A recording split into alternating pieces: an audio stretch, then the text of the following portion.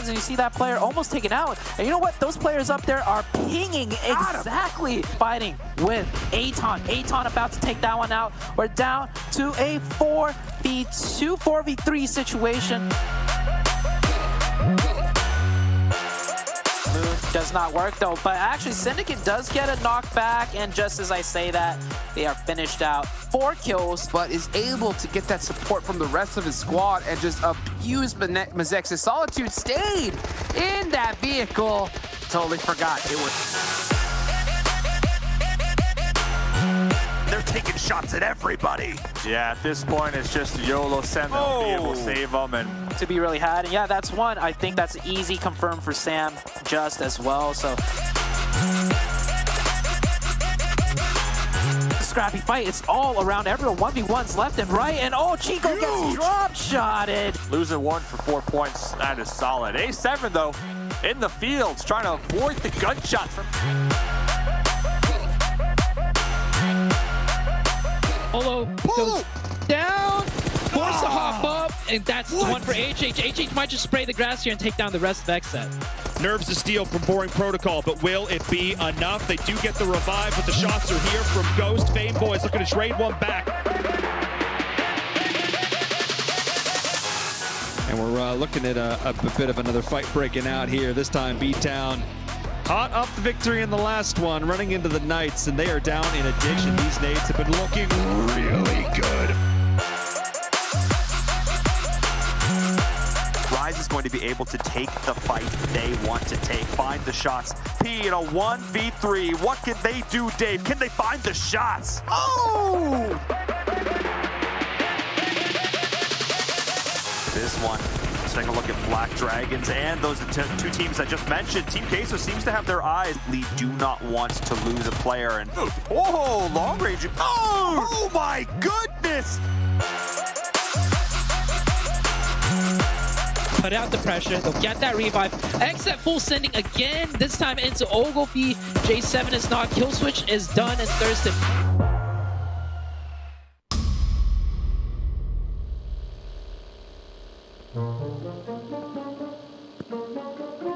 Vamos, galera. A gente consegue. Só um minuto, pessoal. Preciso fazer um negócio. Carrilho, 1 minuto. Onde você tá? Onde você foi, cara? Carrilho!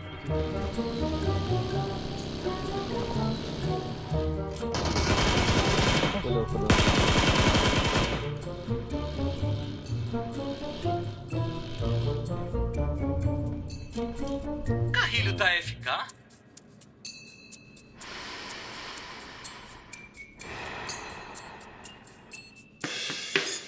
Traz aquele carro pra cá, Carrilho.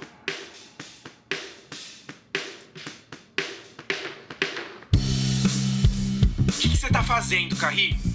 Calma aí, pessoal. Já vou. Você tem que aprimorar seu jogo para trazer o Chicken Dinner para casa. Volta aqui. Ser um campeão de PUBG Mobile também precisa de criatividade. Para de ficar zoando e vamos matar esses caras. Calma, gente. Eu já tô indo.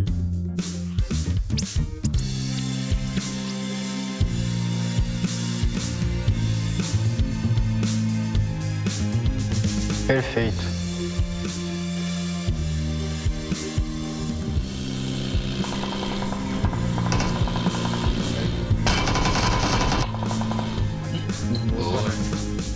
Eu disse que não ia demorar. Vocês têm que acreditar. A gente conseguiu. Tá bonito, hein, Kaká?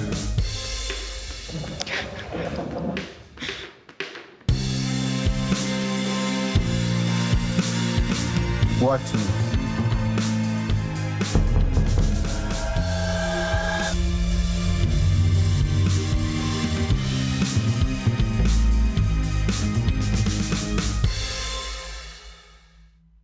PUBG Mobile fans around the world, welcome to the 2021 PUBG Mobile Global Championship. To the top teams across all regions, we have a message for you. The Middle East. You have proven your worth. Now, Make your formidable debut on the PMGC stage. South Korea, forget the past. This year, show the world you've ascended. Remind the world of South Korea's raw talent. Japan, you came so close last year. But what doesn't kill you only makes you stronger. Bring it back better than ever. The Americans, you're the alpha dogs that dominated the West. Now, lead the pack on the world stage. Southeast Asia, you took down so many strong teams on your journey to the top. It's time for a comeback on the global stage.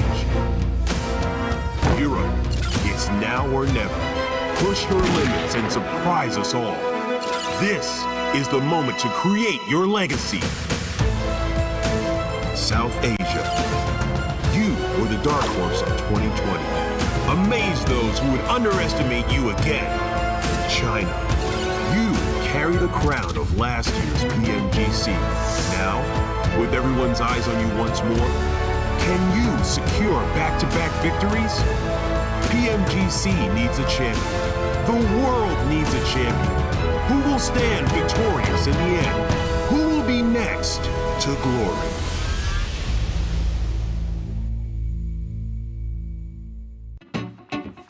Watch out! Get it, get it, get it! Watch out!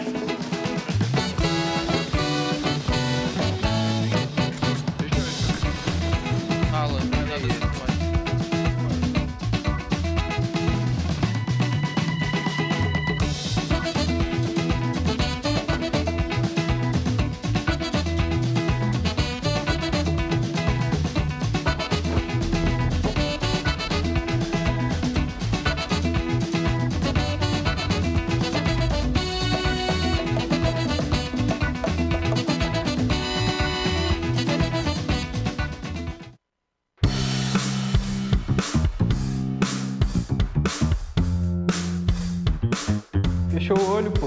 Vamos tirar de novo.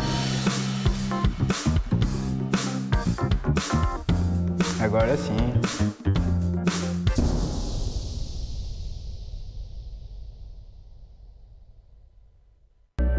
I saw the first light, the first steps. Now I see much more. I capture Earth in all its beauty. I see action. I see drama. And I see it in the finest detail. Moments of inspiration.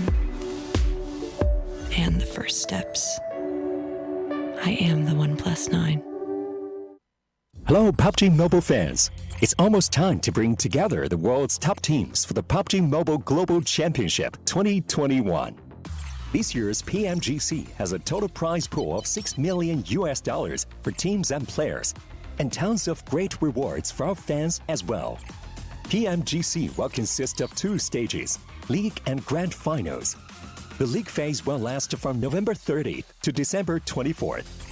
During the League phase, teams from the Americas and Europe will compete in the West League, while teams from Asia and the Middle East will compete in the East League. Each league, 20 teams will compete on Tuesdays and Wednesdays for 16 slots to compete on Friday, Saturday, and Sunday in that week's Super Weekend. The total Super Weekend scores over the first 3 weeks will determine which 16 teams will compete in the PMGC League Finals during the final week. The top 9 teams from the East League Finals, the top 6 teams from the West League Finals, and a special invited team will advance to the PMGC Grand Finals. The PMGC Grand Finals, which will take place on January 21st, 22nd, and 23rd, will determine the PMGC 2021 Global Champions. Who will be the next to glory? Don't miss a single minute of exciting PMGC action.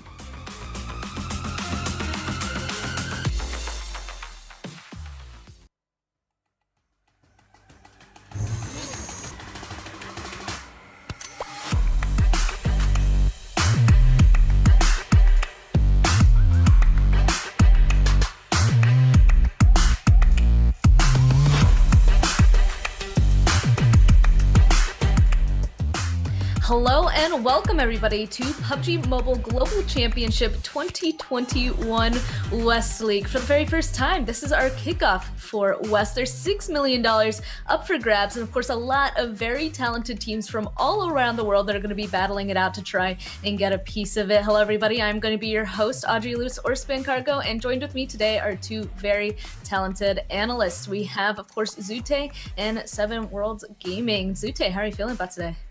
I'm feeling great. I've been waiting for this moment for a really long time. I'm on the analyst desk for the first time, so this should be exciting, but I'm more excited for the teams that we're about to see compete in this one. First time for me as well, so it looks like today's going to be a very interesting day. But 7 Worlds Gaming, how are you feeling? Zute already brought it up, a lot of talented teams. I'm feeling great. I'm ready. I'm ready to see some of these American teams go up against European teams, and I can't wait to see the fireworks that we're going to be getting on the first match, especially some MVPs going up against each other. Tixie, Revo, you got Coops wanting to be MVP as well. It's going to be a fun tournament.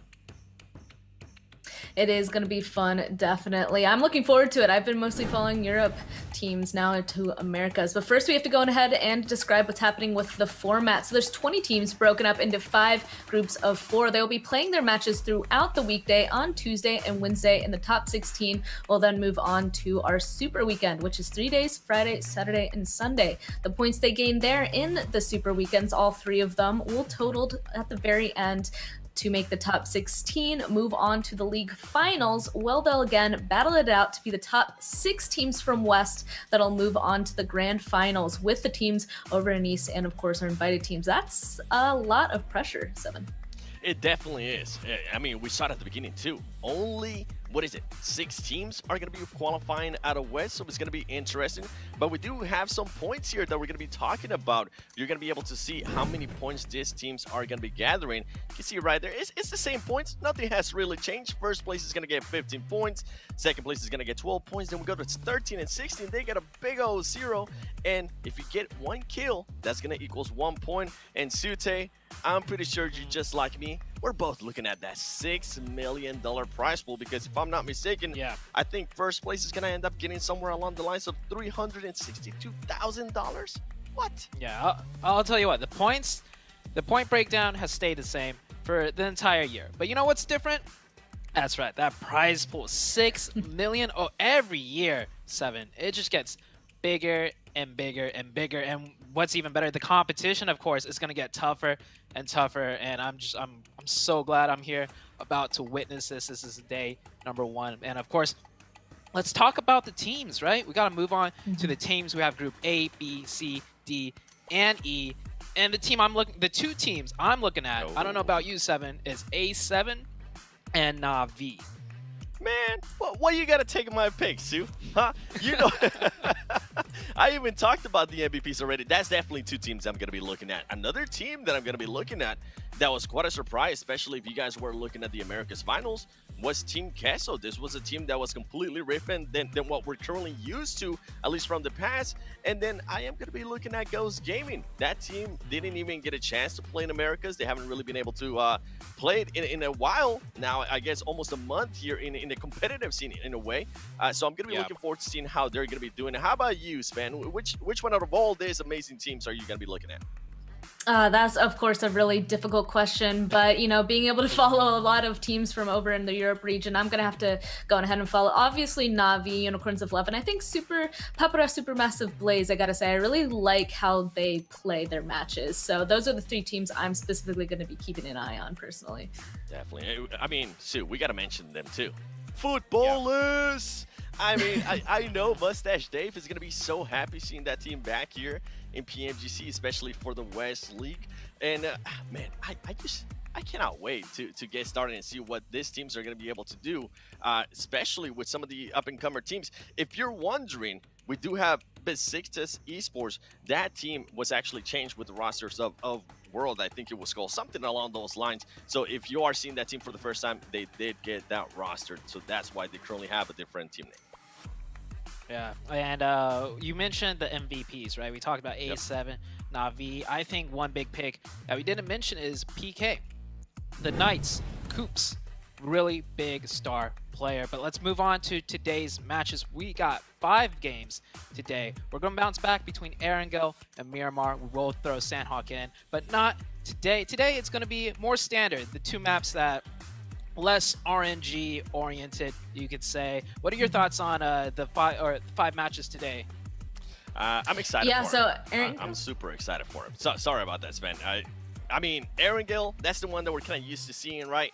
Miramar, we have seen Miramar kind of pop off every now and then. We've seen Miramar be as hectic as Sandhawk can be, so it's going to be interesting. And keep in mind, Group E is going to be sitting out on that first match.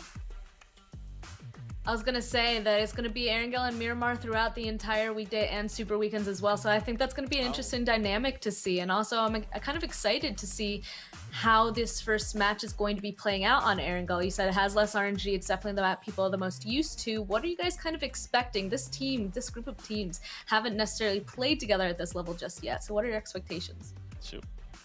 Well, the thing I'm looking forward to the most, we talked about A7 and Navi already, but let's focus it down onto the map. Erangel, both of these teams drop, and they pretty much drop right next to each other on that northwestern side up in North George Bowl.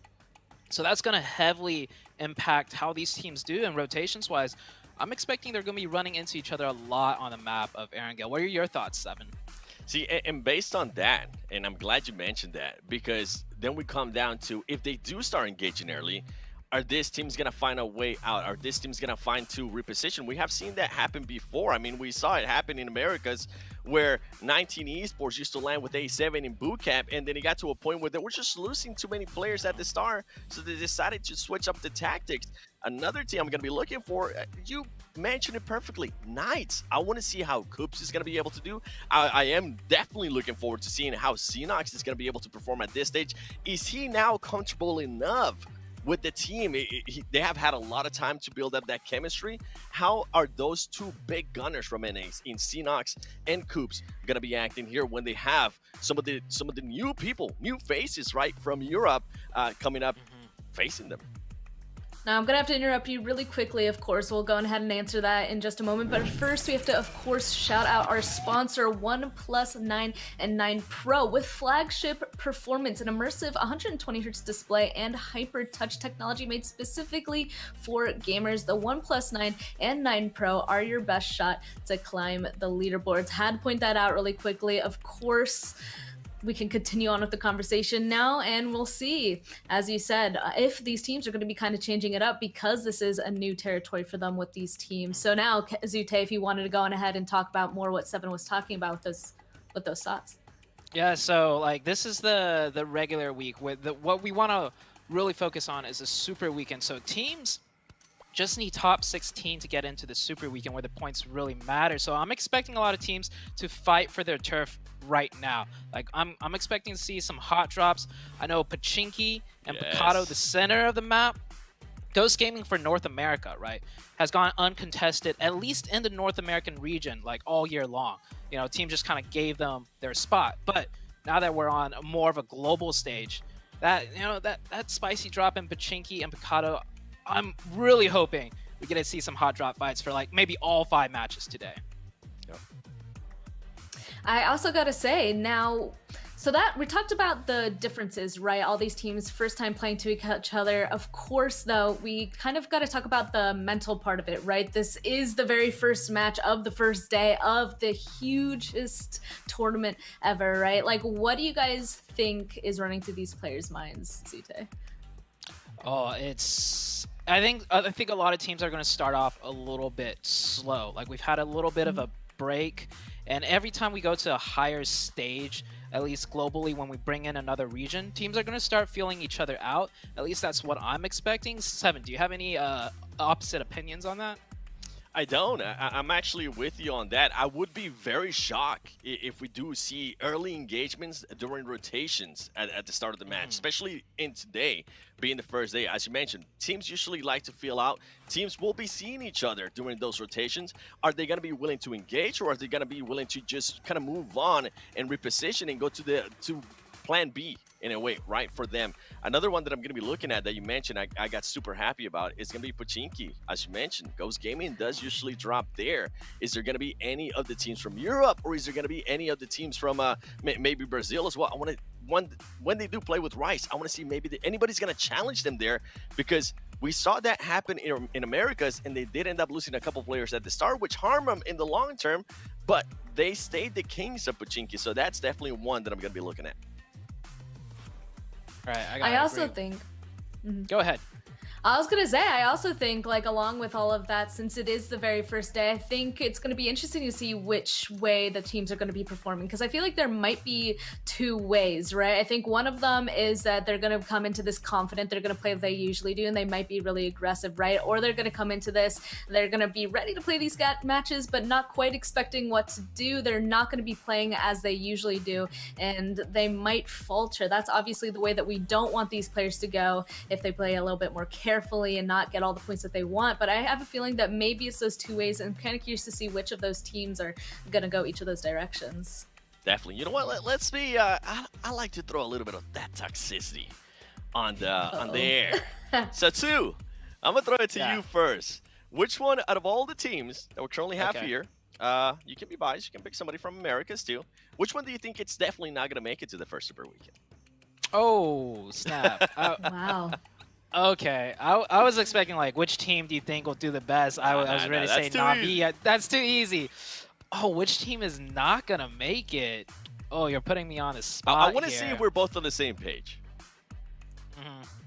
It's gonna be. I honestly can't pick. Like, top 16. That's a lot of teams that will make it, so I can't really. We'll leave it. Fine. Let's do this. We'll leave it after maybe the first game, or maybe the first two games. Just kind of feel how the teams are playing. Is that fair, Span? Is that fair? I think that's better. Yeah, I think that's a question for later. For right now, though, I kind of do want to get your expectation. Who do you think's gonna win this first match? Let's start with Zute. Who do you think's gonna win? Say it real quick.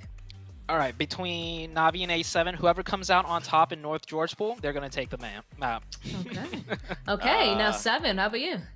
Man, this guy and I are like twins right now. I'm going to go with A7. I'm really wanting A7 to start off hot. Last time they kind of didn't start off hot, but then they started dominating. So for me, it's going to be A7 on this first game. Okay, so you guys chose the exact same thing. How boring. No, I'm just kidding. Okay, so let's see. How about you? Yeah. Wait. Well, How about you? How about you? Let's see what you me? got. Yeah, which one do you think is going to win? You know, I'm just going to go with Pepper Supermassive Blaze. I already said I really like their gameplay and their game style, so I kind of want to see them going ahead and start out strong just in the very first match. That's my opinion. You know, I'm probably going to be a little bit EU biased, at least for the beginning here, since that's who I've usually been following. I'm sure you guys are going to be a little bit America's biased, so we're just going to wait and see who's going to come out on top for this first one. Then we can kind of say I told you so later, I guess.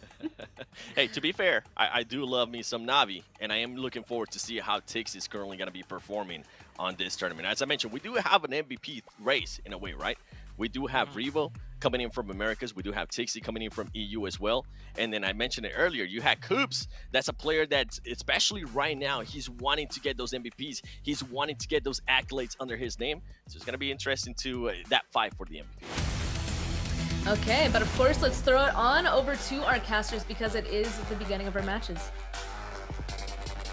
Welcome everyone to the first game of PMGC West. My name is Han Wolf, and for the first game, I'm joined by none other than Necro. No, it is not Professor Tarzan. I know it is disbelievable to not have him on stage. I've ditched him. I've secretly got rid of him. Well, that's kind of rude, but it's fine. Yo, I also did like the conversation that the analyst desk was having, you know, about the drop clashes as well on the Northern Georgia pool. A7 and Navi, both these teams pretty much, well, experienced teams as well. And it was highly contested as well that they both are going to be having a drop clash on the Northern Georgia pool. Let's just find out what's going to be happening. But hold on, what's going on here? Unicorns of Love already starting the day off on a good note here.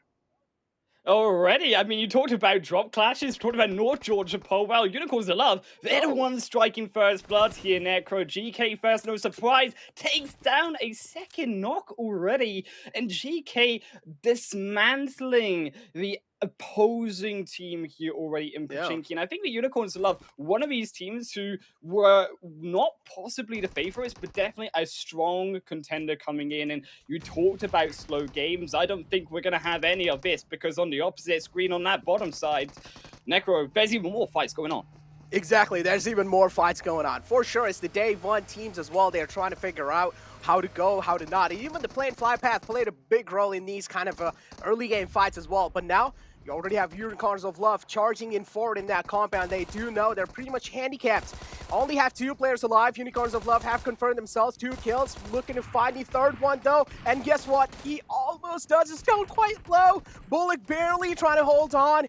But guess what? They are replying back as well in style. Finally, the third man falls down. The fourth man's down quite low. Reyes has a lot of pressure on his back. He's trying his best to hold on, but guess what? He's going to fall short.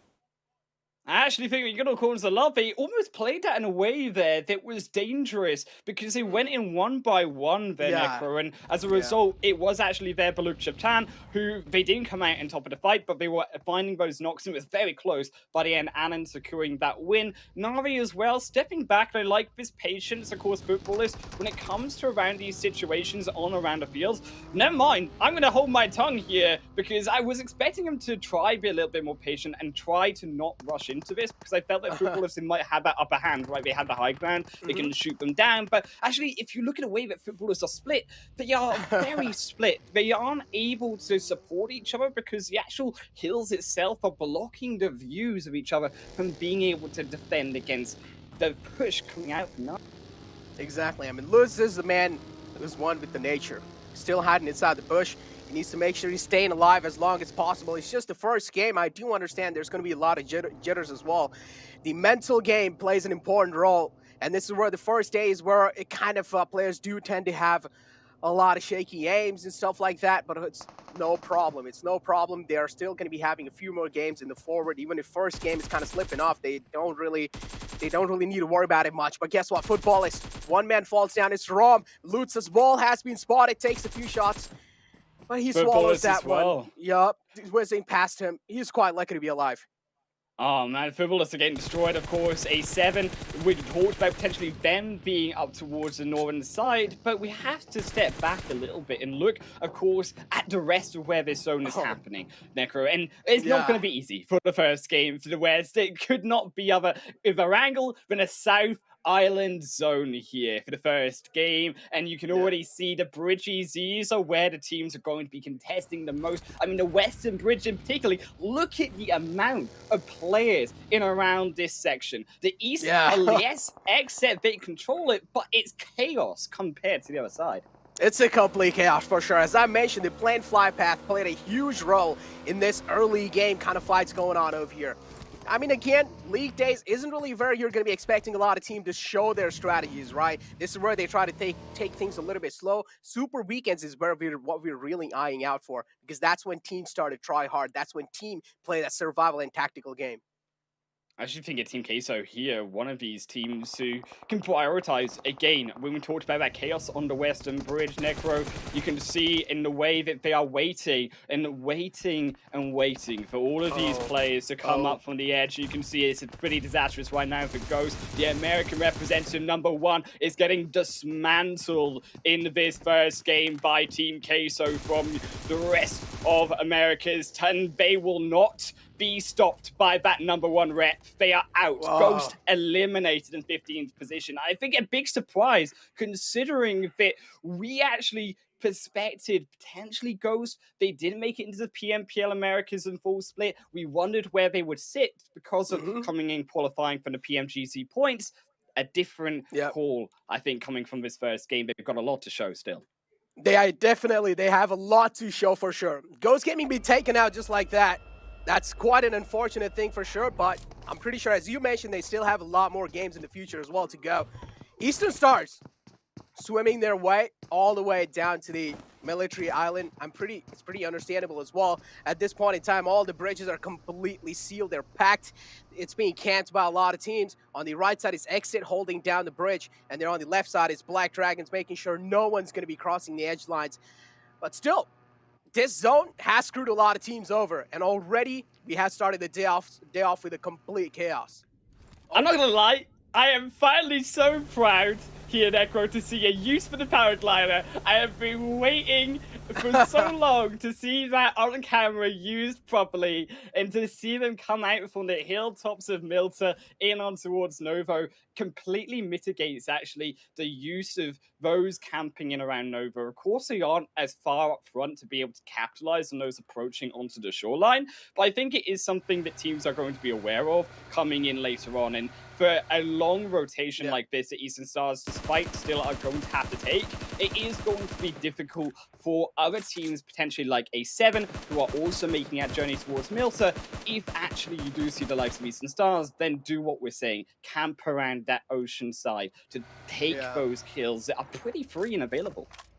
They definitely are pretty free and available for sure, but again, you're going to be having the pressure, man. You're going to be having the pressure. You never know what team's going to be waiting for you at what direction or when you're going to be getting shot down. You always need to watch your backs as well. What I'm really worrying over here is that how is Team Queso going to be making it on the other side of the bridge? Because Black Dragons isn't letting that spot go. And Team Queso as well, they do want to take this bridge no matter what. They're slowly and steadily trying to march in forward.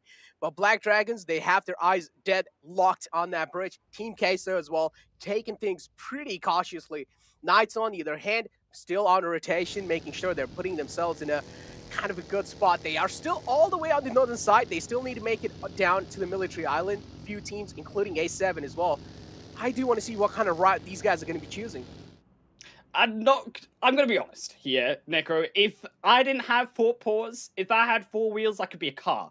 And I just love these vehicles. I love the use coming out of not only the cars coming in from the north side, but actually what Unicorns of Love are doing. It's not on the map, but what we can see ourselves, because we're sneaky casters and we see the map feed, Necro, is that Unicorns of Love, they came in rotation on towards the beaches of South Sovnovka. It's something I really admire and something that's going to help them a lot, particularly if the zone had shifted up north. It could have been risky, but because they are away from all of that action onto the north side, you're going to have a slower game. They've already confirmed these kills, of course, from BC previously in Pachinki, and now actually all they have to do is just try to find that positioning, and they got priority to do it when you have those high hills and towards the south of Sovnovka. Exactly. Those high ground as well in the end is really an important thing that teams do want to eye out for. Again, a good positioning is what's going to be helping you win this game. And as I mentioned, up till now, things have been pretty just all over the place. We haven't really seen like a complete systematic game up till now. It's just teams going for that early game engagements as well, playing fly path as well, kind of screwing a lot of teams over where they wanted to go. They couldn't really make it that far. So yeah, the circle down all the way towards kind of tilted a little bit towards Nova Rupnoy as well. And you already do see Eastern Stars have the control of that containers area on Nova Rupnoy. A7 though slowly and steadily making their way in on the right side bridge, but Knights is the one holding the edges off A7. It seems like they have spotted the presence of Knights, but trying to cross through that is going to be one difficult task. And I am concerned, of course, yes, for A7 crossing this bridge, but they've actually got a comfortable position heading in towards those small towns edging into the eastern side bridge. Yes, it's going to be more complicated to get past Knights, but it's not as difficult a situation as what you would see like the stereotypical players of Na'Vi. And Na'Vi, who are one of these teams who started all the way up, of course, remember, in North Georgia Pole, they roamed their way down, but they're still nowhere near that more south side. And they actually are probably the ones who have the harder time getting in onto this zone, particularly because this zone in phase 2 and now coming into phase 3 has already shifted directly opposite to them. It's gone actually to that southeastern side of Novo and actually away from Sovnovka military base, and that's congesting a lot on how long it's going to take their Na'Vi to rotate in onto the South Island. If they can manage that past, of course, Team Queso, past, of course, Black Dragons, and somehow manage their way into zone, they're not going to have the information available to them like those other squads already there, and they're going to be playing in the dark actually for a lot of this game, which is quite scary indeed. Exactly. Late rotation, it means you're not really going to be having that much amount of info as the teams that are already in the circle they have. As you beautifully mentioned as well, they're going to be pretty oblivious about what exactly is going on. Na'Vi, they made quite a late rotation. They're still trying to get through it. But again, as you mentioned, going past Team Queso and Black Dragons, man, I I don't know. I don't even know if they're going to be able to make it past because there's another team that is heading on the same bridge as well. So it's going to be complete chaos on the left side. But on the right side as well, there are a few teams that might just clash, including Knight, as I mentioned. A7 and Exit is the one holding off the edge. But I also like that little separation coming in from the side of Exit. J7 all the way separated out, trying to scout the areas. Took a few shots on himself. But guess what? Footballist and Eastern Stars, they have cost their eyes. Right, of course, unfortunately, Footballist, he has been spotted. Footballist, we've already broken down 2 players, going to be broken down even one more by the next First Blood coming through from Eastern Stars. And actually, I like this Eastern Stars position. This is something Eastern Stars do quite stereotypically inside of the PMPL West. They're not a team that you see go for the kills as much, and first 4 rows are a lot more about positioning and drawing the opponents into an uncomfortable position. And I appreciate they're actually sitting on around these hillsides, not on the top, because it could be more difficult on those wider shifts. We're still in the early game to get down off the high ground, but by lingering along and actually on the outside, they're catching all of these wider rotation teams. As you can see, a lot of them who want to make that rotation in from the south side, like in Akulzalov, of course, trying to make it round, of course, we say that back side of the zone to then wrap around in more quiet fashion. Navi, as we said, also going to be a problem, of course, coming in from the dark. Team Queso have prioritized this bridge excellently, and they take 6 kills already, and it just looks like they're going to be able to grab their 7s here. It could even be a Meku. He's far in onto the blue. They've tanked for so long, and in phase 3, it only hurts more when you have nothing left to defend. Exactly, and as I mentioned as well, it's going to be really tough for Navi to actually get past through Team Queso and even Black Dragons. Black Dragons have already made their way in the zone, but again, Team Queso is the one holding Navi off. They're making sure they're just being on the edges. On the other side, though, we have Exit locking their horns against Knight. Took a few shots. Knight is already down a man. It's a big man as well. Coop's falling down there. That's not a kind of an individual you want to be missing, especially in the late games. You need a man like Coops to stay alive because we do know he's the man of action. But Team Queso, over here, they're guarding the bridge. They're making sure no one's going to be crossing over. For Team Queso, these are pretty much kind of like free kills because they do know they're the one holding it off, and they are the one who has a little bit of advantage. But next Ruya over here, they have a little bit of high ground over a couple of members of Team Queso. The difficulty, though, look at the amount of distance from that zone. Yes, next Roy are very in control of actually Queso with their kills, albeit, but they're still 1,200 meters, give or take, away from that blue. And it's only going to hurt more as we get into phase 4, phase 5. We start to pick up the pace. We start to come to the fastest point of that game, which is phase 5. And I do wonder, are they staying this too long? Because you have these teams who are as we say, already inside of that zone. They already have that information, and now you really need to pick up that pace. I think for Team Queso, it's a much better decision if they actually leave this fight and they've got the kills, go for more of these position points, because we still got 13 teams alive in this first game.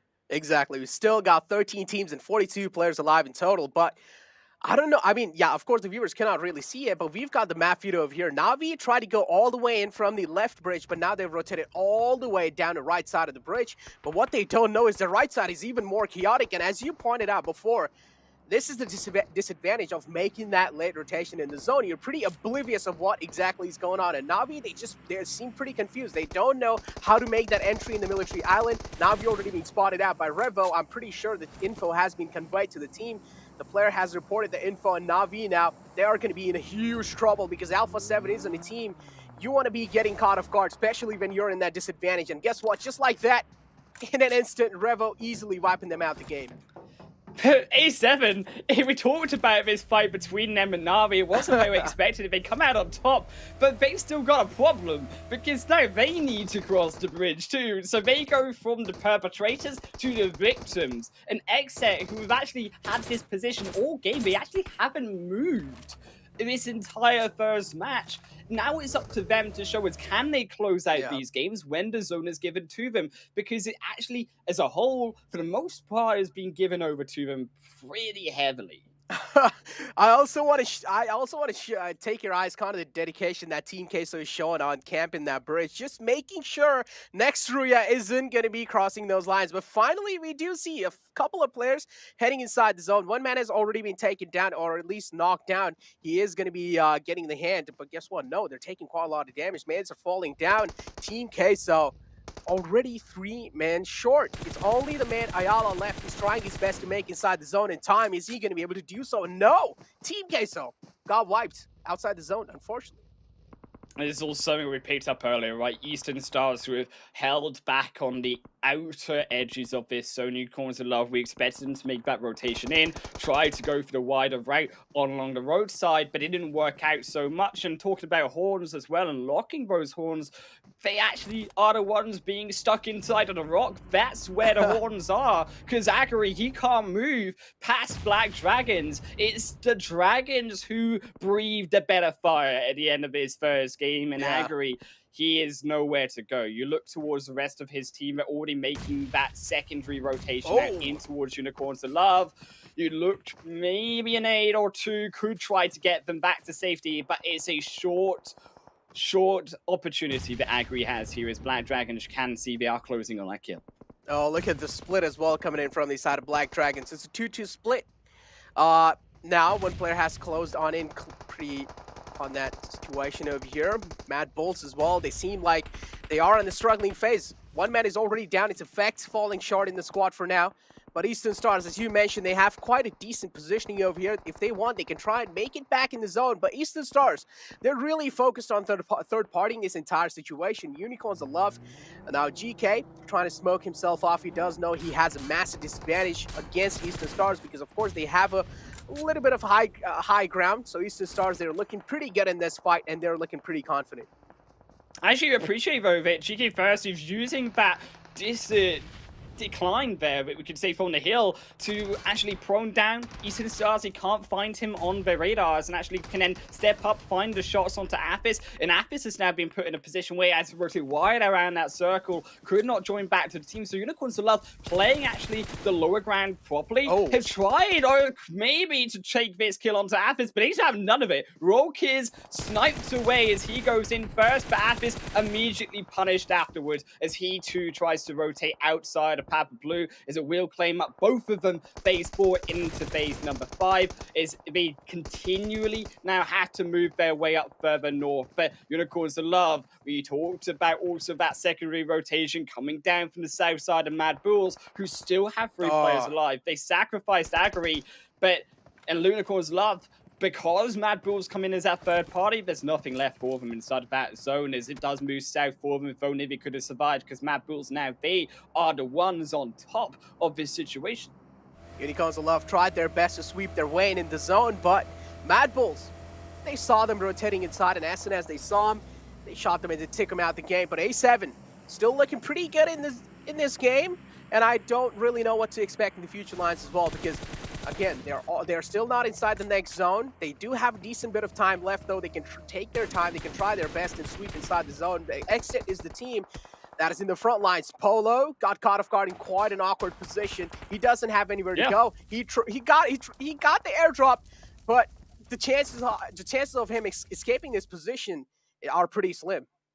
But Nico, he's using the airdrop defensively, and I think that this is a mistake coming through from Exet, because they have had this position, this information of this specific area all game, and they've actually continually, time after time, slowly given up their position and given up position on the board as a whole to every other team around them. And A7, they had no contention out of Exet coming in onto that compound. And I think that Exet, they are lucky in this situation that the zone has stayed somewhat with them, because they are playing a very defensive game, a very passive game that I think isn't what we expected for a team who had the most control out of any of these teams coming in.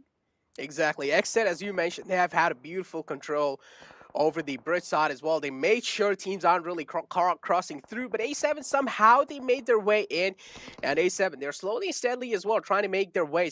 They're trying to show their presence in the next zone as well. But S2G is right in the center of the zone, so they're of course going to be having a little bit of advantage. But being the center as well means you're going to be the center of attraction sometimes, and you want to make sure you're not really catching a lot of eyes upon you. XZ and A7 finally going up against each other. XZ though, it seems like they're quite like a tight-knit unit. They're staying together, but Carrillo, he needs to be pretty careful about those nades coming in through.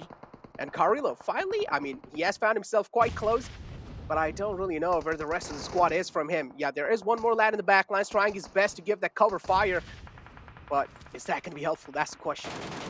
Right, you're looking Carrillo going in as that frontline flank, but also that specific back line is what you're wanting from A7 to step up, because Polo, they actually, as they wait for them to move around and switch to move around, it's the two on the back end that shoot first, and they're the ones who grab the kills for them. It's Polo striking back one, but there's no team to support him, and just like that exit, they gave up everything. A7 took everything away from them. Oh, just like that, XZ being wiped out the game. A7 beautifully challenging that fight. I do like how they were kind of showing that split up as well. The guy in the back tried his best to give the cover fire, and that's why XZ didn't really have a lot of room to move around. Beautifully played by A7, but now Black Dragons, they have spotted a few players out in the front lines. It's going to be Mad Bulls. Agori makes his way backwards. The call has been made to try and play safe and try and play for their life. But as I mentioned, S2G were in the center, but now Eastern Stars are the one. They have a pretty great position inside the zone. They also have a little comp to play with. So Eastern Stars is the team that is looking the most comfortable up till now. A nade almost finds Zagori. Black Dragons taking one back as they also cannot escape that situation coming down off the ridgeline. The zone only going to continue to now move further forward. It has begun to close up, and at 27 meters at this point in the game, 27 meters feels like 200 here, Necro.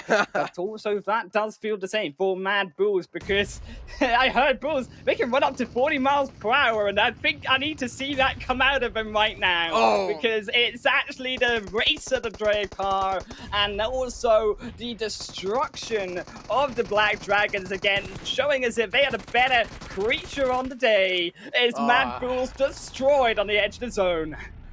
Black Dragons just completely destroying them on the edge of the zone, as you mentioned. Didn't really have a lot of things to do around that area. They were kind of cornered there. But now A7, they're still on the edges as well. Black Dragons, as you mentioned, looking pretty strong. A 4-man strong squad, A7 as well. They have 4 people alive. Eastern Stars, as I mentioned, they are all the way in the center of the zone. They are taking a few casualties on their name, but getting the fallen man back up shouldn't really be that difficult task for them. Now, though, Eastern Stars, who have been quiet actually for the most part of this game, Necro, they are the ones who have slithered their way in on towards the center, and it's A7 who I think now are far into the zone themselves, starting to have that contention, starting to have that difficulty coming in onto that final phase. You can see they are on an awkward position. You see actually the beautiful position from Mafioso is crucial in this specific scenario. Mafioso is the one that gives all the information to A7, and it's actually very important that Mafioso does not take these fights. Plays it slightly slower, because if Mafioso goes down, then what is there left for A7 to really look at when it comes in towards that next center of the zone? They have been gifted an airdrop. It will actually work to their advantage slightly if they can try and put smokes down to it, have some extra cover coming out to that wide flank side, but it's only going to be little smidges compared to what is the massive defense actually Eastern Stars have been putting up in this situation right now. Exactly. I mean, the amount of info Mafioso right now is conveying to his team is absolutely insane. Eastern Stars are taking a few casualties on their name. It seems like they're getting shot from somewhere else. A7, though, they're going to be having a huge advantage in this one. Black Dragons from the back lines, third party in this entire situation. And they're the one, they're like, all right, Eastern Star, it's time to give up your compound. It has our name written on it. The final man is trying his best to fight back, but it seems like he's going to be falling short. Black Dragon now taking that compound for themselves. They have made their mark on it. It's all down, no, down to Black Dragons, down to A7 here, down to S2G. Necro, we are down to our final 3 teams, but it's still A7 who actually, with the phase 7 shift, they stayed quiet, and Mafioso is now the gatekeeper for the other 2 to enter in. You can see the nades are piling down. The smoke's coming through from S2G, a slightly more defensive approach, but it's down also more particularly to A7. Can they defend in this situation where actually there is no cover for them to retreat back to? They have to stop Black Dragons, they have to stop S2G before they can get outside. But it's Black Dragons, with the help of A7, demolishing S2G, but in the distraction, Mafioso may have been caught. Is now Quisten is looking to step up, looking to be the player for his team, but he cannot find the shots, he cannot find the angle. It's from the backside, it's GC God who takes the first knock, and Mafioso down. The frontline decimated for A7. Can he still defend even more? There's nowhere to run for them, even more nades, and they've lost actually control in S2G as well. Yeah, Mafioso was the main key in that fight. Mafioso been taken down. A7 now handicapped big time. As you mentioned, GC God as well, they have a huge advantage, especially GC God in that position. He has the high ground over this entire situation. S2G is still struggling to get inside the zone. Nate comes in through, was quite close to A7, but guess what? A7 are caught in quite a difficult kind of a position over here. They're pretty uncomfortable. Revo, his head's being exposed. GC taking a few shots onto him. A7 looking decent for now, but they're bleeding. They're taking a lot of shots even from the front lines, even from the back lines. Black Dragons, I like the confidence they're showing in this final 3 teams when it's left. Now it's all down to that one last man alive from A7. So much burden on his shoulders. S2G as well being eliminated now. And well, guess what? A7, just the final man alive, and that's going to be it. Black Dragon sealing the deal on the first game. And just like that, they got themselves a chicken dinner with a banger of a game. I loved Black Dragons, the way they played that game. Of course, XL lineup stepping up. Huge for his team with those 6 kills, but 16 kills given over to them in total. Necro, this was a mega game coming out from Black Dragons in this first match, and I think this sets a tone actually for Black Dragons coming out from Americas to prove that actually they, as a Brazilian representative, are here to play. Maybe it's A7, but they are not the ones on top dominating this time on their region. Black Dragons, they came here to play, and they came here for revenge. And exactly, and they're doing so. Black Dragons, I mean, they were confident throughout the game. You saw how many fights they were challenging. They weren't really backing out of any kind of fight, especially in the final moments. I thought maybe Black Dragon would think twice before challenging any kind of fights, but no. Instead, they just kept on pushing. Eastern Stars as well. They got kind of third party from the back lines. From the front lines, it was A7. From the back lines, it was Black Dragons. So I kind of feel bad for Eastern Stars, but again, that was a good performance coming out from their side. But yeah, for the first game, it was Black Dragons who got themselves a chicken dinner. I actually think that S2G were one of these players who, or one of these teams, should I say, that actually were a surprise coming in. I think that S2G would be the team to come in on third. They played a more silent game, and I think that's also something we have to keep in mind. As much as it was these teams aggressive, we have to talk about those teams also being quiet. As we look actually towards overall, it's also something that's interesting though here, Necro. Is just as quiet, just as loud as this. Yeah, actually, I mean, no, I've heard in my desk. Are we going to desk? Are we not going to desk? No, we're not going to desk. We get a little bit more time on ourselves. we're okay, Necro. We're okay. We're back. We're back in season. I get to say my point actually as we move onto the highlights here. We get to break down specifically, of course, Exet. One of these passive teams, yes, it didn't work out for them. S2G, it did work out for them, even though without players, because I think that we expected these teams to come out passive. But on the other hand, the surprise was actually, like Na'Vi found, was a lot of these teams were not as passive as we expected. Yeah, exactly, and especially that fight between Exit and A7. I mean, A7 played that beautifully, had few men on the back lines, making sure they were providing that backup fire. But Team Case over here, I did like how they were camping left side of the bridge, but again, I feel like they should have also respected the zone a little bit. If they moved inside the zone a little bit before, they could have made it to late game as well, but instead Team Queso were too dedicated on that left side of the bridge, making sure any of the teams aren't really crossing through. Na'Vi, as you mentioned, got caught off guard, unfortunately. Mad Bulls as well in the end, as you can see. Pretty much, I mean, great showing overall. Black Dragons, this is what I was exactly saying. Confident throughout the game. It seemed like Black Dragons were just feeling it. I actually think the Black Dragons, as we talked about, of course, they have revenged in almighty fashion over A7 from their region, from PMPL. But I actually think that you are now expecting to see Black Dragons in an entirely different light. The pressure on them, to be fair, coming out from this first game, the way in which they dismantled on South Island is a statement that we are expecting to have them maintain, though, through the rest of today, judging by how strong they were, particularly here on Erangel. Exactly. I mean, they were absolutely, completely rolling squads after squads as well. STG, unfortunately, they didn't really have a lot of cover to move around in forward. All they had were those smokes, and as well, the smokes were dissipating away slowly and steadily. So, unfortunately, STG as well couldn't really make it through. But I'm pretty sure if they had a little bit of trees around in their way, I'm pretty sure they could have tried their best to at least try and rack up a few more exiting points, at least try and do as much as damage as possible, either on Black Dragons or Exit. But yeah, GC's position in the end had the high ground all the time over A7. Made sure he's being as safe as possible. As safe as possible, but tell you what, as safe as houses is our analyst desk. We'll see you guys over there. As Highland Wolf said, Black Dragons here to play. It looks like they were able to get a really successful first game and actually went on ahead and proved you guys wrong for the first match. It wasn't A7 that took the first, it was actually they took the second. How are your thoughts on that?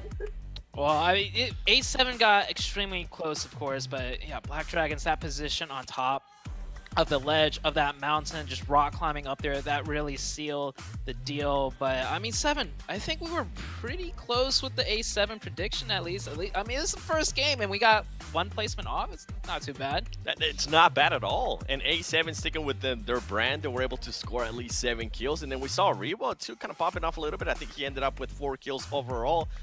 Something that kind of impressed me in this first match is how aggressive some of the, especially South American teams were. We saw Black Dragons, obviously, they're from Brazil, in case you didn't know, 15 kills, A7, 7 kills.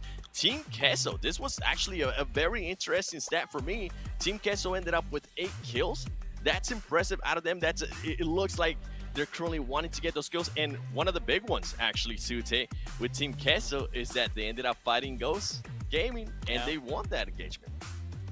Yeah, Ghost Gaming, I would say, like, if we rewind a season or so, I would always give the edge over to Ghost Gaming compared to Queso. Queso, a team that's really slow to start. They usually play very passive, but, I mean, we saw in those highlights, Queso just absolutely demolished Ghost Gaming. But let's take a look at the match rankings right now, and wow, yeah, 15 kills plus the 15 placement points, that gives you that big old beautiful 30 for the first place. Yep, and I mean, we have S2G being able to put up 3rd place there with only 2 kills. I mean, hey, whatever gets you the points, at least in a way, right? If you're going to be consistent in regards to placement points, I'm all for it. They were able to secure 12 points total. We do have EST there with 3 kills in 8 ranking points. I mean, with this one, I mean, let's even go to Team Queso here. This is what I was talking about. Eliminations, 8 placement points. I mean, not the highest, but for them to be able to make up for it in any kind of way, it's really impressive. And then when we're talking about eliminations, get what? Unicorn of Loves, they were able to also only get 1 placement point, but they were able to make up for it in elimination kills as well, Sute. You know what I'm not seeing on this first page? Did you notice there is no North American teams on that first page? Coming into the second page, right? We got Xset, PK, and Ghost Gaming. Ghost Gaming with a donut too, the big old fat 0. And Na'Vi, well, we saw what happened to Na'Vi. They took one bridge, got camped, took the other bridge, got camped. So, I mean, it is a military zone, and Na'Vi did end up looting in the very northern part of the map. So, you know, Na'Vi had a rough start for the first game, but I still believe they're a team that we should really watch out for. Span, what are your thoughts on the MVP and how that match went? Listen, I'm not surprised, all right? I'm not surprised it's from Black Dragons, and I'm not surprised this man was able to put up almost 900 damage and contributing pretty much 25% for his team for 4 kills. Overall, this is a great starting performance here for Black Dragons. This was a team that was able to qualify for Americas in 7th place. And I think, if I'm not mistaken, they were, out of their region, they were in 5th place. So it's a team that people are not really used to seeing them shine. So for them to kind of do this, I feel like at least it's a statement being sent to some of the other teams saying, don't think you're just gonna run over us. Romulan as well. I'm pretty sure he was the one that was up on top of the rocks that really won that fight for them at the end there against A7. You guys were pointing it out while we were sitting here watching the matches. I think that's really what gave them the heads up against A7 at the very end there. A7 couldn't really do anything with their very stuck position against the side of that mountain there. I gotta agree with that one. And looking at the head-to-head, the damage is basically neck and neck, but it was the player Romulan with the 4 elims with a little bit less damage. But the team contribution coming out of Nox Bomb, 89%. That's almost an A in my books, right? What do you think about this one, Seven? This man didn't even need a team. That's what I'm seeing from this. He was a one-man army by being able to put up almost 90% of all of his team stats. I mean, with the damage too, being able to put up all very, very close to 1K damage. I feel like that's super impressive. This is definitely a team that we're going to be looking at. I can't remember off the top of my head how many kills they ended up with. Actually, they ended up with 3 kills. So he ended up with all of the kills for the team. Definitely a player that I'm going to be looking at, Sven. The only thing I gotta point out really quickly is look at that damage compared to the eliminations. So 973 versus just 3 kills. I'm a little bit, I don't know, surprised by that, I guess I'll have to say. There wasn't that much of a translation from the damage into kills that usually I feel like is what those teams need there, right? It happens. It does. It happens. That's pretty much what it comes down to. If you're not able to convert those damage, at least pat your stats. If you see anybody, shoot at them. It makes yourself look good in a way, and that man definitely did that.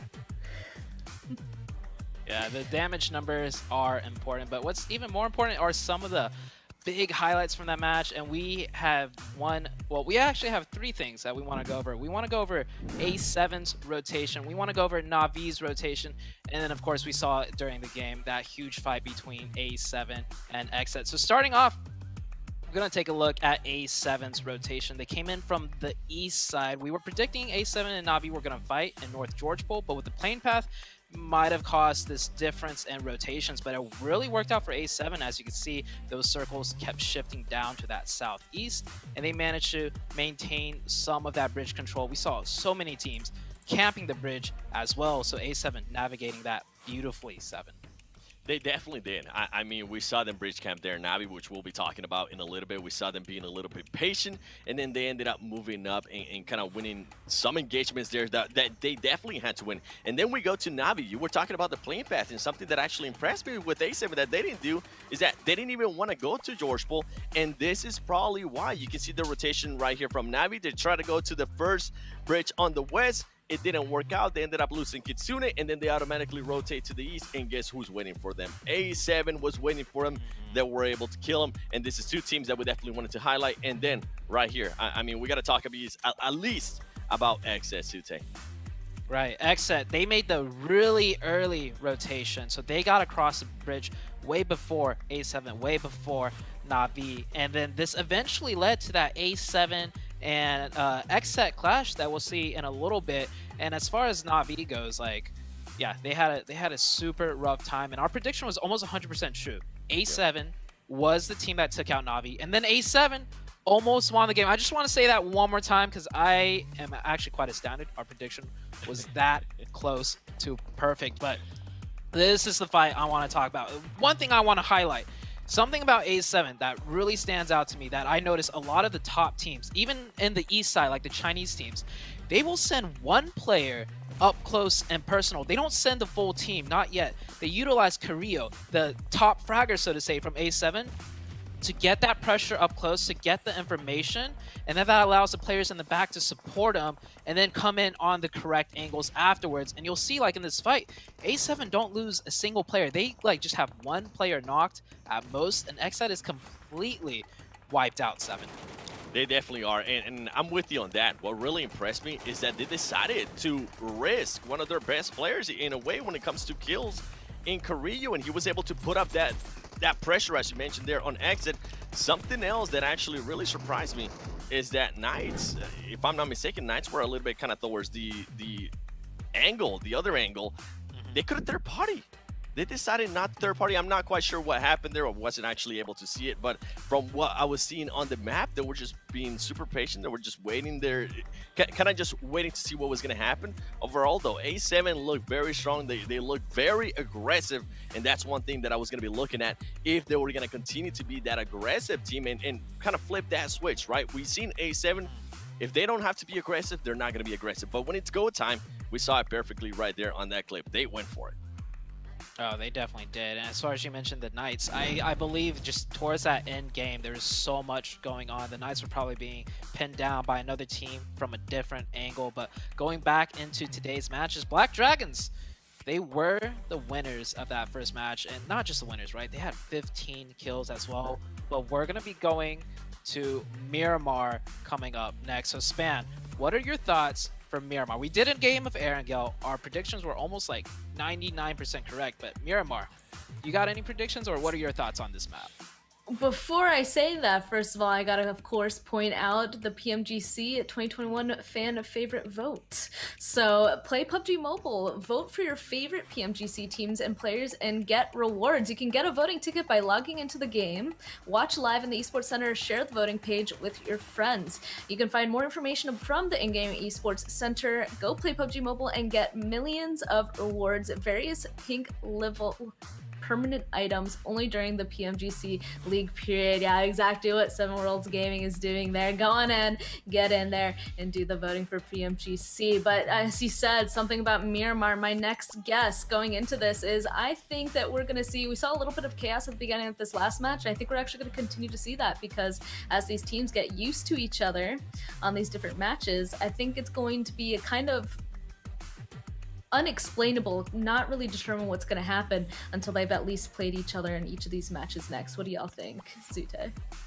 I gotta agree. It's the fact that these points right now, you just only need top 16, and at the very start, these teams are just asserting dominance. You know, we saw so many fights early on in that last match, and Miramar map's a little bit, you know, spread out.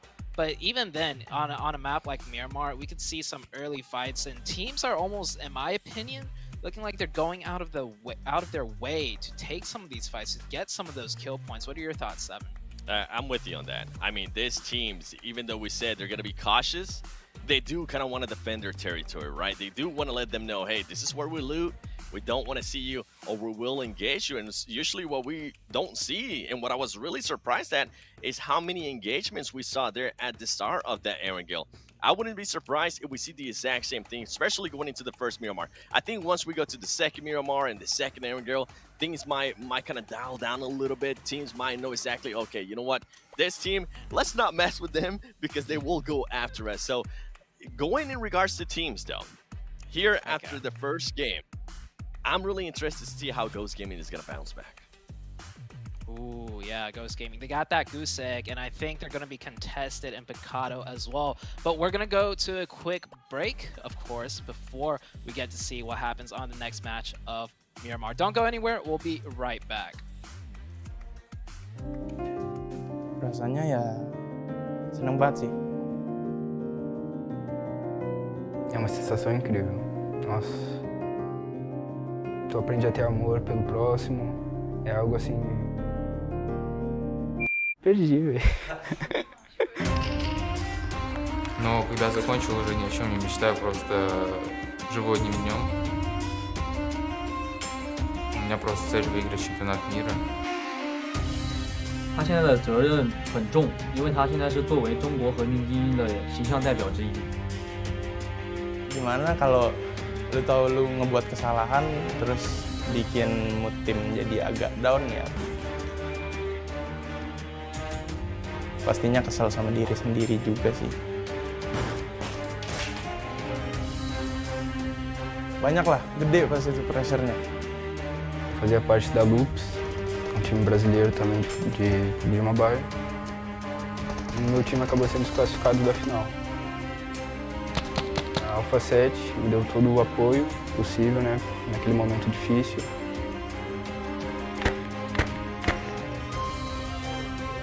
Я уверен, что команда в нашей текущей форме готова стать чемпионами.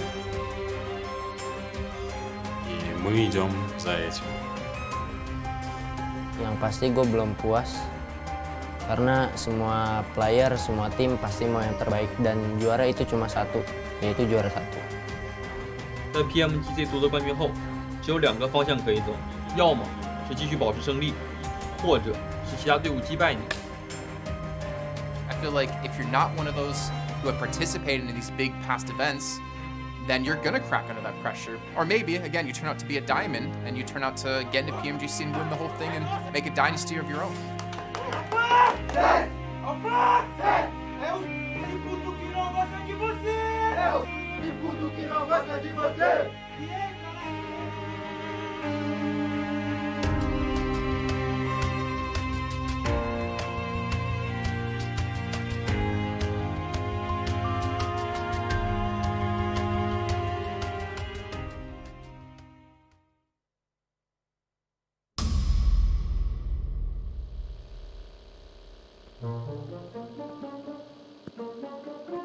Vamos, galera.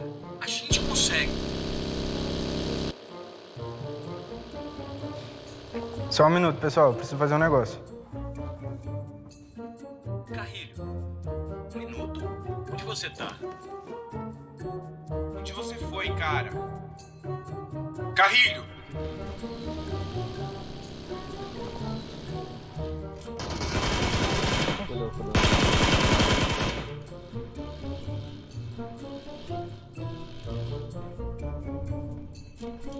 Carrilho tá FK?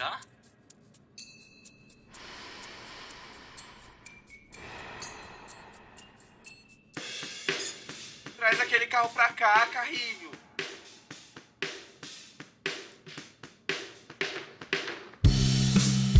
O que você tá fazendo, Carrilho? Calma aí, pessoal. Já vou. Você tem que aprimorar seu jogo para trazer o Chicken Dinner para casa. Volta aqui. Ser um campeão de PUBG Mobile também precisa de criatividade. Para de ficar zoando e vamos matar esses caras. Calma, gente. Eu já tô indo.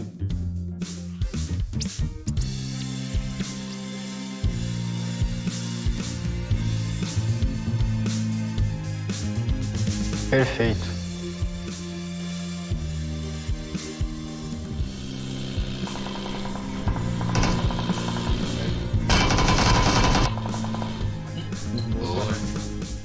Eu disse que não ia demorar.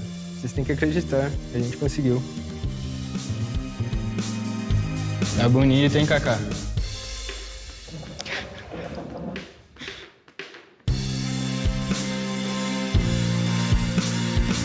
Ótimo.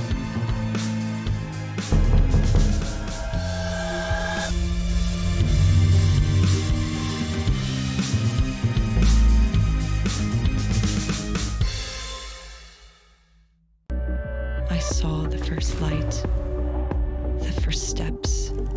Now I see much more. I capture Earth in all its beauty. I see action. I see drama. And I see it in the finest detail.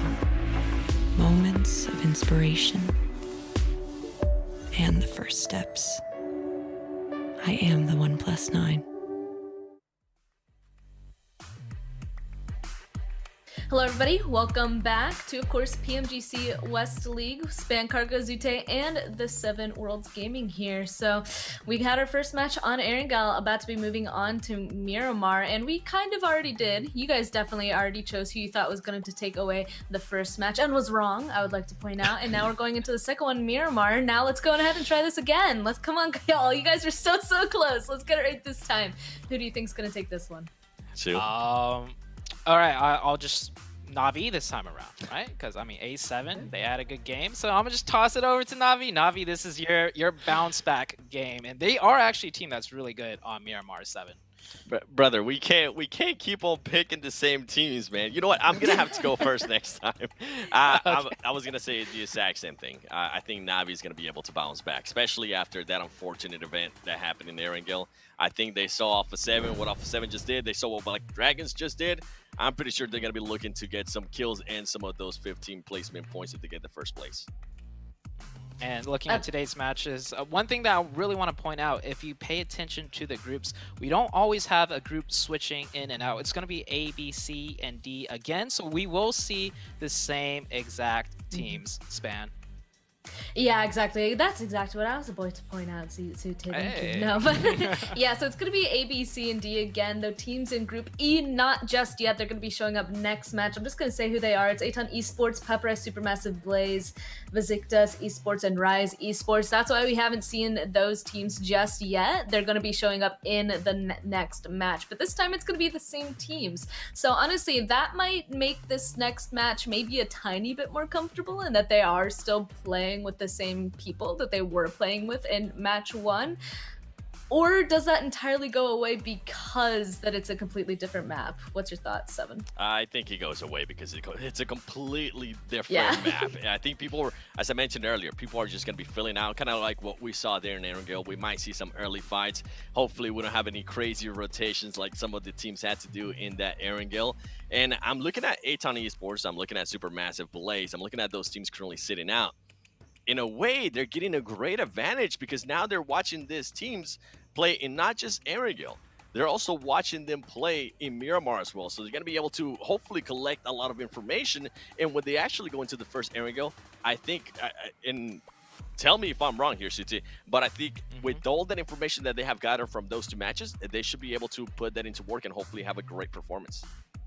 Yeah, that's actually a really great point you brought up, Seven. They're going to be able to study all the maps basically being played today because we're only playing 2 maps and they don't play until later on, starting from match number 3. So it could go both ways. That means they could plan a drop where there is going to be no clashes, or like we said, today it's only, you know, the regular week. You just need top 16 overall in points. So they might just plan, you know, to take the fight. But I think, based on the way things are going, I feel like everyone's kind of just turned up the aggression and they don't want to start slow whatsoever. Yep. I think that makes sense, right? So we talked about, will they be aggressive and they want to just go out full out of the gate confident, or will some teams go ahead and start taking it slow and kind of mess up a little bit, or maybe not, be a little bit worried, you know, because there's a lot of pressure coming into this. It seems like we did see a lot of the first half. Luckily, haven't seen too much of the second. And you're right, I'm glad you actually brought that up, Seven. I didn't think about, wow, the teams in Group E, they're really going to be able to watch all these other groups and potentially use that to their advantage going into these next games, maybe even seeing what is open for these next matches or getting used to the lobby before they're actually competing in it. So I think coming into the next match, it'll be interesting to see if maybe one of those teams is really going to be able to pull it off, a win of some sort. Of course, we're getting ahead of ourselves though. That's next match. We're still going into the next Miramar match with A, B, C, and D. So we're not there just yet, but we already did our guesses for this match. We already said, you know, like, why they're going to go on ahead and do well. And this thing is, okay, we talked about Pachinki. Let's talk about Picado now, right? So you said perfect. that, yeah, perfect. Do you just want to take it from there, Zute? Yeah. I was going to think you know say, my yeah, question. we talked about A7, we talked about Na'Vi. One thing that we didn't predict yet, and I mean, Seven brought it up a little bit, but Ghost Gaming, right? The reason why we're focusing so much on Ghost, by the way, is because they were the #1 team in terms of PMGC qualification points coming out of North America. So technically, in a way, they are the best North American team if you want to base it on that stat. And they didn't make it to America, so they're missing out on a lot of practice. And like Seven and I predicted, we feel like they're not in form. And it kind of goes to show that last game, they went out with 0 points and they got absolutely, to put it simply, destroyed by Team Queso. So now if they're going to have to hot drop and fight in Picado, after a bad first game, the mental definitely must not be sitting well, Seven. Do you have any predictions on how this fight might go if a fight does break out in Picado? Oh man, it's going to be an interesting one, and I love that you put me on this spot there. We've seen Ghost Gaming be in this kind of position before, right? We've seen them not really start off tournaments that well. We've seen them get 0 points. The thing is that they're only going to have 2 days here, and then we go to Super Weekend, and if you're not in those top 16, you're not going to make it there. So with Ghost Gaming, I feel like they might be able to bounce back in regards to points. I mean, if they go back-to-back 0 points, I'm going to be absolutely astonished here. If you would have asked me a week ago saying, can Ghost Gaming go back-to-back with just 0 points, I would have told you no, but anything is possible here. With what we just saw, what happened there, they did get caught off by Team Queso being in that compound. It seems like their rotations might have not been on point. Maybe they're just, it's that part of the process of filling each other out, right? Going into Miramar, I feel like it might be the same. I don't feel like this is a team that's going to end up in the top 5 in this Miramar, but I feel like they are definitely going to improve on their performance from that last Erangel.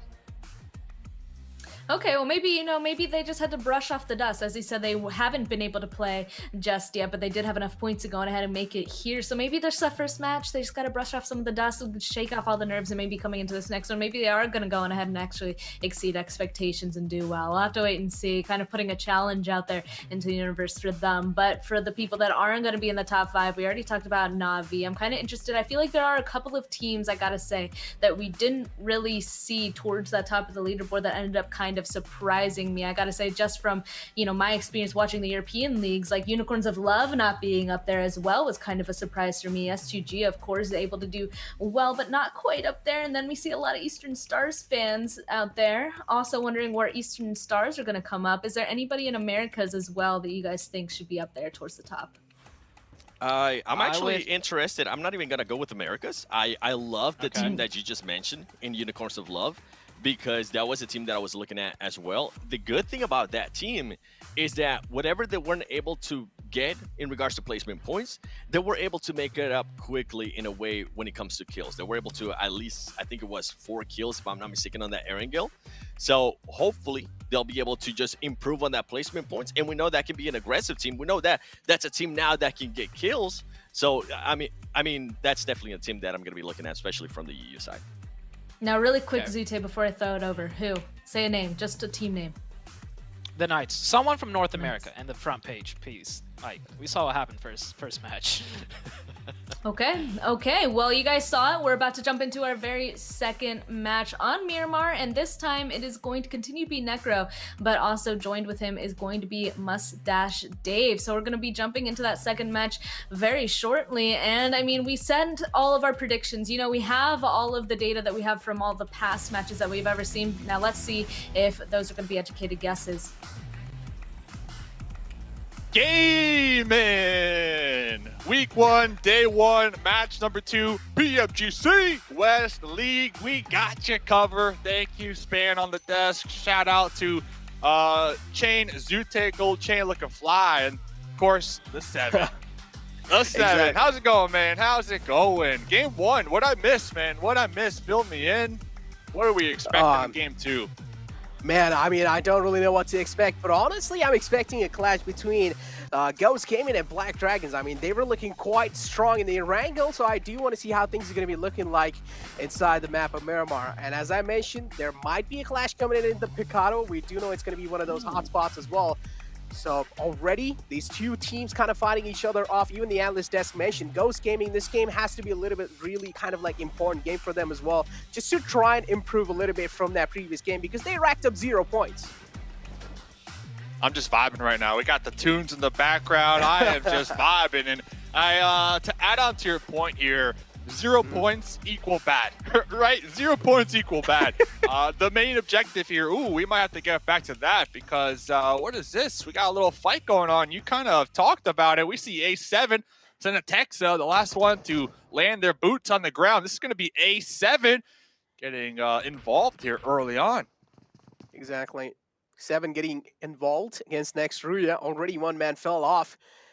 Senatexa kind of late on that drop over there, will be punished instantly. Nextruya, they're looking in full control inside this fight. Revo separated out from the rest of the pack, getting the res back up on the fallen man. It's going to be quite tough. Yeah, looks like Alpha 7 already going to be down a member, so we kind of see them pumping the brakes just a little bit. They don't have those numbers to their advantage, but Frozen cooking a grenade, tossing a grenade. It looks like it bounced off that little ceiling right there, actually ricocheting back, doing some damage to themselves, but it's going to be Carrillo right down there below, one of the best players in the lobby, in my opinion.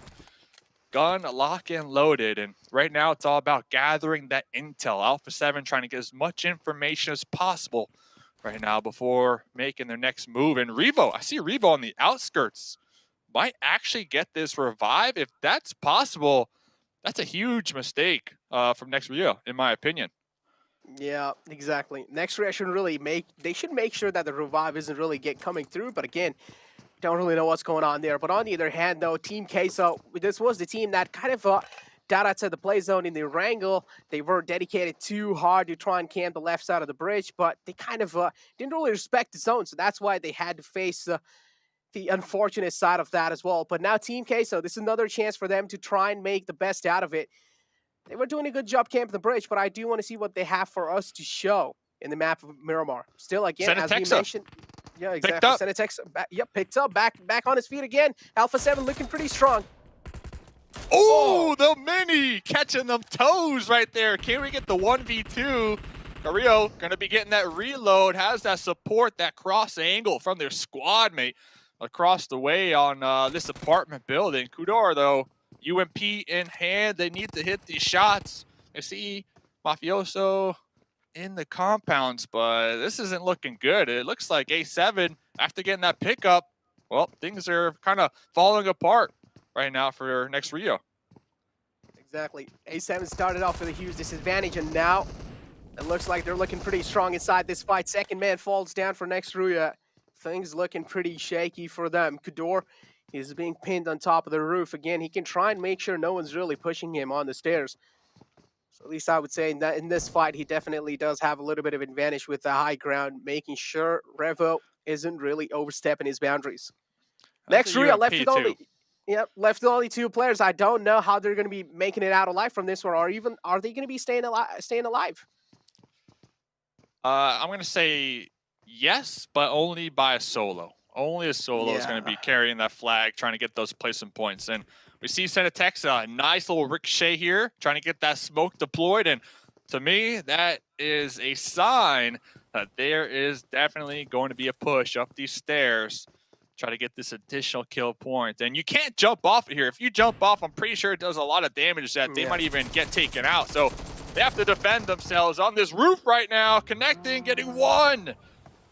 Getting one, but Senatexa, Vector, and hand able to come in clutch there. And that's going to be Alpha 7, 3 points early game. Last game, they got what? 7 kill points, second place. This game, they're already on track to get those kill points once again. Exactly. Alpha 7 already starting to kind of map off on a good note. Already they've gotten themselves 3 kill points. Looking pretty strong. I do like how they played for the trade game as well in the end. But Team Queso, this is how the fight went off. Unfortunately, Furious Gaming, one man fell down. Got him. Classic runovers, man. Miramar, right? All about those vehicles and utilizing them to really cover this terrain. Such a big map. And checking in with Ghost Gaming. Looks like they're not going to have any static early on.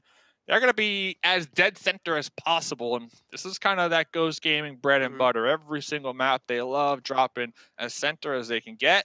They get a nice little compound, and they just wait it out. They play those zones, and they will have some vehicles to work with for the time being. But over here, what's going on? A little 1v1 action, possibly. Except Polo versus Footballist Lavazin. Football is now closing in on this compound. Polo is the only man in the clotheslines. He does have his teammates, though, in the back lines. But what I'm wondering is do they have a clear line of sight onto Polo's position? He's being pushed in. He's being charged in by the players. Nade quite close to Polo. Took a bit of damage. But Footballists, they are making their way. They're charging in forward, but guess what? The backup is there from the side and exit as well. Jay overexposing himself. Got caught off guard by Footballist. A beautiful contestation coming in from their side. Rom, he is not going to be stopping just at that. Finds second one. He does know where the rest of the players are of exit, but he seems pretty oblivious about the last man. Ooh. Yeah, it looks like Xset trying to rep that set, but Killswitch looking to just rep that surviving award, and they were caught out in the process as they tried to make that retreat back, pull back to J7. I really liked Soul K's little position up there on that second story. Really cheeky angle with that UMP. Yeah. And we saw it come in clutch. Now the question is, will J7 be able to survive? We still have 16 teams alive. Getting taken out right here, right now. 0 points. And if they have no kills, which they don't, well, that's going to be the goose egg, and that is not what you want here in game number 2. That's for sure. J7 with that Nate down to such low HP.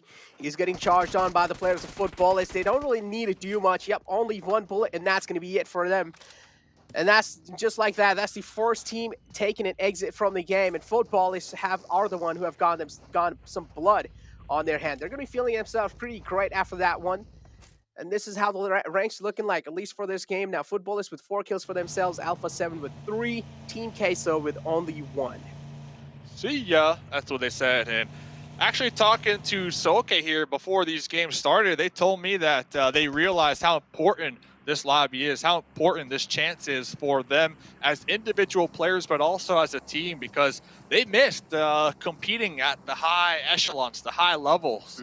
Past couple events ago, you know, it's one of those teams well recognized within the PUBG Mobile community, but they have been slipping, and they're aware of that, right? Like, they're aware they've been slipping over time, but now qualifying for this, they're looking to grab back, take back that spot, that #1 spot, and really get that respect on the Footballlist name. So right there, 4 kills really early on against Xset too. Xset, very aggressive team, very aggressive squad.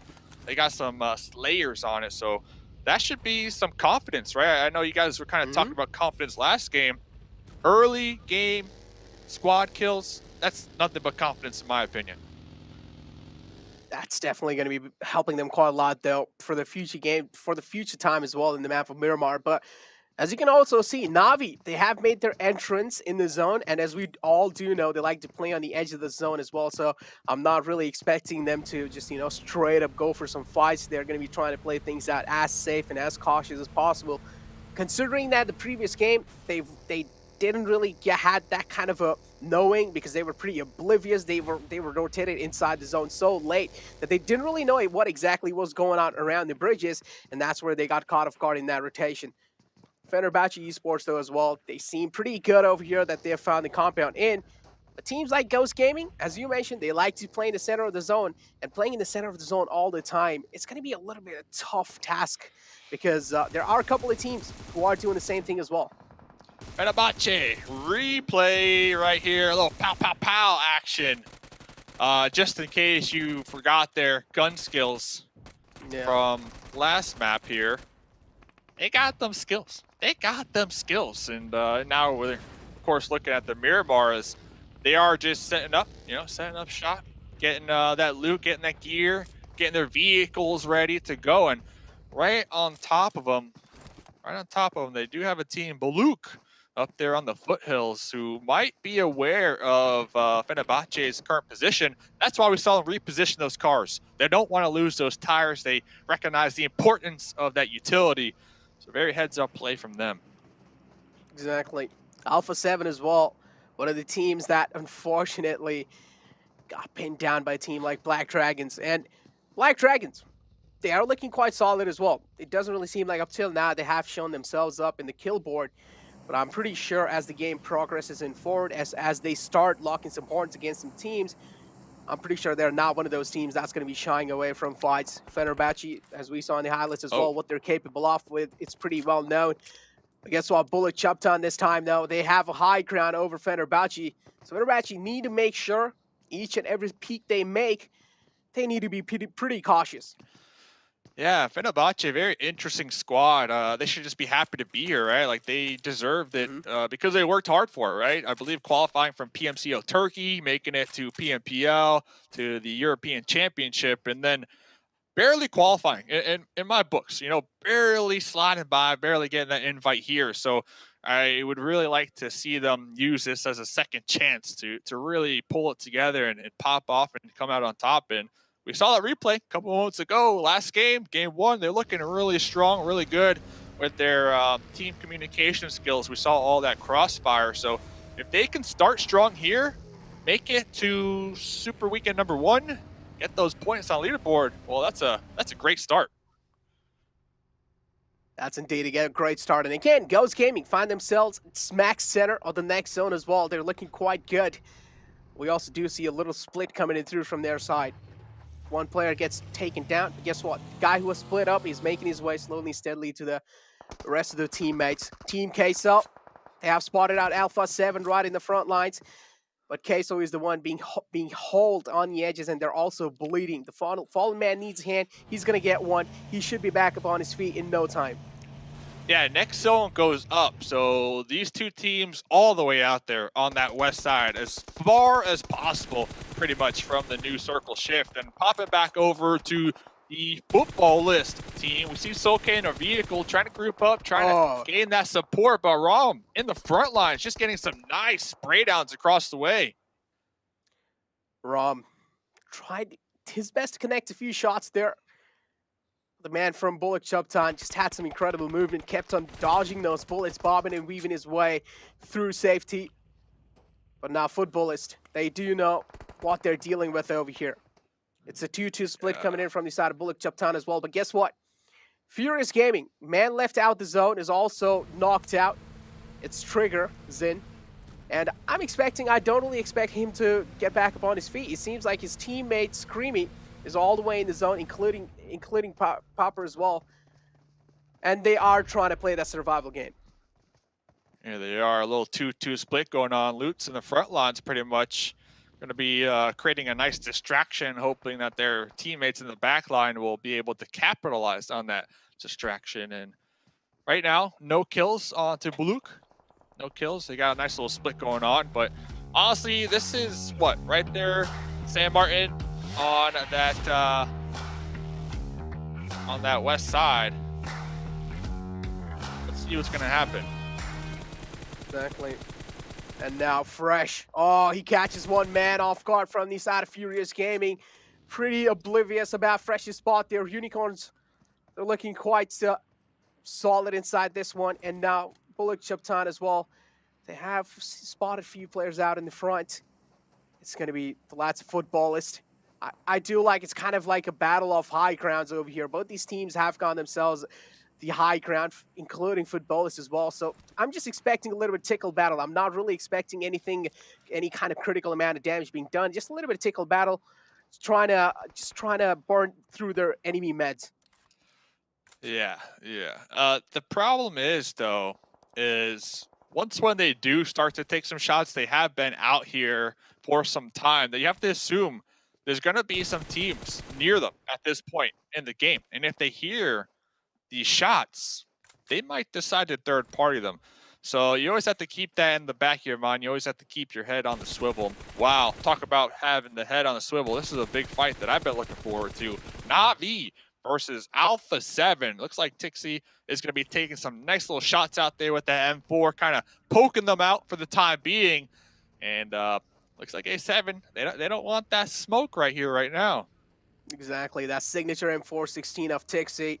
Took a few shots onto them, was able to connect a few though. Nothing really insane going on up till now. Na'Vi and A7, as you mentioned, is the fight that everyone is watching out for. Na'Vi, as we mentioned as well, they like to play on the edges of the zone. They take their time to rotate inside. They try to play on as much as info as possible. Alpha 7 as well, kind of the same story for them. But they do see Na'Vi in the back lines try to make it in. One player from Na'Vi getting caught off guard by Revo. He's not going to let him go just like that. He's not going to be spared this time. A7 trying to capitalize on Na'Vi. Yeah, next zone goes up too. So we see A7 kind of pushing out, trying to make sure to gatekeep Na'Vi. And they're doing a good job. They are doing a great job, actually. There's now Na'Vi kind of scattering right now. Nowhere to really go. And I don't know what their utility is looking like when it comes to vehicles. They could definitely use that right now, right here. But A7, 4 kills, trying to be that edge sweeper. But over here, Buluk popping up with the pull-up on a Ghost Gaming. And, well, Bayo able to put a stop to at least some of it with that Uzi. Exactly, some close-range duels going on. Even Bullock again getting real up close and personal against Ghost Gaming. Ghost Gaming is the one trying their best to try and hold off this compound. Unicorns of Love on the other hand, going against Footballist. GK is the man. The clotheslines, but he gets taken down. That vehicle damage, the vehicle blow-up damage, couldn't really withstand it. So GK out in the open, got taken down. There's no way he's going to be able to get himself back up on that. And just like that, Fenerbahce is the one to come out on top in that fight. Fenerbahce, once again, hey, last game they did pretty well. This game, they're still just kind of steamrolling through the lobby, playing that edge. Let's see what they're going to do when they have to deal with Team Queso right ahead of them. Remember, we keep talking about it. A strong start here. Yeah, the goal, top 16, but I think a strong start here will give any of these teams that had any self-doubt, will give them that confidence, that momentum to move forward and be like, hey, we can compete in this lobby. We have what it takes. So you love to see teams like Fenerbahce really take advantage of that and pop off. And, well, talk about popping off. More team fights happening out here. A couple grenades getting tossed out there in the distance. There's going to be Mad Bulls trying to set up a defense. Exactly. And now it's Black Dragon as well going against Mad Bulls. Black Dragon's, of course, going to be having that mental game on their side because they won the first game of Erangel. So I'm not really expecting them to kind of at least having some jitters over there. But Fenerbahce, one man being taken down. They're only left with 3 players alive. Flaky not in the game anymore. Fenerbahce kind of handicapped. Team Queso in the front lines. They will have to try and go through, or at least try and penetrate through Team Queso's defense. Utilities coming in from both these sides. Nate Parade comes in. Smokes as well utilized to try and make a safe rotation. But that's not going to be the case. Instead, Fenerbahce slowly and steadily, they're crumbling down. Another man falls apart. Team Queso, they're doing a great job making sure Fenerbahce isn't really overstepping their boundaries. Yeah, and they're also getting third party from across the way. We see Knights in that little church tower getting some nice shots onto Fenerbahce's Dukin machine, who was in the front lines looking to really get this engagement underway. Only 2 players alive for Team Queso. So Team Queso really catching a break right there in my books with the kind of the help, I guess you could put, from the Knights with that third-party action, really forcing that fight to pull off. But over here, the Knights, well, they got bigger problems here in the graveyard. You got the Mad Bulls trying to pull up behind them. Mad Bulls as well joining the party over here. But guess what? They're the one facing the front side over here. Agori goes down. The man falls down. I don't really feel like he's going to be able to get him back on the feet. Yes, Mad Bulls left with only 3 players alive. Effect making a little mistake over there. He gets caught off guard instantly. He's not going to be spared this time. Navi as well making that crucial rotation that they need, but they take a lot of damage. And just like how they caught off guard in the previous game, the same thing happens over here. They get caught off guard. They get caught in that rotation. And Navi, they are eliminated pretty early. 10th position, if I'm not wrong. Alpha 7 getting pushed on by the players of S2G. Oh, Cario being spotted out. That jump shot landing. And just like that, Cario, though, he's doing a great job replying back in style. But not enough. He will be taken care of. Yeah, really surprised with Navi's kind of, I know it's only been 2 games, but really surprised. They did get that direct invite from CIS. They did finish #1 in the EU Championships. So it's one of those teams that they kind of ramp up as time goes on, right? They ramp up, but you don't want to miss that super weekend. That's the spot. So top 16, the goal here. We're going to keep talking about it because that's pretty much the importance of the weekdays. Yep. But you would like to see, you know, a lot of expectations, right? For Navi, for a couple of these teams like A7. They got a lot of fans showing up here, supporting them in the chat. Talking about fans, well, Ghost Gaming, another one of these teams representing North America out here so far with 8 kills. They're going to be right there on the edge, trying to take some shots at the Knights and also keeping Fenerbahce at bay. Both teams on the edge right now. Exactly. Both the teams at the edge. Black Dragons as well, kind of over there. Golden is the man on the edge of the zone, including Ghost Gaming and Fenerbahce. Black Dragons, as I mentioned, they're looking pretty confident as well. They were looking pretty confident in the Erangel game. They were the one who won it, so they are looking pretty confident in the Miramar game as well. Eastern Stars, on the other hand, taking a dig on the enemy hills, and this time it's going to be Black Dragon taking a few shots onto themselves. It's equal, right? Octavian also falls down, but the rest should be back up without any worries. Yeah, we got, 8 teams still alive, about 22 minutes into the game. Next circle did shift. They went out there to that east side. Looks like Eastern Stars are going to be benefiting off of that one. And Mad Bulls in that graveyard. Remember, we saw them pull up a little earlier on. Now Ghost, now Knights, now S2G. They all need to reposition, and Knights going to be trying to defend right now. Gatekeep as all these teams collapsing right on top of them. And S2G, ooh. One of their squad mates catching a couple members of Ghost Gaming slipping off guard there in that bus. Exactly. S2G as well, all the way on the right side. They aren't really showing their presence too much in the game. They're making sure they're being as anonymous as possible. But finally being spotted out by Eastern Stars. Took a few shots onto them. Eastern Stars as well, looking pretty shaky inside this one. Circle has shifted over to Eastern Stars, so they're looking pretty great up till now. But guess what? Knights catching one man off guard from Fenerbahce Esports, and he will be taken down and confirmed as instantly. Fenerbahce now left with only one last man alive, Mad Bulls, spotting the rotation from Black Dragons. That's quite a risky one as well. Both of them fall down.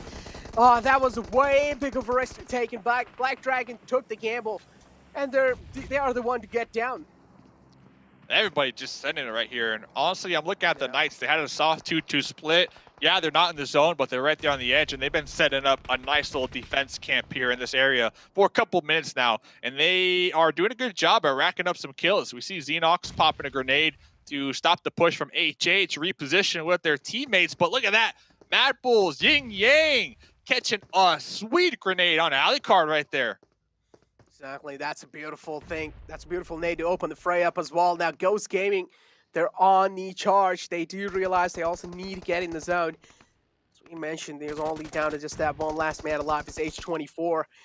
But Eastern Stars, they have the high ground on this entire situation. They're going to be also having a lot of advantage over any other team in the game right now. And we do know what high grounds is capable of, especially the example of the previous Erangel game. That's what won Black Dragon their game. But S2G replying back in style. Kapahala goes down. Ghost Gaming, last man, HS24 being spotted. Prone's down behind the wall. Mad Bulls in the front lines. They have been fighting against Knights since a long time now, but they want to make sure that they're making it quick because Mad Bulls are taking a lot of shots, even from the side of Eastern Stars. Eastern Stars having clear line of sight some Knights, and they're not going to spare them just like that. Beautiful nade to catch the player off guard.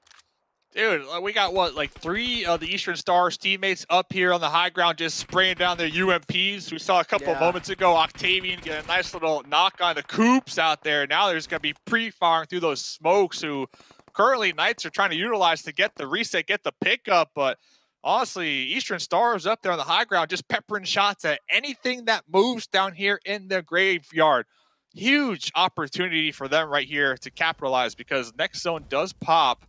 And it looks like nobody's dead center. So who's going to survive? HH24, though. Oh, talk about the discipline right there. Oh, my goodness. Uzi in hand. It's all effect right ahead of him. Just trying to survive, though. That's the name of the game. 5 teams to go. Placement points. That's what these teams who are currently hiding in the graveyard, you know, you have to assume that's what's on their mind right now. That's what Ghost Gaming is going for as well, especially having the first game.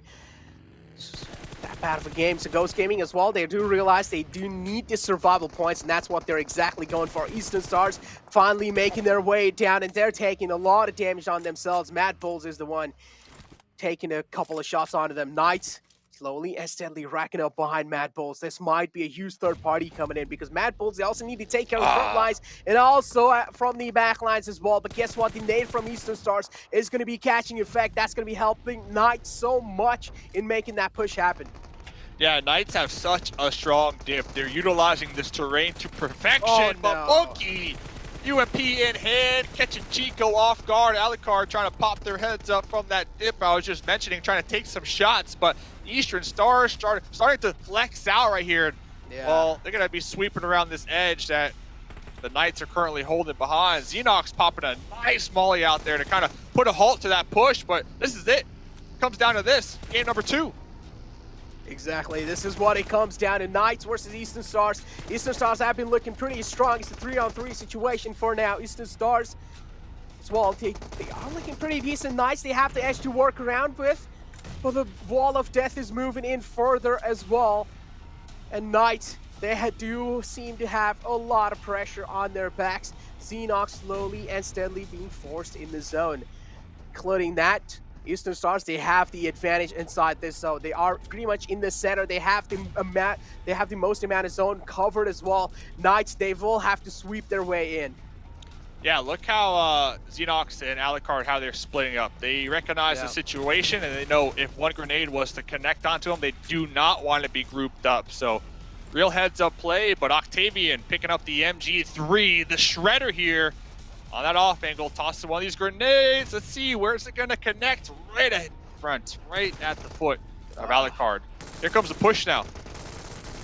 Up next zone shift favoring Eastern Stars as well. It's quite a tough task for the Knights to try and make it in the zone. They're trying their best. They're utilizing these walls as cover. But again, Eastern Stars, they're making sure that Knights are being held off at bay. They're making sure Knights aren't really getting a lot of breathing space for themselves.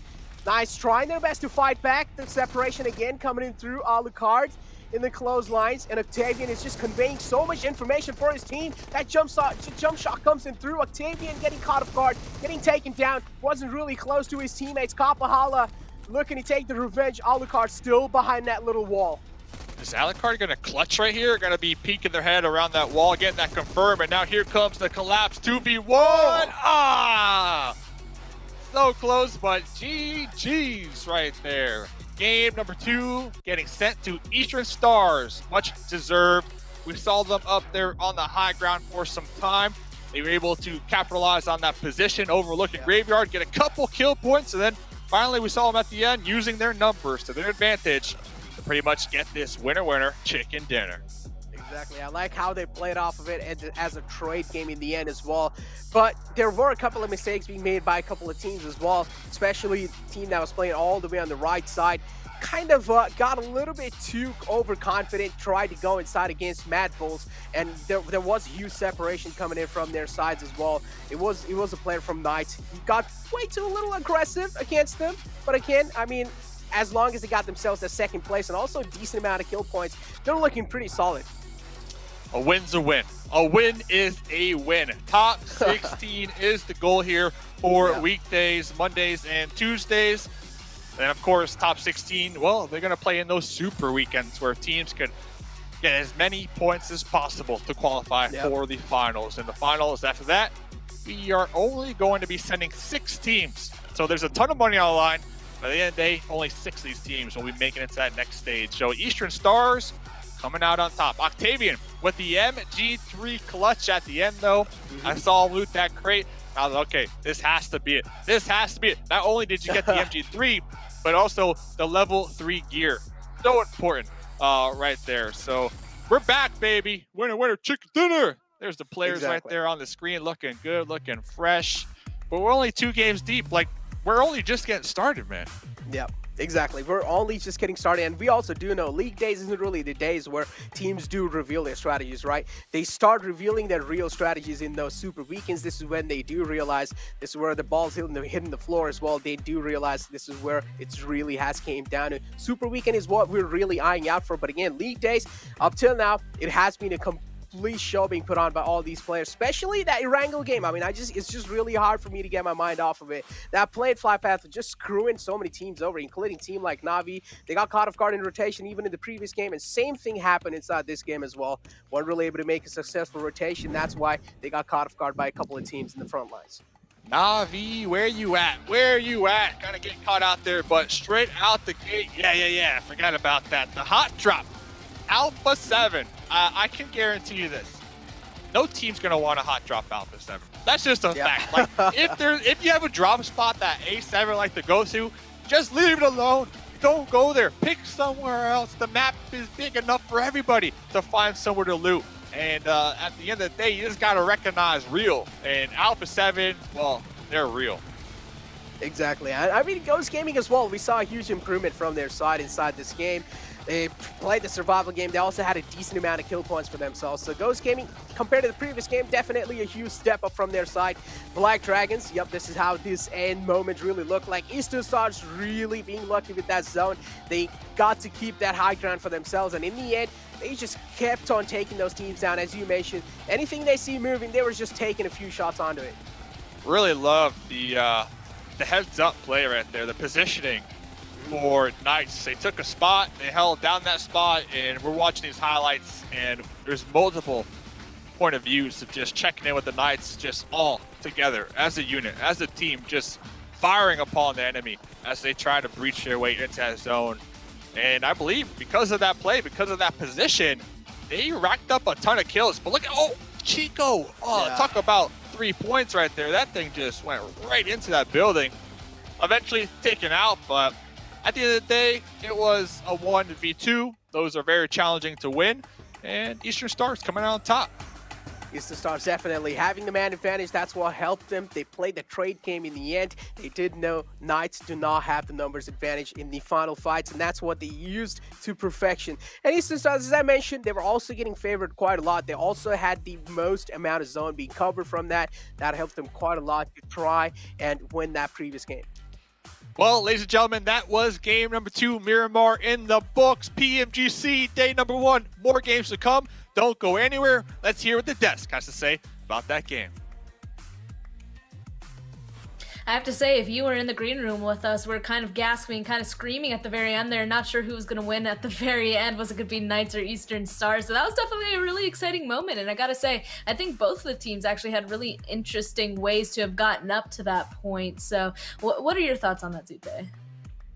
I think, I'll be honest, I think Eastern Stars, they did get a bit favored with those zone shifts. We saw that hard shift to the east, where that ridge was just in play and everyone else just stuck in the graveyard, you know, trying to stay alive. But Eastern Stars, they still got the skills to close it out. We saw how close it got between Eastern Stars and PK, and what's even closer are the totals. 26 for Eastern Stars and 24 for the Knights. So both teams nabbing a lot of points there, 7.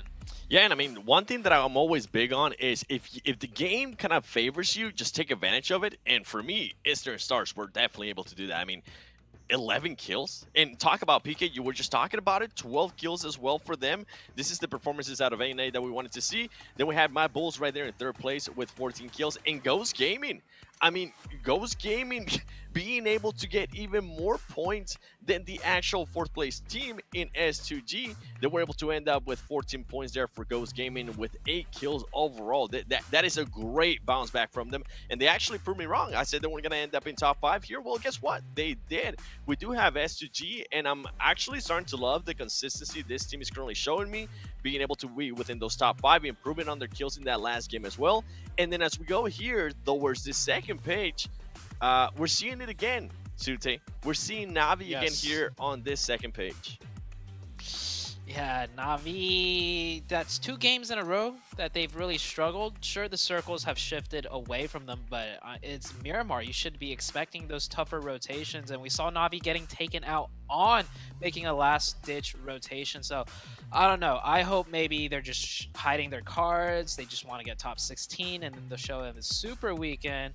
But we'll see. And the MVP of the match, Kappa Hala for Eastern Stars, are 818 damage, almost hitting 1K, but 4 eliminations. That's huge. It definitely is. I mean, for him to be able to contribute 32% for his team, it makes me wonder what the numbers look like for some of the other players as well. But once again, with Eastern Stars, they were able to just take full advantage of their positions while being able to pick people off, being able to get those skills, if not just output that damage and making them go the other way and kind of push certain teams into each other. That's what we're able to see, especially towards the last 2 maps there on that Miramar. Something that actually stuck out to me, and it's not going to be anything in regards to the MVP here, and something that Mustache Dave was actually able to mention, Sute, was how patient HH24 was at the end here. But before we even talk about that, let's do this head-to-head with Alucard and Kapahala. Hopefully I'm saying your name right. We do see the damage. Alucard, my boy, those locks, being able to put up 1,000 damage with 31% contributed for his team. I'm pretty sure if they would have ended up getting the win, we would have seen Alucard as the MVP. And I mean, that finale too, you mentioned it, Span. We were screaming. Luckily for Eastern Stars, they were able to trade there because Knights looked like a man on a mission and he wanted to get that win. I need to point out really quickly, by the way, what team contribution is. It is the percentage of a team's points earned by a player as well as their share of their team's total survival time. So that's kind of the definition of that team contribution down there. As we can see, Kapahal literally winning over Alucard by a singular percentage point, but that is what that is. I gotta point out as well, I mean, it does look like they're able to pick up a lot of damage. Pretty typical for a Miramar match, I have to say, but still, the eliminations kind of on the lower end. A lot of people being able to just heal on up or be able to survive in these situations. Oh, and look at that. We got our weekday rankings as well. So this is after 2 matches. We can see that all the way up to the top there is Eastern Stars after that big performance. They have a total of 37 points. And in second is our other team that ended up getting a chicken, Black Dragons with 32. Black Dragons this last match did not do too well. I think they got 2 points. So they're still able to hold on to that second place position from such a big match from the first one. Yeah, they're hanging on, and their one chicken dinner is a lot, of course, because we've only played 2 matches so far. So these weekday rankings is just a little bit of an update. Don't take it too seriously as to which teams are going to be at the top, which teams are going to be at the bottom. We still got 3 more games today. It is nice to see though that there are some North American teams now on the first page. After the first game, I was getting a little bit worried, but moving to the second page, ooh, 7. I'm gonna let you take over this one. I mean, with this one, what's interesting is that we still have Rise, Aton Esports, all those teams that haven't gotten a chance to play yet. But you know who has gotten a chance to play and is still sitting at 0 with those teams that have been sitting out? Buluk Chaptan. Buluk Chaptan, after 2 matches, they have put up a total of 0 points. And then if we go to the other side, some actually big surprises for me here. In 11th place, we have Exit. I mean, this is one of the champions from Americas. From North America. They were able to put up 5 points. We do have Navi. This is a team that we're expecting them to be super heavy. They're currently there towards that second pitch. I believe it was 13th place. As you said earlier, this is just after 2 matches, right? But I have seen Navi get caught off now twice on the rotations. Whether it could be that the circles didn't favor them. Listen, you can't be expecting the circles to favor you. That's the thing that we know about PUBG Mobile. Expect the unexpected, and so far they just keep getting caught off guard on that rotation. So I am looking forward to seeing if they're gonna switch that up. Speaking of rotations, let's go into the match recap. We got a few teams that we want to look at in terms of rotations. So Ghost Gaming, they ended up doing way better than the first game. They went from a 0 point up to, I believe it was 14 points. So we're going to take a look at some of these teams' rotations. We're going to start off, though, however, with the team we've been talking about the most, up in that northwestern area. I believe that was possibly Navi that dropped up there. The images are still loading in, Ghost. but 7. Yeah. Oh, it says Ghost, but Ghost Gaming dropped Picado. Yeah, this is definitely, I think we're currently talking about Navi or maybe Eastern rotations. I'm not sure which team will actually, but this is definitely not Ghost, because Ghost definitely ended up in Picado, and something that we wanted to highlight in regards to Ghost Gaming was how they didn't really, in a way, they didn't really have to do super big rotations, right, Sute? Only until the end, and something as we just kind of use that as the background there to kind of fill you guys in. Something that I was talking about earlier that was impressive to me, it was at the end, HH24's just patience. He had a chance to get that kill on Matt Bulls. He decided not to. He decided to be patient, and then he was able to kind of secure those extra placement points. What do you think about that, Sute? In that situation, do you go for that kill? I mean, he was right in front of him. He probably would have been able to confirm. Or do you go for those placement points as HH24 did? Yeah, towards the late game, right? Each difference in ranking, like if you go out 6th place versus 5th place, 5th place versus 4th place, it's more than 1 point. So I think it was really smart for HH. Yes, he could have got that guaranteed secured kill point, but when you're that late into the game, if you could just out-survive one more team, that's like 2 points at the very least when you jump up another placement. So I think HH played that really well. And yeah, Ghost Gaming, their first rotation, they picked up 8 kills because 2 different teams crashed into them. So it did work out for Ghost Gaming. And then the other team, though, Eastern Stars, I mean, we saw towards that end game, right? They got on top of that high ground, and the circle hard shifted to them. And that's what really secured them that win. And you can see it here, the circle did shift off the high ground, so it wasn't like an absolutely free win by any means for Eastern Stars. And we got so close to seeing a potential Knights win, but you see on the screen, it was a 3v2, and the Knights put up a really good fight from such a disadvantaged position, 7. They definitely did. And I mean, towards the end here, I was surprised that Sinox was even able to move up over that fence. That really, in a way, that really shocked me. I thought, hey, he might be able to reposition, but right here, he was able to kind of pick out a little bit too long. They knew where he was. That jump shot right there from Octavian was beautiful. And then Alucard, for him to be able to do this kind of damage, he was able to knock this player. He played this so patiently here. He waited till he actually saw somebody. He made sure he got that extra kill to collect that extra point. And then at the end, he was able to knock one of the players. Unluckily for him, he just got caught from the side. But boy, were we screaming at the end there, just looking at that saying, oh, he's about to clutch up. It was so close, man. I really thought they were, you know? Like, I really thought it was going to be possible there, especially since he had the little lower ridge there. He was kind of in control of it, but, you know, just basic trades. That's why the gameplay changes drastically, right, when you go down to 2 or 1 people, because basic trades in a fight once you're at the same level there. But, of course, today's matches, so we have 2 down to Black Dragons for the first match, Eastern Stars for the second, and now we're going to go into our third match of today on Erangel. And this is where we're finally going to see a little bit of a change in the team. So no longer do we have Group D, instead we have Group E, and that's going to be Aton Esports, Papara Supermassive Blaze, Besiktas Esports, and Rise Esports. We're finally going to see something a little bit different, so the potential chaos does not end there, but at least we're going to see a familiar map once again. And I'm kind of curious, will somebody from Group E take the knowledge from the first map and utilize it for this? With this, you know what, before I even answer that question, something I do want to mention is with Group D sitting out, Ghost Gaming in a way is kind of going to lose that momentum that they were able to get from Miramar. Team Queso is also going to be sitting out. Fenerbahce is going to be sitting out as well. And then Navi is definitely going to be sitting out. And I think this is huge for Navi too, because after those first 2 matches, they might be able to just take a breather and recollect and see what they can actually improve on and what's going on with their rotations. This is going to also benefit Alpha 7. Hopefully, they're going to be able to now land George Bull again, or at least North George, where they've been. In regards to Group E, I don't know about that. I think maybe Rice. If anything, I think Rice is probably going to have a good performance. Okay, Zute, did you want to say something really quick on that as well? I think 7 was spot on with everything he just said. Yeah. Okay, well, we already said it. We're about to go into our very third match, second time on Erangel, but of course we have to wait a little bit because we're going to be throwing to a break. So don't go anywhere, y'all. We'll be back very shortly with some more PUBG Mobile action. Watch out! Get it! Watch out!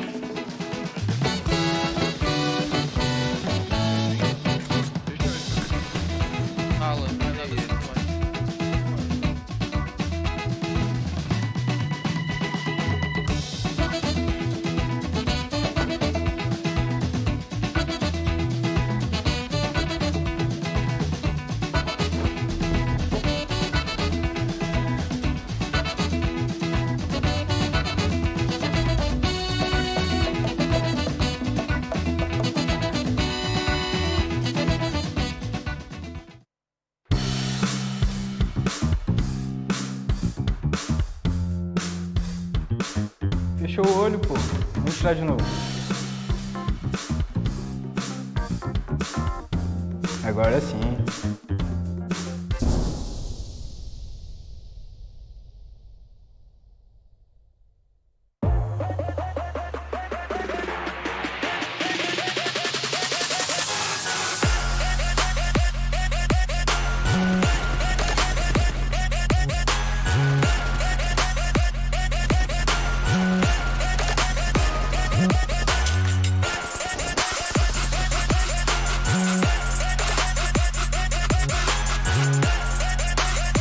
Sidelines, and you see that player almost taken out. And you know what? Those players up there are pinging exactly, fighting with Aton. Aton about to take that one out. We're down to a 4v2, 4v3 situation.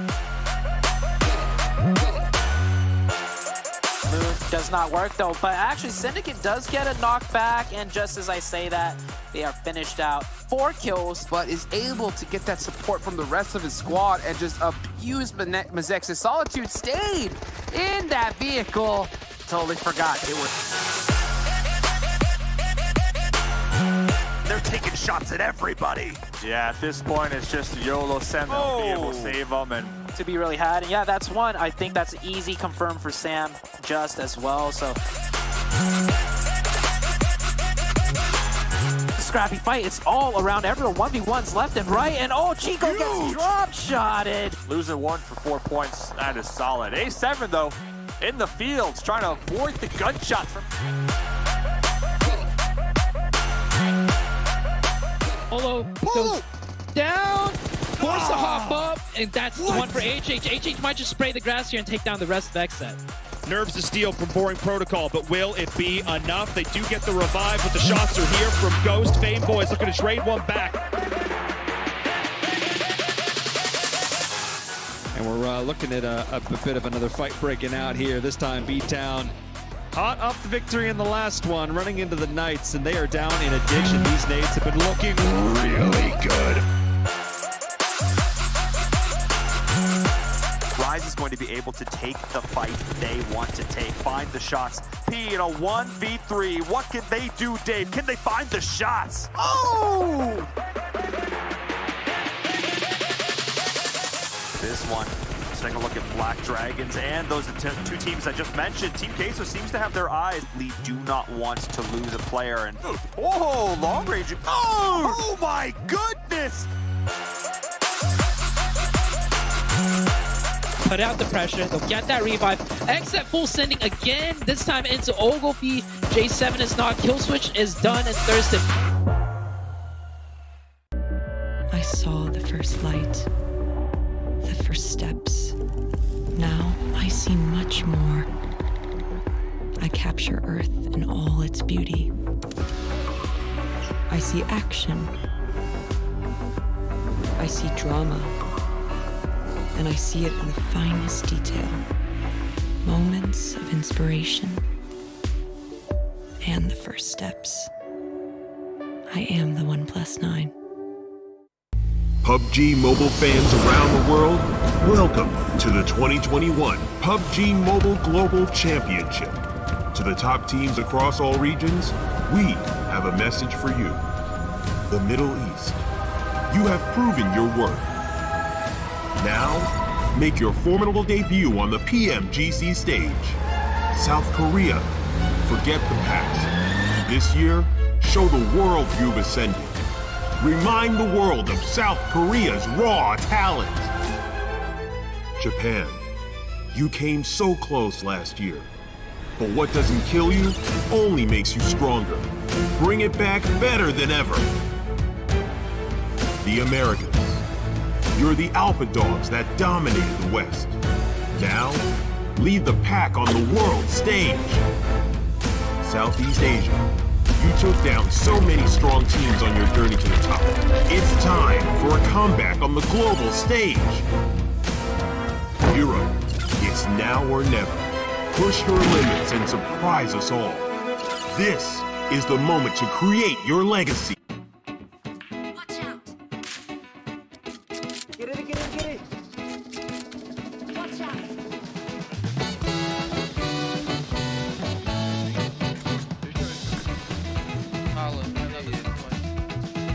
PUBG Mobile fans around the world, welcome to the 2021 PUBG Mobile Global Championship. To the top teams across all regions, we have a message for you. The Middle East. You have proven your worth. Now, make your formidable debut on the PMGC stage. South Korea, forget the past. This year, show the world you've ascended. Remind the world of South Korea's raw talent. Japan, you came so close last year. But what doesn't kill you only makes you stronger. Bring it back better than ever. The Americans. You're the alpha dogs that dominated the West. Now, lead the pack on the world stage. Southeast Asia. You took down so many strong teams on your journey to the top. It's time for a comeback on the global stage. Europe, it's now or never. Push your limits and surprise us all. This is the moment to create your legacy. South Asia. You were the dark horse of 2020. Amaze those who would underestimate you again. China. You carry the crown of last year's PMGC. Now, with everyone's eyes on you once more, can you secure back-to-back victories? PMGC needs a champion. The world needs a champion. Who will stand victorious in the end? Who will be next to glory?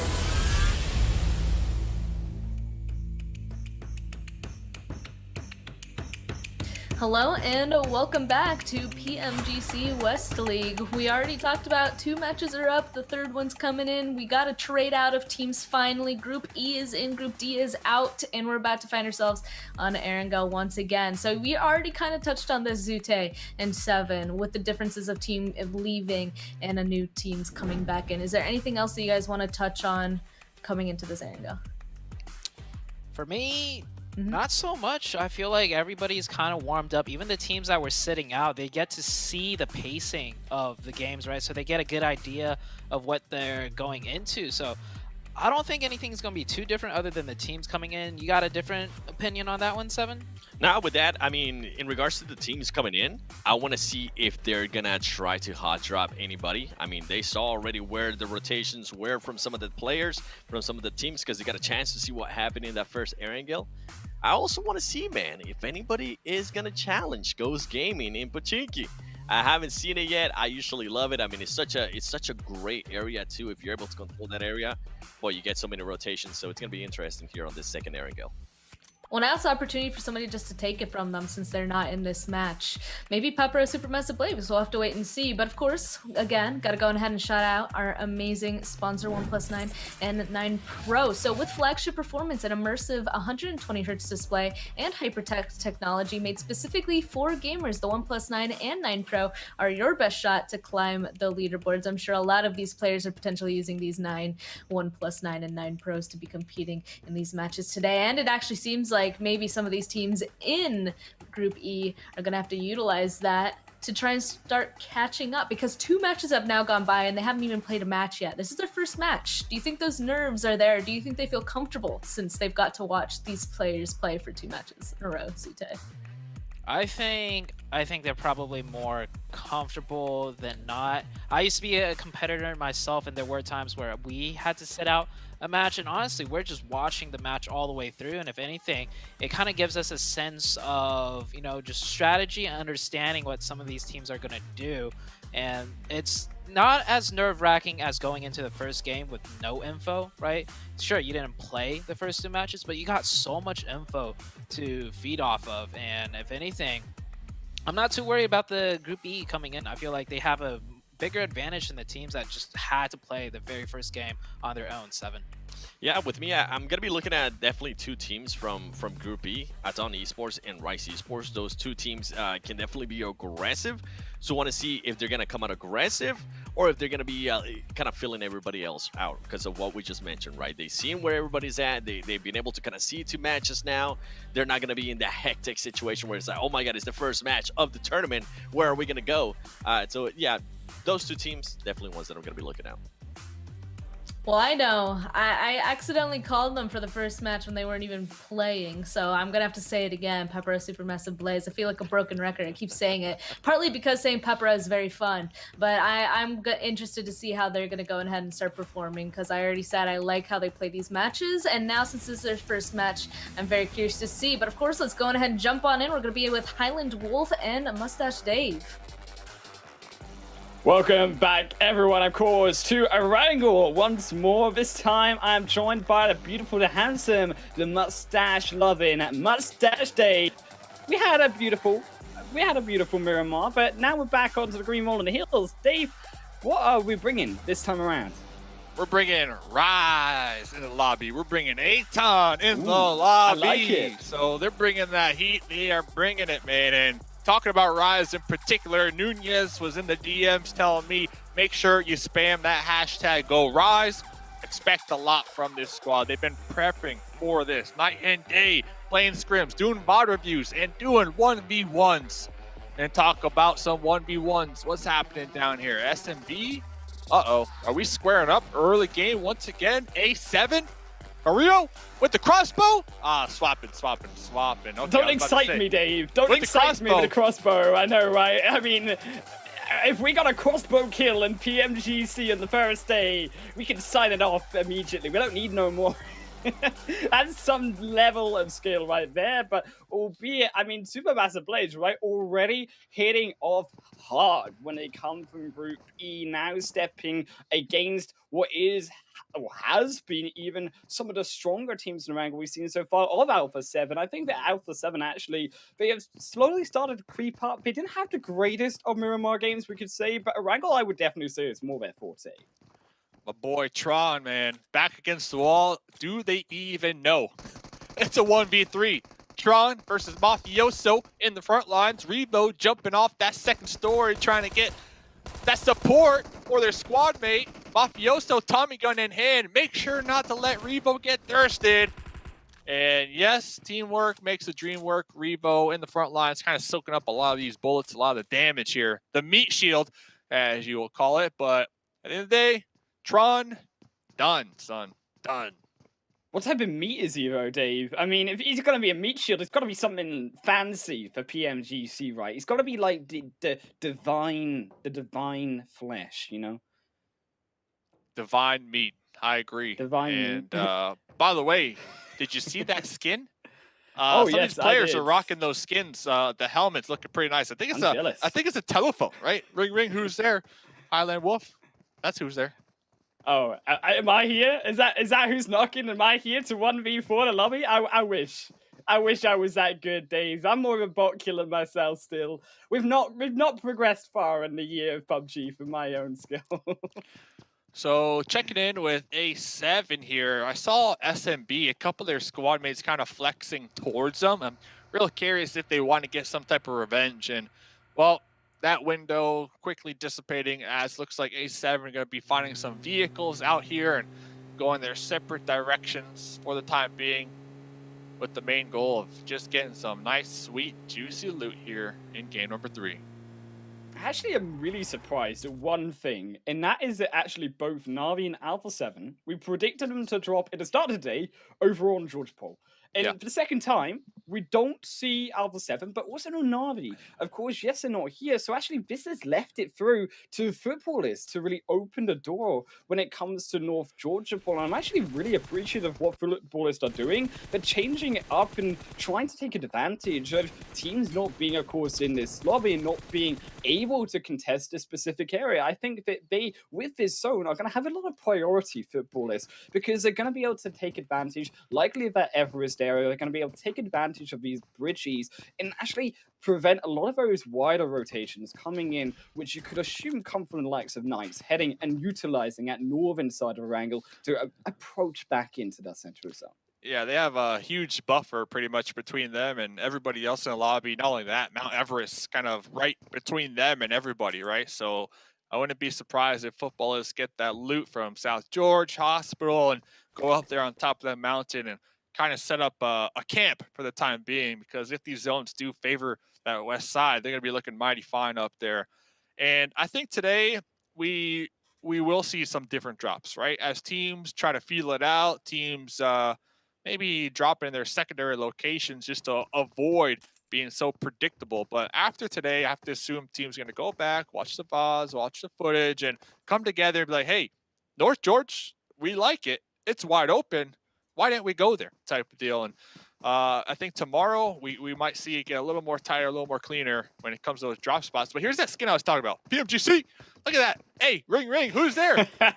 He is the telephone. He's smacking people with the telephone. It takes it off his head. He just whips him around with the handle, Dave. That's what he's going to do. I mean, he doesn't look like he's got all that much, though. He is going to have to take the vehicle. He's going to have to loot himself back up, because actually for the rest of Supermassive Blaze, they're in an awkward position. They're in the center of this zone, coming in on towards Gatka Fields. This is where they are, looking to head, but there's a lot of wars and players in front of them. You've got Exet, you've got of course, even those around that Pochinki side. So it makes it a little bit more complicated. Being slower to that uptake, being slower to that compound, they're going to struggle to actually enter in. I think with Supermassive Blaze, they're going to have to play a much slower game rather than trying to force a way into the center, which it looks like what they're trying to do now.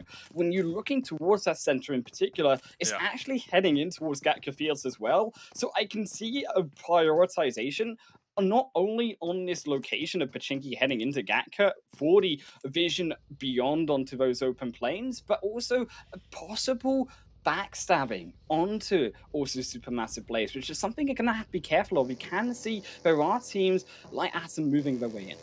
Yeah, talk about moving their way in. Besiktas out here possibly setting up a little bit of a bridge camp. Zessi in the front line. Find those boulders, trying to take some shots with that M4, and I believe, looks like the Black Dragons recognizing, hey, let's not send it across this bridge, too risky. They actually took those buggies underneath the railings, very heads-up play. Now let's see what Golden could do. It looks like Golden gonna be prepping a grenade, tossing a grenade. That would have been money, I think, if it wasn't so cooked, but you know what? Doesn't even matter. Who needs a grenade? Golden pushing their way uphill, taking out Zexy in the front line. And it's all off the back of here Besiktas not utilizing their strength. You can see that they're not actually defending each other's positions, and now they've lost the lighthouse position as well. BJK, they're going to start to fall flat, and this opens up complete control actually for Black Dragons, as we can see, to open this fight even further, and they're actually picking off one by one. Molly. It's a beautiful show. It's a Molly pushing out another BJK, expecting now Sun HP, I would imagine, to retreat back, because you can see that Foss Cuisin is stepping up for that third kill. Ring, ring, knock, knock, who's there? That's what they're saying here as Black Dragons taking out Recent, and if I'm not mistaken, Besiktas down to just a solo, possibly, as Golden going to be casually just running over that teammate that was up here on the tower, like you mentioned. And yeah, they had a solid camp, but they kind of let it slip through their fingers right there. Well, Black Dragons coming out on top of that one. Let's move our way back through over onto Nice, and around this cluster is where we'd mentioned potentially around that potato hill. It gets a little bit tricky as well, Dave. It's not so easy to control. It is one of those more flat high ground areas, and Nice feeling that difficulty of all of these teams, as we mentioned, also coming in the back. We specifically mentioned Atten, and they have actually successfully backstabbed at least one, but a revive comes out, and a punish as well from none other than the MVP of NA, Coop, stepping up. And I want to see this again, reiteration of the rest of Nice stepping up, but also around Coop, just trying to utilize him, because when he falls down, you can see that they do start to struggle a little bit more, as we mentioned already on Miramar. Yeah, what a spray down right there from Coop. So that tracking was on point. It looks like Knight's going to be grouping up here. They played this position multiple times. Next zone goes up. They are going to be somewhat in that center with a bunch of other teams. Another one of these teams kind of off there trying to get that third party was Rise. We saw Mufasa trying to snake their way up, trying to get close, possibly within grenade range of that Knight's fight. But with this new circle shift, everybody turning their attention to defending their current position. Because you have to assume other squads, other teams are going to look to take it for themselves here. One of those teams, Mad Bulls on the approach. I actually really like Mad Bull's position here. You're coming up in towards the Erangel 2.0 hills. You're going to be able to take a lot of leverage away from those coming out of that west side bridge. So like Bad Dragons also heading into the zone, they're a little bit slow to getting into that hillside, so they aren't able to set up that position and stop Bad Dragons. They will be, or Black Dragons, they will be able to actually be able to move further up. As the rest of Unicorns of Love, though, not so much. They are going to struggle with this, with Mad Bulls taking now this position away from them. They're going to have to circumvent around this zone. They're not going to want to head on to Gatka, so they are likely more so going to want to take this fight instead of going inside the open, albeit it's going to have to be a slow approach, and scouting very important coming through from GK first and on the front line. Yeah, and I gotta say, Mad Bull is very fortunate that Black Dragons deciding not to kind of gatekeep out here on the edge. Instead, Black Dragons looking to reposition a little further into the zone, because Mad Bulls, they could have easily have gotten caught in a nice classic sandwich there on the edge. Because to add to your point, like, Unicorns of Love, they're definitely going to have to push into Mad Bulls here eventually.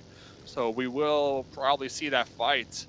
And Black Dragons kind of just, you talked about scouting, driving all over the place, trying to find somewhere to call home for this current position. And it's looking a little messy, not going to lie. It is looking messy. Looking a little bit stronger, but on the side of Xset, when you look towards that map just above them. And actually, I'm nervous though for Xset. I would usually, if it was a team like Na'Vi and Alpha 7, say, oh, well, we got brilliant positioning here, Dave. But actually, you can see exactly in Xset fashion, they're being shoved away the moment they even look for the fight engage coming through from Black Dragons. And it's time and time again something I need to see change from Xset already in just these first 3 games to be more willing to be bloodthirsty, to look for these kills, to look to try hold these positions, because the positions aren't bad. They have the high ground, they get the information, they're just not willing to actually win the game when it comes to doing the dirty work. Yeah, it is early game, so it looks like Xset, they're all kind of split up, just trying to gather as much intel, right, as possible. But as we see, if you are solo out there on your own trying to gather this information, all it takes is the enemy team to spot you and be like, hey, they are alone. Let's concentrate. Let's try to take them out. So there is definitely a risk versus reward there.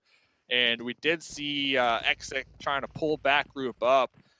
But talking about information, they were able to gather the fact that there's this team down there, Black Dragons. And I see J7 gathering some intel. Hey, there's another team out here to the west, which is going to be footballless. Doesn't even matter, though, because next zone goes up. Looks like Xset, looks like Unicorns of Love, Mad Bulls, everybody that was out here kind of driving near each other, flexing out, possibly on the verge of taking the fight. Doesn't even matter, because everybody on that west side, they got a new issue to deal with, and that is trying to breach their way in through near Pachinki with this new circle shift. Where it seems like Alpha 7, right, they're going to head in from the north side. They're going to be super comfortable in Roshawk. But when you look towards, of course, that more western side, as we do head back towards Coops, unfortunately getting knocked first away. And we mentioned, of course, Coops being such a core player. But that's not going to matter when it comes to also the pressure of also that western side. We're talking about that more Watertown and seeing how teams are going to skate through one of those dodgy areas of ruins, and like Unicorns of Love, like Mad Bulls, are they going to go for that risky strategy, make those wider rotations and come in at a little bit of a riskier terrain, or are they going to come in on a more safer terrain but it's full of players, right? What you can already see is congested. Knights, who rotates initially from the Asnai Polygon all the way down, I think are regretting their decision because they found themselves completely 360 degrees surrounded by all of these other teams. Another one of these new ones of Ryan's coming in. Yeah, there's about 7 to 8 smokes on the playfield right now. Knights trying to block those sight lines, but Rise, they're going to be using these smokes to make the push up and get right on top of Knights. It's up to Xenox behind the boulder, not able to survive the onslaught of Rise. Hashtag go Rise right now in the chat. They did lose Mufasa in the process, but remember, Mufasa took out Coops, one of the best gunners in the lobby. So that's a win in my book as they get 3 kills. And over here, the migration. Xset still in their vehicles trying to make their way into new zone. But they're escaping. They don't want to fight at all again. Atom now going to be the next one to defend them running through into that zone. But where do they run to? That's the problem. They've got nowhere to go. Everywhere's taken up and they're running in now to the school, into apartments. We know how difficult that is, Dave, when it comes to the openness and how they aren't going to be able to step up onto Supermassive Blaze because they can't get past this more open ridge, that slight pathway coming into the buildings themselves. They're going to be stopped, whereas actually they can't go backwards because they've got a lot of these teams still coming from the south side, rotating their way downhill further in as Unicorns of Love going to suffer another knock. I think difficulty again through from this team, Unicorns of Love, who look strong in the first game, taking those initial kills, but they haven't been able to repeat that aggression. They haven't found these opportunities. Oof, yeah, using the little broken wall right now to try to use it for cover, to get these grenades onto the compound. The Bullock is currently holding down. Looks like 2 of them are going to get knocked. Blue Zone going to start to apply some pressure as well. And here comes that revenge from Unicorns of Love after losing their IGL in the front lines. Roll Kiss. They're already going to be down to 3, but they got 2 points out the mix. Next zone goes up as well. And once again, Unicorns of Love all game long, they have just been chasing down these zones. You got to feel for them. Rightly so, but they put themselves in that position, Dave. If you're going to go wide and far out onto the outer reaches of Erangel, you got to expect you got to chase those zones, right? And you have the same problem that we looked back at Na'Vi in that first game. They were slow when it came to rotating in. Same mistake here coming through from Unicorns Love. And exactly that, they get caught trying to enter in, rushing past from the blue into another fight, but a fight they're not prepared for. And those Baluk, they did struggle initially losing 2 on the front line. This initial knock gives them actually a little bit more breathing room, get themselves back together, and they're going to be able to escape this fight. I hope that they wouldn't take that fight furthermore. Yeah, talk about escaping the fight. Eastern Stars, solid game number 2. They're going to be wrapping all the way around that east side, hugging the blue. But back to this fight, though. GK first getting sprayed down. Man on fire here, though. Buluk down to 2, trying to confirm these points. And it looks like Unicorns of Love not going to be giving this one up. Another one, fresh. Oh, no, they are just feeding these points right now. Over to Buluk, and let's see, what are you going to do? You committed so many resources to this gunfight. Drop shot! Dylan able to come out top, but Frozen! Oh, but look at that though. Chaos next warrior. They were the assassins waiting for that fight to end. Lin, they lost the 1v3 to Baluk, and then that left them nothing left to actually take down Chaos Next Warrior. And again, they tunnel visioned their way forward into, of course, that zone. They forced themselves into that unnecessarily fight because they were slow, and then exactly doing so, a third party we expected comes out from the dark and takes them away. So again, another unfortunate result from Unicorns of Love. They're starting to struggle when it comes onto this leaderboard. Keep in mind, they played 3 games already here, Dave, and none of them has really looked that strong. We have to see what they can bring coming back onto Miramar next. But into the present, Mad Bulls, they sneaked their way again once more to the compound of the final few phases, as Monkey, Yin Yang not so fortunate though, as Supermassive Blaze do pick that one up, and they do defend at least 1 out of 2. Yeah, we can see this is right there on the edge of this new circle. We see school, we see apartments out there in the distance. Looks like Monkey just gonna be smoking themselves, letting their squad mate Yin Yang kind of bleed on out right here. And SMB looking to make the pull up, looking to get this kill point. No points so far. They see a tasty treat here in the building, in the compound, and they recognize the situation, how they need to get some type of points here. Still 12 teams to go. So if you get taken out right here, that's only 1 placement point. Oh, but is it worth it? That's what they're going to be telling themselves, because from across the way, Rise Nunez with the third party. And this is a problem coming through from Supermassive Blaze. A mistake here, Dave, because we saw in the kill feed, Dave can see in the kill feed that Rise were in the vicinity. They were the ones who took down Yin Yang.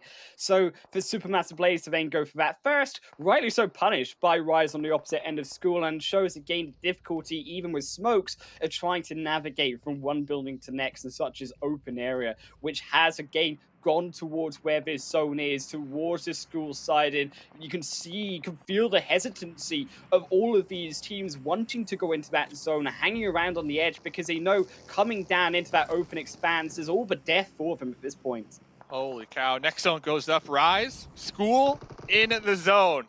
Are we going to have a school finish? That'll be insane. Golden from Black Dragons doing some donuts, trying to bait these shots from Aton, and they are taking that bait. I'm surprised Golden's still alive here, just missing all these shots. And let's see Groza. Will it connect from Aston? Man, Golden is in a tank right here. He is. It's all skill. It's all skill, Dave. And now he's stepped back down. Black Dragons, they 1v3 Asta. He bought time. Golden, the MVP for his team in this situation, is now Asta steps further back. Choco, they can't step up. They lose 2 as their Cardi's also demolished from the fight. Executed away. Aton rolling in on for the third. And they obliterate through their front line defense that were stopping them from moving up. Yeah, that buggy OP right there, not gonna lie. Talk about the distraction play. And once again, Eastern Stars, they love the high ground. They love playing the tippy top of the hills. Let's see if Octavian can get a couple knocks here. I do see one of the squad mates from football is trying to get that wrap around, that spray down from behind. And surprise is what Lutz just said right there. Able to practically save the day. Can we get the last one? Yes, we can. Footballist right there coming on top. I'm proud of you, Dave. I was going to say, just to say, team. I was waiting for the footballers to shout out to come, and I'm proud of you for that one.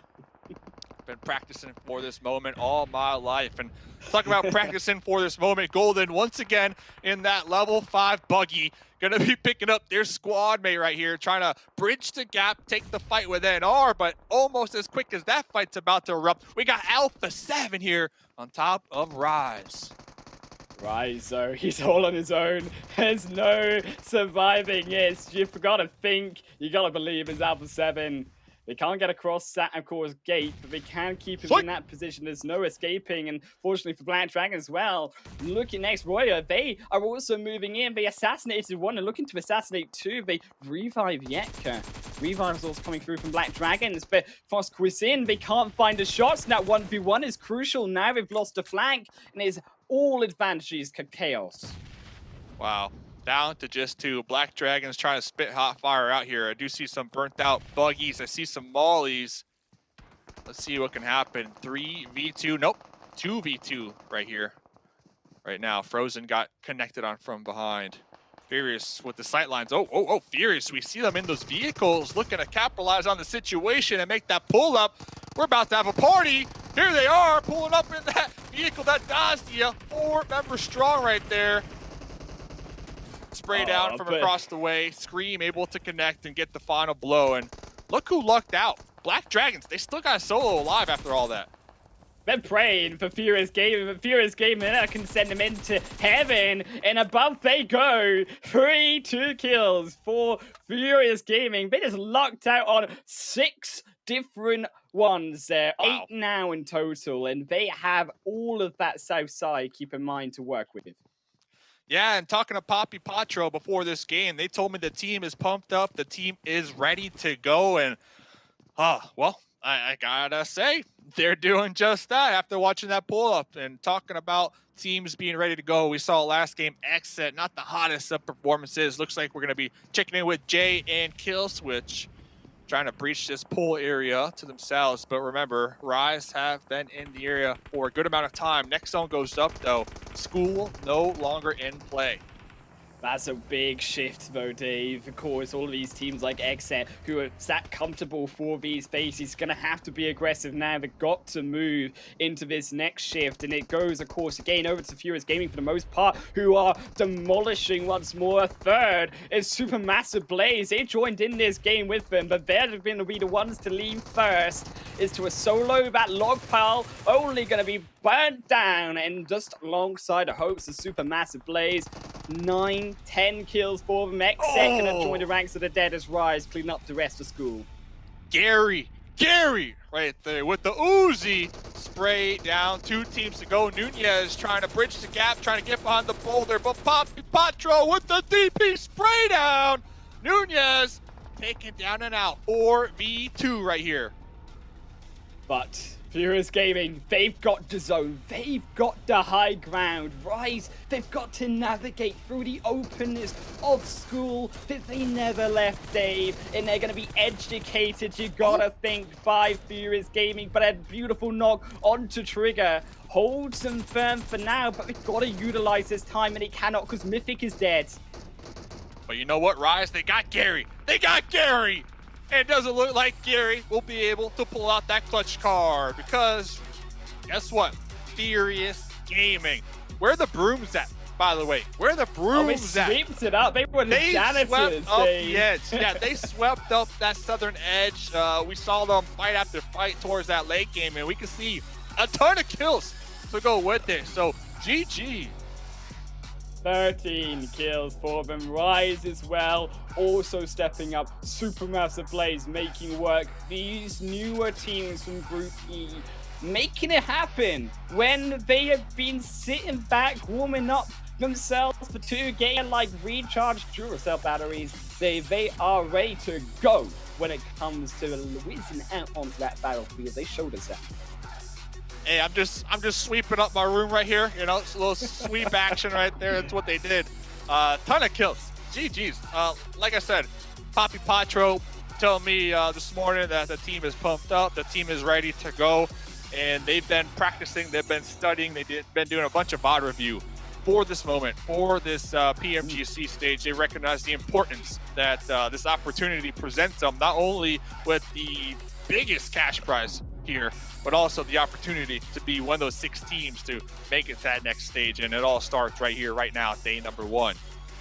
Yeah, of course, a step up with a strong result. I think we're starting to see what has actually been a brilliant domination of the South American region as a whole, though, Dave. Again, Furious Gaming coming through the Chilean team. We saw Brazil step up in Erangel for game number 1. I think now we're starting to actually see that surprise of the outsider teams from the outside region prove that they are worth something when it comes to their skills. They are worth it in gold. Over actually, I think, the stronger regions of, we could argue, America, especially Europe, entering in onto this region, onto this tournament.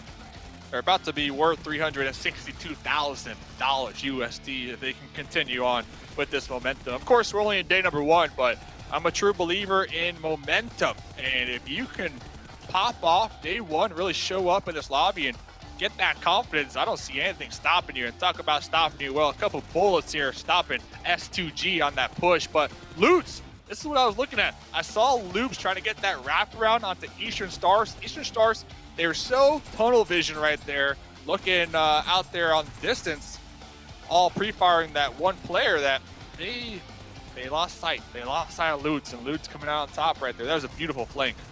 Tell you who lost sight of everyone, it was actually Furious Gaming again, who were completely, and actually I really appreciate the way that Furious played that. They were very silent in their Sankus, very slow, very still. So actually they had no idea that actually Furious were behind that entire fight. So when it came up, I think it was a surprise against Supermassive Blaze. They maybe could have played that better. They knew they should have been in the vicinity, and that might have been a mistake. But again, they didn't have the numbers advantage to face on Furious, judging by how dominant Furious Gaming were in their previous fights versus Knights, versus also Chaos. And actually, that was where the kills majority come from. They were sat on 0, they went straight up to that 15. And Rise, you can imagine, as we said, how difficult it was for getting out of that school. But to educate us more on that, of course, that third game is our analyst desk. We'll see you there.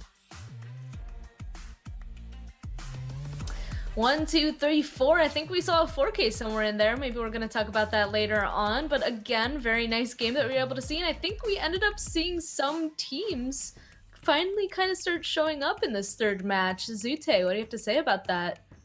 Well, speaking of showing up, one team that just got in and did show up was Rise Esports. Of course, they didn't get that chicken dinner. It did go over to Furious Gaming. They had a huge one. You see right there, Furious Gaming match number 3, winner, chicken dinner 7.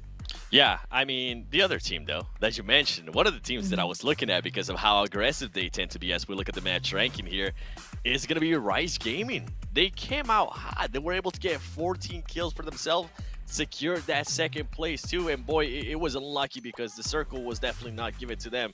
Furious Gaming, though, being able to take advantage of what they were able to do, being able to push up actually early on and making sure they were the only people that were going to be on that spot, they were able to secure that chicken there with 28 points. And then we go down a little bit more, we do see Exit, even though they didn't get the kills, they were able to secure some placement points, as well as Super Blaze. Wait, you know what, I'm gonna leave the name to Span because Shalao said it. Span, can you say it for me one time, please? In the words of Max Man, right? Papara, Supermassive Blaze. There you go. And then we move on to A7 with 7 points themselves. We do see Football is here. This is actually a huge plus for me. Football is in the last 2 matches. I don't think they really had the greatest performances. They were able to put up 5 points for themselves. Then we do have the chicken dinner winners of the previous match in Miramar. They end up on the second page here. I think are we starting to see a pattern now here, Sute?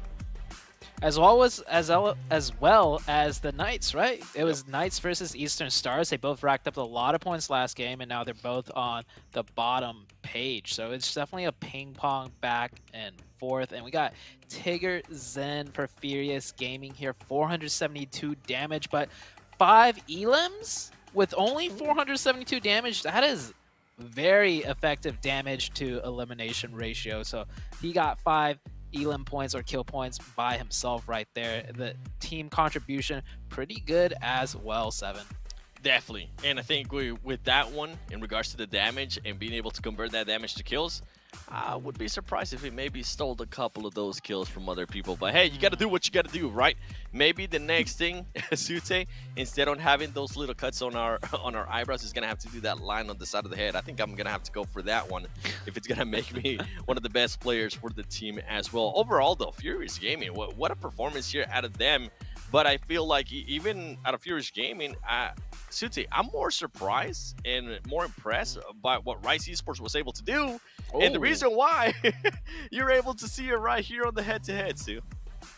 Yeah, the head-to-head, we got 2 Rise players right here. 5 for Nunez and 3 for Mythic. And keep in mind, guys, we were talking, this was a huge talking point. Like, will the teams from Group E who haven't got to play at all, will they feel warmed up? Will they be ready? Well, Rise Esports, they definitely were more than warmed up and ready. We saw they got a lot of kill points, and the head-to-head going both to the Rise players, Nunez and Mythic, well, that's saying something right there.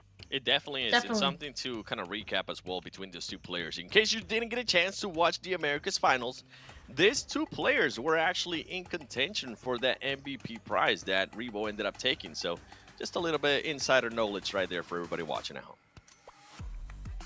Then that definitely explains why they're the team members on the head-to-head, which is quite interesting. And we already talked about, wait a second, 2 teams that ended up doing really well in Miramar, didn't end up doing so well in Erangel. I have to point out Black Dragons as well. They ended up doing that, but Swap, they're doing really well whenever it comes to Erangel's, but Miramar's not so much. So it's curious to see if they're going to continue that trend, those 2 teams that we've pointed out in that way.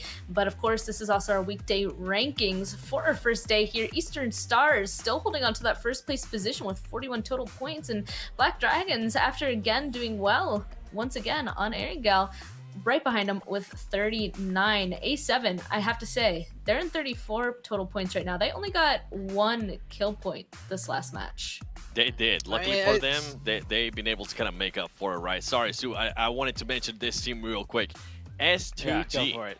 When we talk about kills, this is a team that's not really flashy. It's not putting up the kills, but boy, are they being consistent when it comes to placement points. If we just were basing it in regards to placement points, this team would be in 2nd place. As we go here towards the 2nd page, I mean, surprise, surprise, we have Ghost Gaming right there, currently in 11th. Keep in mind, we do have Team Queso as well there, currently tied in 14th. Only the top 16 teams are going to be moving on to the Super Weekend, Sue.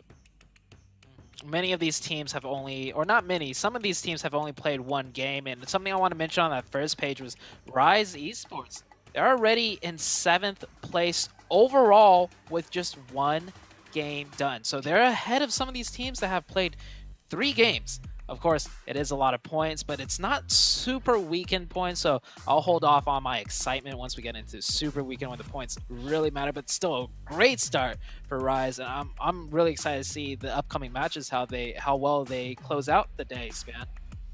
I guess that's something important to point out really quickly. It is the top 16 teams that are going to be moving on into the Super Weekend. I must point that out really quickly. Right now we have a total of 20 teams, but let's jump into Zute's and the Sevens recap really quickly as well from that last match. And I kind of already talked about it a little bit. 1, 2, 3, 4. We're going to see it in a second, but Zute, let's talk about these rotations.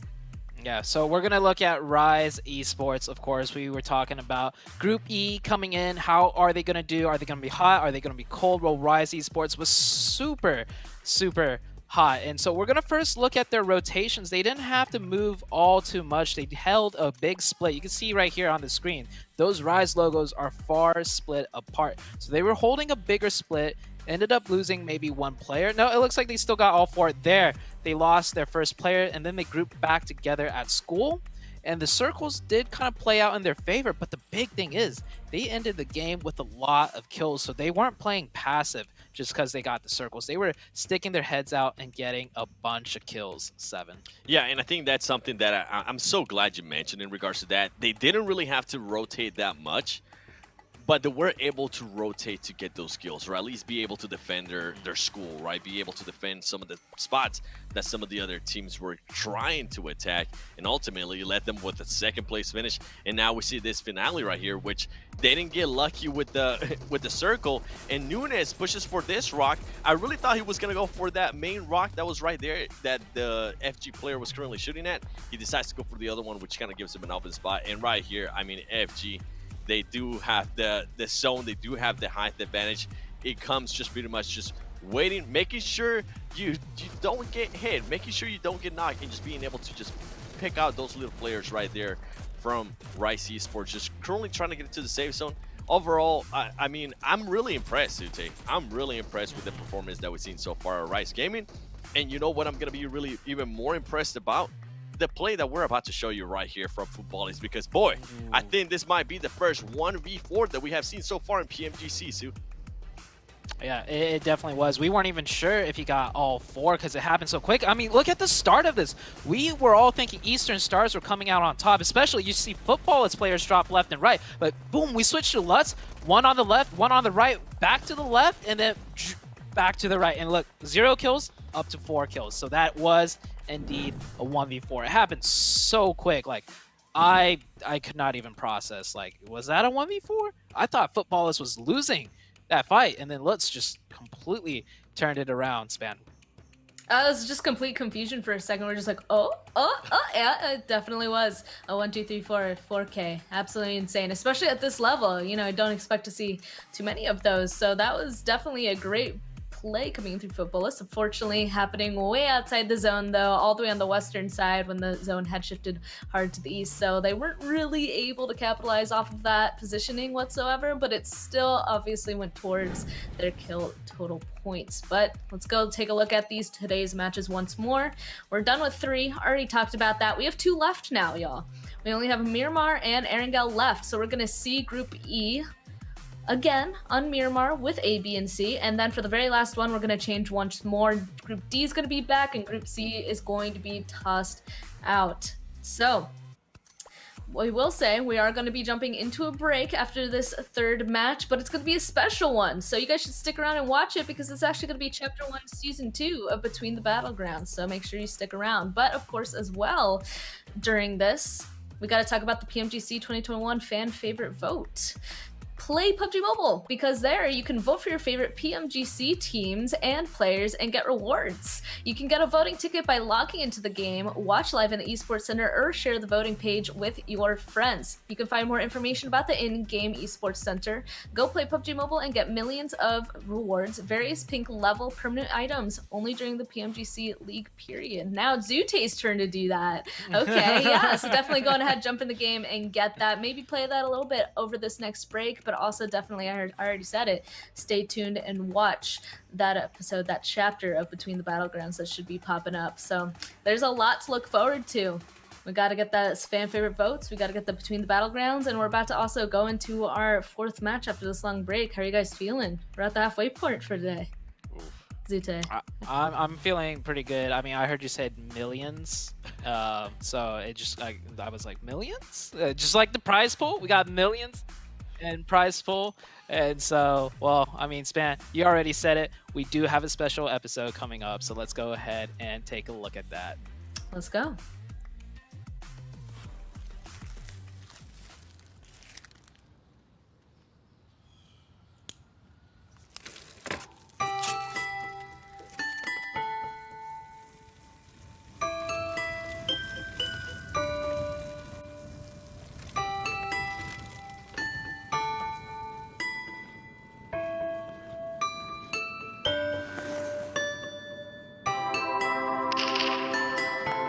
Лед — это отличное место, чтобы остаться наедине со своими мыслями, для того, чтобы сфокусироваться. Só me vem Dubai na cabeça. Aí eu olho o Discord, Loops classificado. Aí caiu a casa. Não, ó. Eu tô buscando. Que é melhor.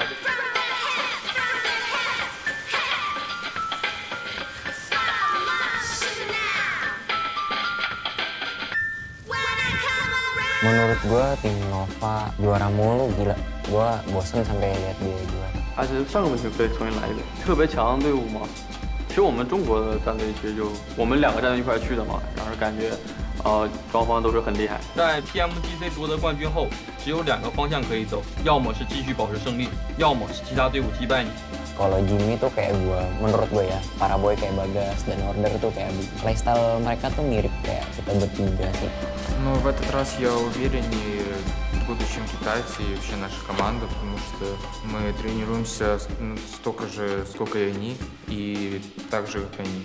А больше у нас, по сути, конкурентов нету, кроме как китайцев. Muitos aí julgam fora, como eu já disse. E hoje eu posso dizer que sou um novo carrilho.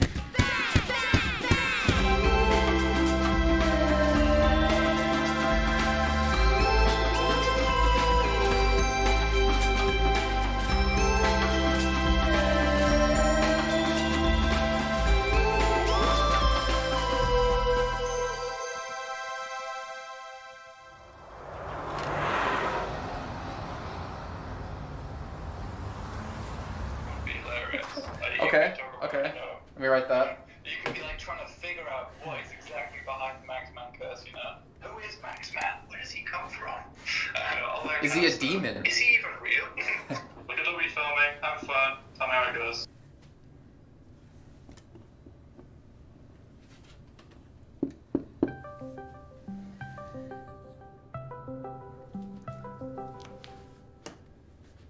Hi, Jason. Hey Kaya, how you doing? Long time no talk. Pretty good. And you? Not bad, not bad. How's things down there? Trying to get ready for this new split, this new year, you know. How are you preparing yourself for the next PMPL? I'm really excited. PMGC finished, and I can't wait to get this new year underway. Definitely, definitely. Honestly, Kaya, PMGC, I still don't know what the hell really happened. I mean, you had Loops get disqualified and disbanded, and then you had Alpha 7 finish 9th place with Carrillo there with the team supporting them in the finals. Like, what's going on with the Brazilian scene? I got to cover them. I know how good they are. I think everyone is kind of shocked right now. They're still trying to figure out what really happened, and I don't think we're going to know it so soon. It's a great opportunity for all of them to get a new start, a fresh start, to show what they're capable of and to be on the top. Now that there is no loops to be on the top of everything, it's a chance for everyone to get better results, to, I don't know, to try to beat the new loops or something like that. Okay, well, I mean, getting better is a good sign, but like, can they compete against Nova, 4 Angry Men, like Bigatron? There were so many teams above them, and a lot of teams we never expected to be better than them. Look at Zeus. Definitely Alpha 7 is the strongest team we have right now, because they went to PMGC as well, but there are a lot of good teams on Red Souls, like Dragons, Vivo Cage, Influence Rage, which is a great team as well. I think they all might surprise us. Yeah, Kaya, honestly, I appreciate you so much. Like, you give us such good info for the shows and some really good background, and I really appreciate how you have your ear to the ground. I'll call you again. Bye. All right, talk to you soon.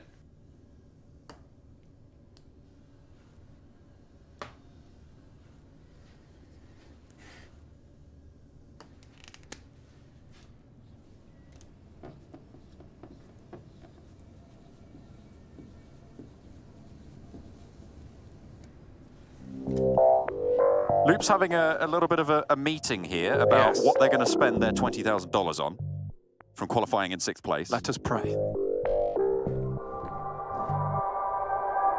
What are you going to spend your share of the 20K on? Oh, I don't know, I think. Not yet, not yet. But either way, they will stay strong.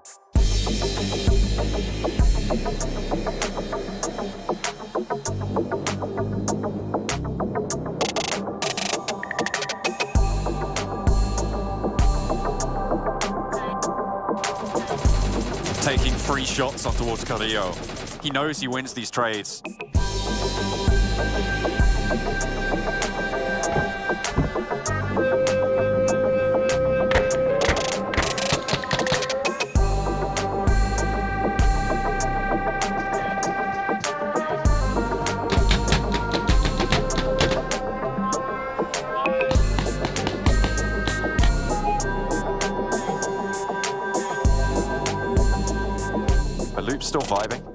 They're absolutely vibing. We'll have to get a double check on that. Someone needs to give them a little bit of a pep talk.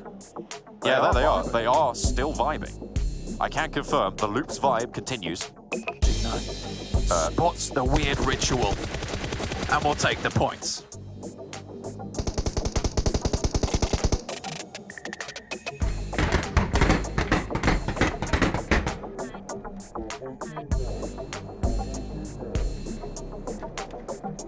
Dá maleta. Dá maleta. Sai de fininho. Vai, vai, vai, vai. Mete bala, mete bala, mete bala.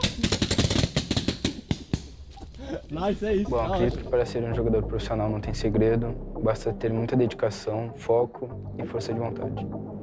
I feel like if you're not one of those who have participated in these big past events, then you're gonna crack under that pressure. Or maybe, again, you turn out to be a diamond and you turn out to get into PMGC and win the whole thing and make a dynasty of your own.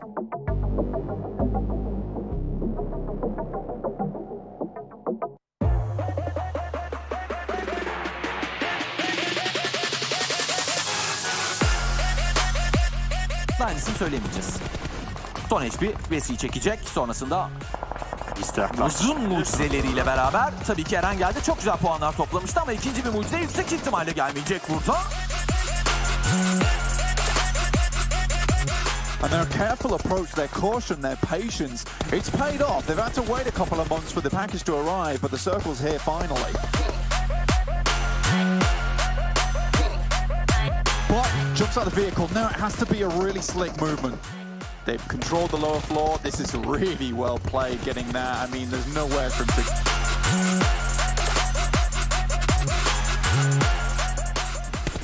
Come on, Mad Bulls, you can do it. The advantage in terms of position, they push on forward. Effect is trying to help him on the sideline. Saltgate gets a lock on the yin yang, and Effect can do nothing about that.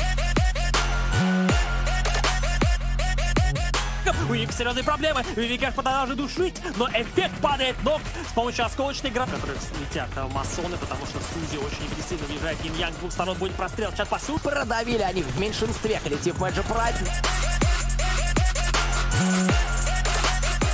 It's going to cook up a nade. We've seen the next phase pop up. It's shifted down to southeast. It is going to be that coastline finish. Rip 7 takes a hell of a lot of damage, but yet to get confirmed. So this is going... There you go. Rotasyondaki rakibine oldukça iyi headshotlar yekti. Hemen burada Timur görüldü. Kudur. Bura almak isteyecek. Bedava bir puan var burada Kudur için. Ne kaldı? Açı vermek isteyecek orada Dark.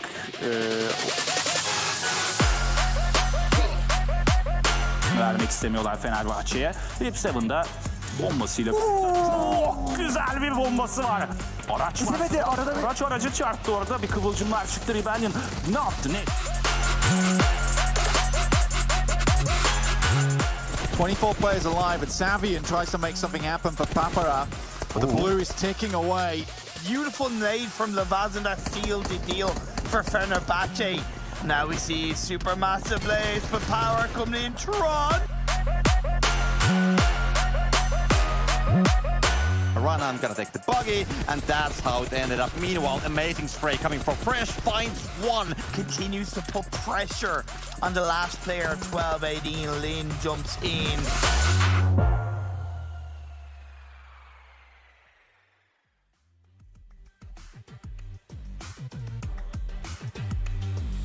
And we are back. Week 1, day 1 of course, PUBG Mobile Global Championships West League. We're about to be going into our 4th match with, of course, groups A, B, C, and E. Once again, to see how they're going to go on ahead and perform this last match. I think it was a little bit spicy. It was a little exciting. Didn't really know how the ending was going to go. You can see all the winners of today so far. Black Dragons, Eastern Stars, and then, of course, Furious Gaming. And we have 2 matches left, Miramar and Erangel. So at this point, though, we're at the halfway point of day 1 is over. And some teams have not been performing to the extent. Is this the point where they should start getting worried? Or since it's the first day, are they still okay, Zite? If you're in the groups that have played multiple games already and about to play a 4th game, depending on how you're doing, you should start getting a little bit worried. Because if I'm not mistaken, some teams will get to play all 5 games today. And then I believe Group E will only be able to play 3 games today. So there is a little bit of a unbalance in terms of games played at the end of day 1. But after day 2 is said and done, everyone will have the same amount of games played. So what are your thoughts on it, Seven, going into match number 4 of Miramar? With this one, I'm with you. I feel like if you're one of the teams at the bottom that, pretty much along the lines of what you were saying, that has already played 3 matches so far, and you're still towards the bottom there has to be a change, right? There has to be a change because tomorrow you're definitely you're gonna end up playing a lot less games than what you've done today, and you don't want to be that team that's gonna be just waiting to see what happens into the last game. You're maybe 15 or 16 plays and you're waiting to see, oh, now we get to sit out the last match. Now we have to wait to see what's gonna be happening on that final match from the other teams. It's not a good position to be in. It's going to kind of drive into you as well and put a lot of pressure on your shoulders that you might not need. So Bulu Chaptan actually was able to get some kills in that last one too, Span. I know you were happy about that. I did. I pointed it out. I was like, "Look, they got 3 points. They got it." Because I had to. Because it looks like, I mean, I feel like some teams do just get in a rut sometimes. So hopefully, after getting a couple of points, or maybe even after just today, maybe they'll be able to come back and shine on our second day. I think maybe after all 5 games today, that's where if you're definitely at the bottom of the leaderboard, I'd be sweating it a little bit. I'd be a little bit worried because that obviously increases the difficulty of you getting into the top 16 teams to qualify for the first Super Weekend. But hopefully at this level, all these players are able to kind of shake that off as well and just get in the zone basically to get prepared for the next day, because they have to qualify for the Super Weekends because there's only 3. Yeah.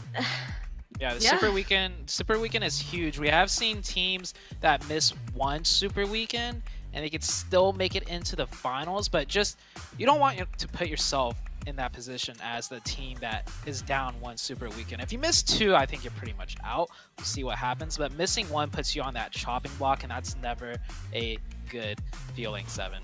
It's not, because once you get to that second week of league play, guess what? Now you're going to have the added pressure of not making it into the last Super Weekend, and you're seeing all those teams gather all those points. You're trying to figure out, okay, first of all, we have to now make it through the second week of league play. Then we have to make it to the second Super Weekend. And then you have to make sure you make it to the third and final Super Weekend. So yeah, just, I was saying earlier, a lot of pressure that a lot of these players don't want to really put on their shoulders. I am looking forward to seeing, even though Navi's currently not playing on this one, I'm looking forward to seeing in the future of how they're going to be playing in Erangel, because now that's 2 matches that they're able to sit out. That's 2 matches that they're able to reassess their situation in something that really didn't go according to plan for them. I think they were in 13th place or something there, but it's not where I expect Navi to see.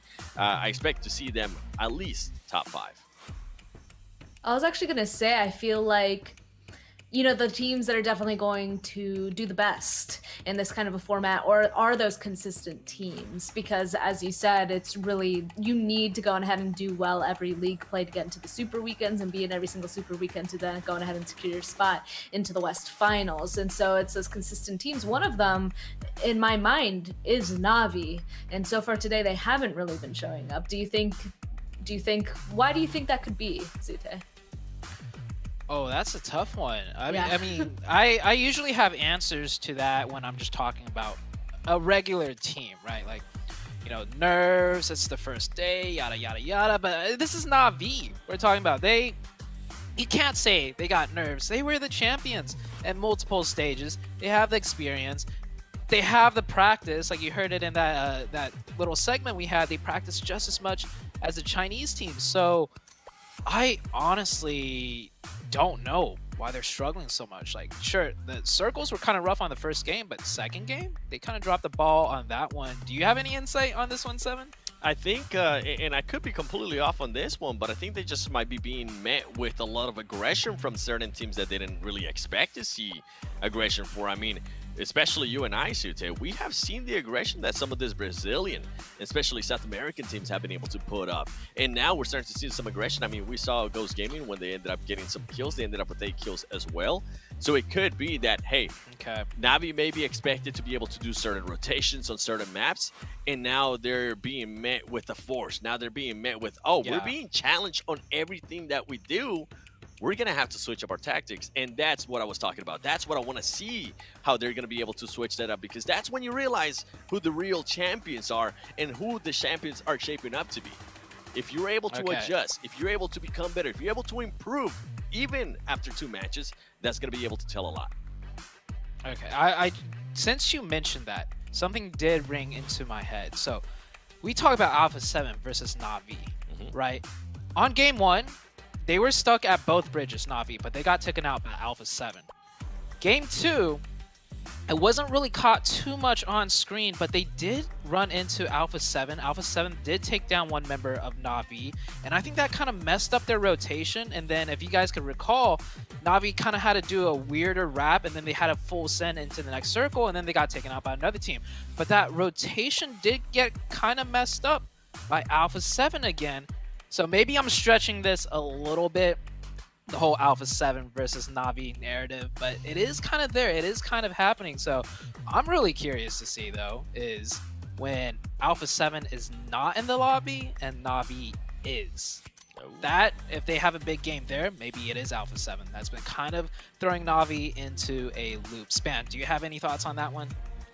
I mean, it could be. You are right. It is that first match where they were taken out by them. And it was kind of ironic because you guys had called that as well. So Na'Vi, I think, I had actually pointed this out while we were watching one of the games. I feel like Na'Vi does have a play to them that they usually go ahead and do. They usually start up on the northwestern side of the map and they go inside the zone every single time there. Maybe Alpha 7 has kind of figured that out in some point, and they're kind of targeting them because, I mean, being able to make sure that Na'Vi doesn't make it into at least this first super weekend could be at a huge advantage for them, on top of obviously just going on ahead and grabbing those points initially. 7, do you also have points on that? With something actually that you guys mentioned in the previous Miramar, in regards to the engagement with Alpha 7 and Na'Vi, we did see Alpha 7 kind of push away a little bit from the circle and readjust so they could put out some shots on that Na'Vi team. So it could have been Alpha 7 saying, you know what, let's kind of mark our territory here. Let's let them know if you guys come close to us along the lines of what we were talking about earlier, you are gonna get shot. We're gonna put some damage on you and we're gonna make you back off. So it's, in a way, it's marking their territory. But even if Alpha 7 sits out, right? Another team that I'm going to be looking at, especially that came out aggressive in a way, even though they didn't really have to rotate much, is going to be Rise Esports. For them to be able to put up those kind of kill points on their first match after being able to see what they were doing there, I'm really excited to see what they're going to be able to do here in Miramar, because if they continue to be that aggressive team, then Na'Vi is not just going to have to worry about Alpha 7. Now they're going to have to worry about another team from Brazil being aggressive as well. That's very true. So I guess we already said that we're not going to see it in this match, but maybe we'll be able to go ahead and see it in the next one. Maybe a little bit more of an altercation with that. But because, a reminder that we have A, B, C, and E about to play. We're jumping into our next game on Miramar, and we're going to be jumping back with Highland Wolf and Necro. Have at it. Which are jumping in and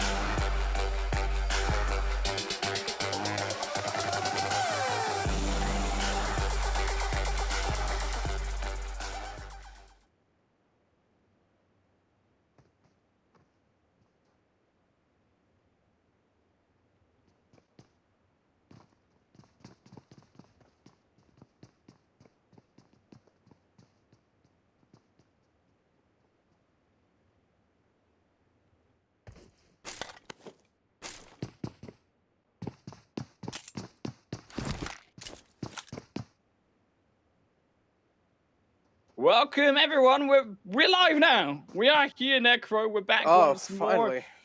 We found it. It was a maze of difficulties, but we've successfully found our way on playing path down on towards Miramar and Supermassive plays Black Dragon. Here they are down onto the big spicy dunes. I mean, unfortunately, Supermassive Play is already losing one here. Of course, Necrotron doesn't look so good for this side of the coin. Yep, exactly. And as well, kind of separated out from the rest of the pack. Supermassive Blaze already being handicapped, taken down to a 3-man squad. And as I was talking about how this game is important for Unicorns of Love, this is their final game of the day. And we all do know, starting the day off on a good note is what each and every single team wants. Teams like Bullock as well, teams like Next Ruya, they're looking pretty bad as well. Bullock all the way down to 16th position, and then Chaos Next Ruya all the way down to 18th position. Things are looking quite weird and quite sticky on the overall rankings, but I'm pretty sure in the end of the day it'll be pretty clear in front of our eyes. But Supermassive Blaze in this fight, they're already off to a disadvantage, and they would want to try and fight back in this one because Black Dragons isn't a team that is going to be an easy target. Oh, right, of course, Black Dragons, we saw how strong they were already in just the previous matches. Of course, they're very capable, as we know, taking those chicken dinners, Necro. But also, I think, so are Supermassive Blaze when they stepped up strong, just coming out of their first game. And it actually has been Group E with the loss of these Group D teams, also stepping up generally. I mean, Rise already in 7th position here, we got to mention on that leaderboard too, and they've only played one game. That was a good one. That was a good one as well. Nunes as well, catching one player off guard. And Mad Bulls as well. So many early engagements happening. A lot of teams being handicapped in those early fights. And this is not what they're really looking for. But still, as I mentioned, Unicorns of Love, this is just their final game of the day. And they do want to end the day on a good note. 13th position, I wouldn't really say that's that good of a position, because if you end the day on 13th position, you won't really have that safety cushion on your back. And of course, around this Picardo actually area, you can see, of course, that third potential party at Balag. But it's excellent then deciphering and vision control from Black Dragons, because the often problem is when you look towards Picardo is getting out of Picardo, right? Because it is in a bowl. You do have teams that can potentially circumvent around you. So when you look also towards the fighting going on in here, I want it to be a little bit speedier. I'm concerned as this zone, because it has come through from the south side and that southeast, you're going to see a lot of these teams, like Alpha 7 from El Paso, like these teams over in Happy End of the Pass-On, roaming their way around Picardo, and you're then going to have a lot more difficult of a time getting out of this compound yourself if you don't finish up these fights or you don't decide just to leave. Exactly. But even on the side of Hacienda, there are a couple of teams that dropped there. S2G being one of those, we do know they as well have been there in those late games, but somewhere down the line in those kill points still need to step up. But Supermassive Blaze, again, it's just kind of like a stalemate situation. Supermassive Blaze trying to play this one out as safe as possible. Already down a man, already a man short. They do not want another man falling apart from their side, so it's pretty understandable how cautiously they're playing this one out. Bullock as well, a little bit kind of on the outer skirts of Picardo. They're trying to engage over there as well. But these are the highlights of the previous Erangel game, how Footballists really took over Eastern Stars and how they took them down. Talking about Eastern Stars, we have known Eastern Stars is really comfortable in playing Miramar. It's their home. Oh, it is their home. I mean, you look back towards PL Arabia's, Necro, before they moved over more towards the European side, and they were winning 3 out of 4 games, 4 or 5 games in a row on Miramar. Chicken dinners, big fat kills. This is where actually Eastern Stars grabbed their points in previous tournaments, and I'm assuming that we are going to see the same already, judging by the fact that Eastern Stars have taken 1 out of 1 game so far out of Miramar, in the way in which they play more towards these control of the circles, more towards waiting on everyone to come in around them and sniping them out because they have the better positions, because they can take those fights better than their opponents. Exactly. Circle, as I mentioned, Los Leones was kind of like the central part of the circle. Knight, they dropped in there. They don't really need to move that much. They can just try to adjust a little bit around Los Leones. At the other hand, 87, which is Add-On Esports, had a pretty interesting previous game.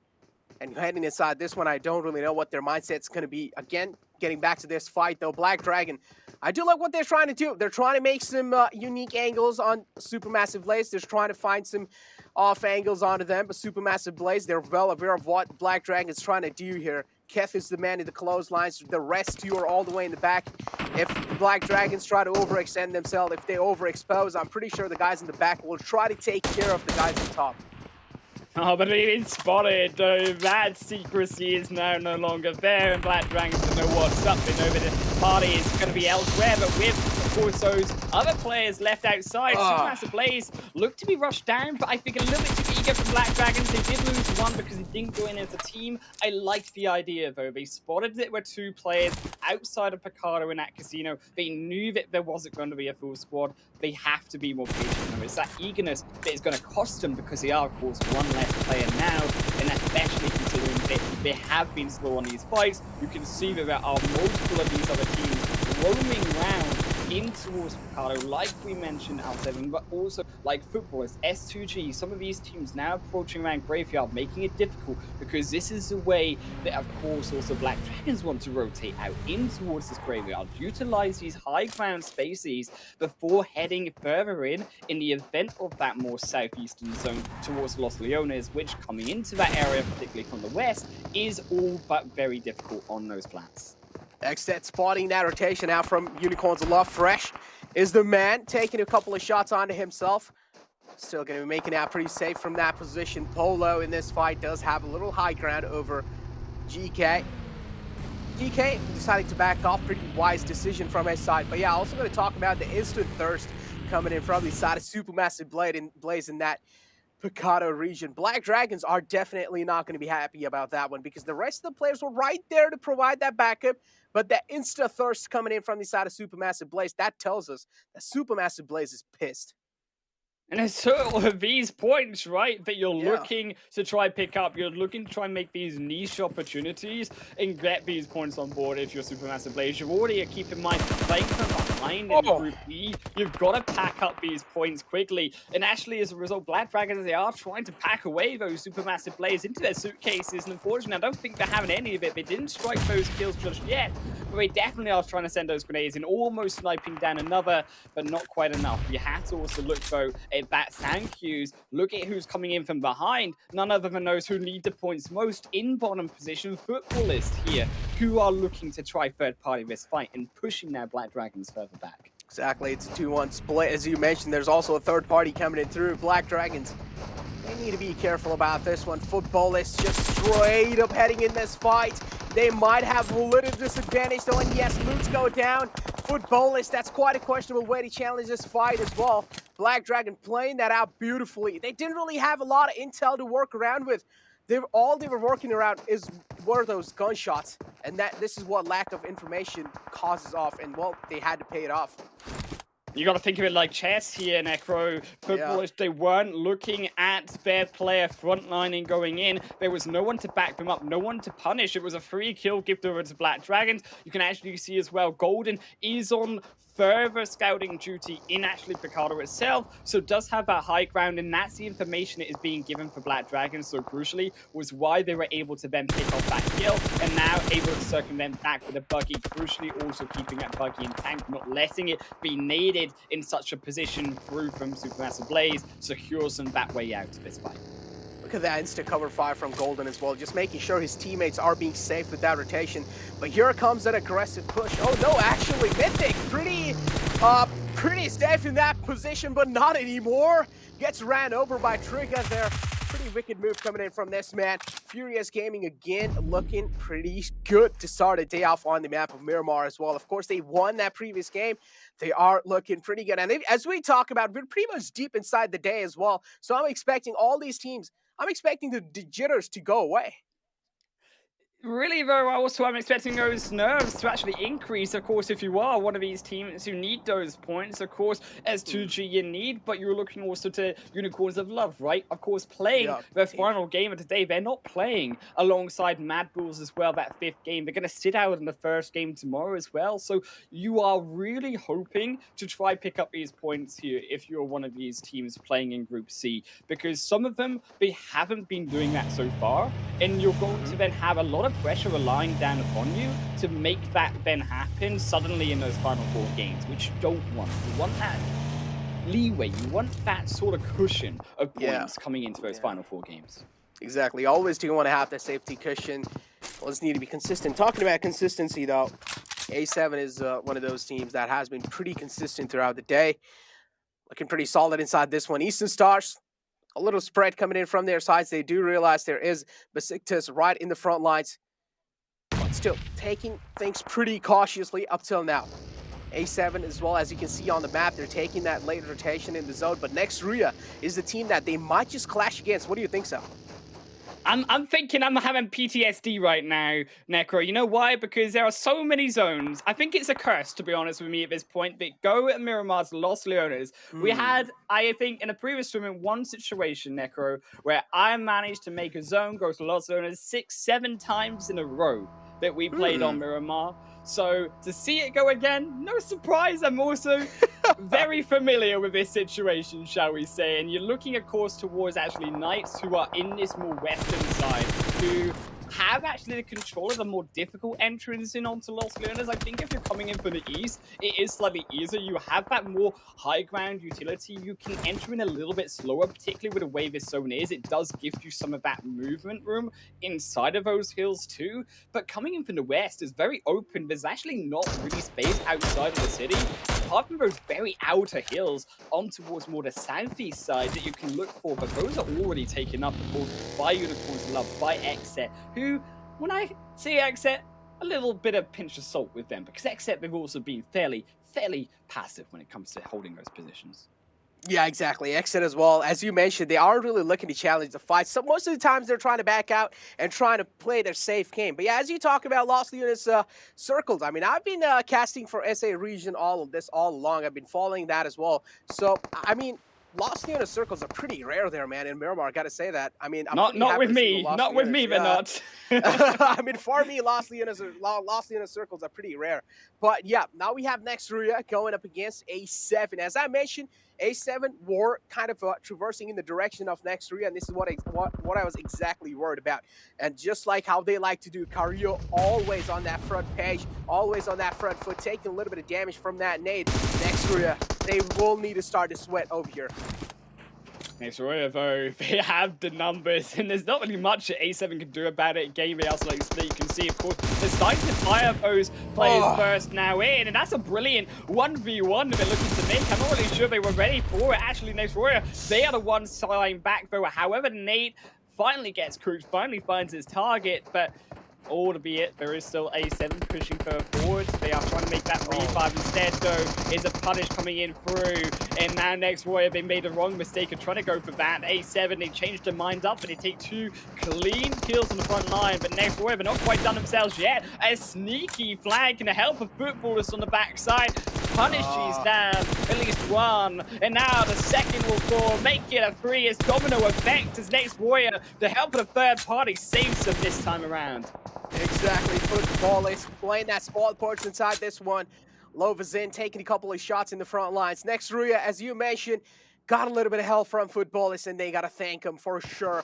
A7 were looking to dominate next Ria without a doubt. Just that precise gunplay coming in from the side of A7 was helping them win those individual duels. But now, as you talk about Exit, they've found themselves, or at least found themselves, this little compound, or at least this little warehouse they can call themselves a little safer for now. But Furious Gaming charging in forward against Unicorns of Love. We do know how important this game is for Unicorns of Love. This is their final game of the day as well. And Furious Gaming, they are slowly and steadily making sure that Unicorns of Love are crumbling down, crumbling and falling apart. Fresh is left there with GK as well. Fresh in the clotheslines, being contested from 2 angles. Doesn't really know where to shoot at first. Furious Gaming challenging this fight perfectly.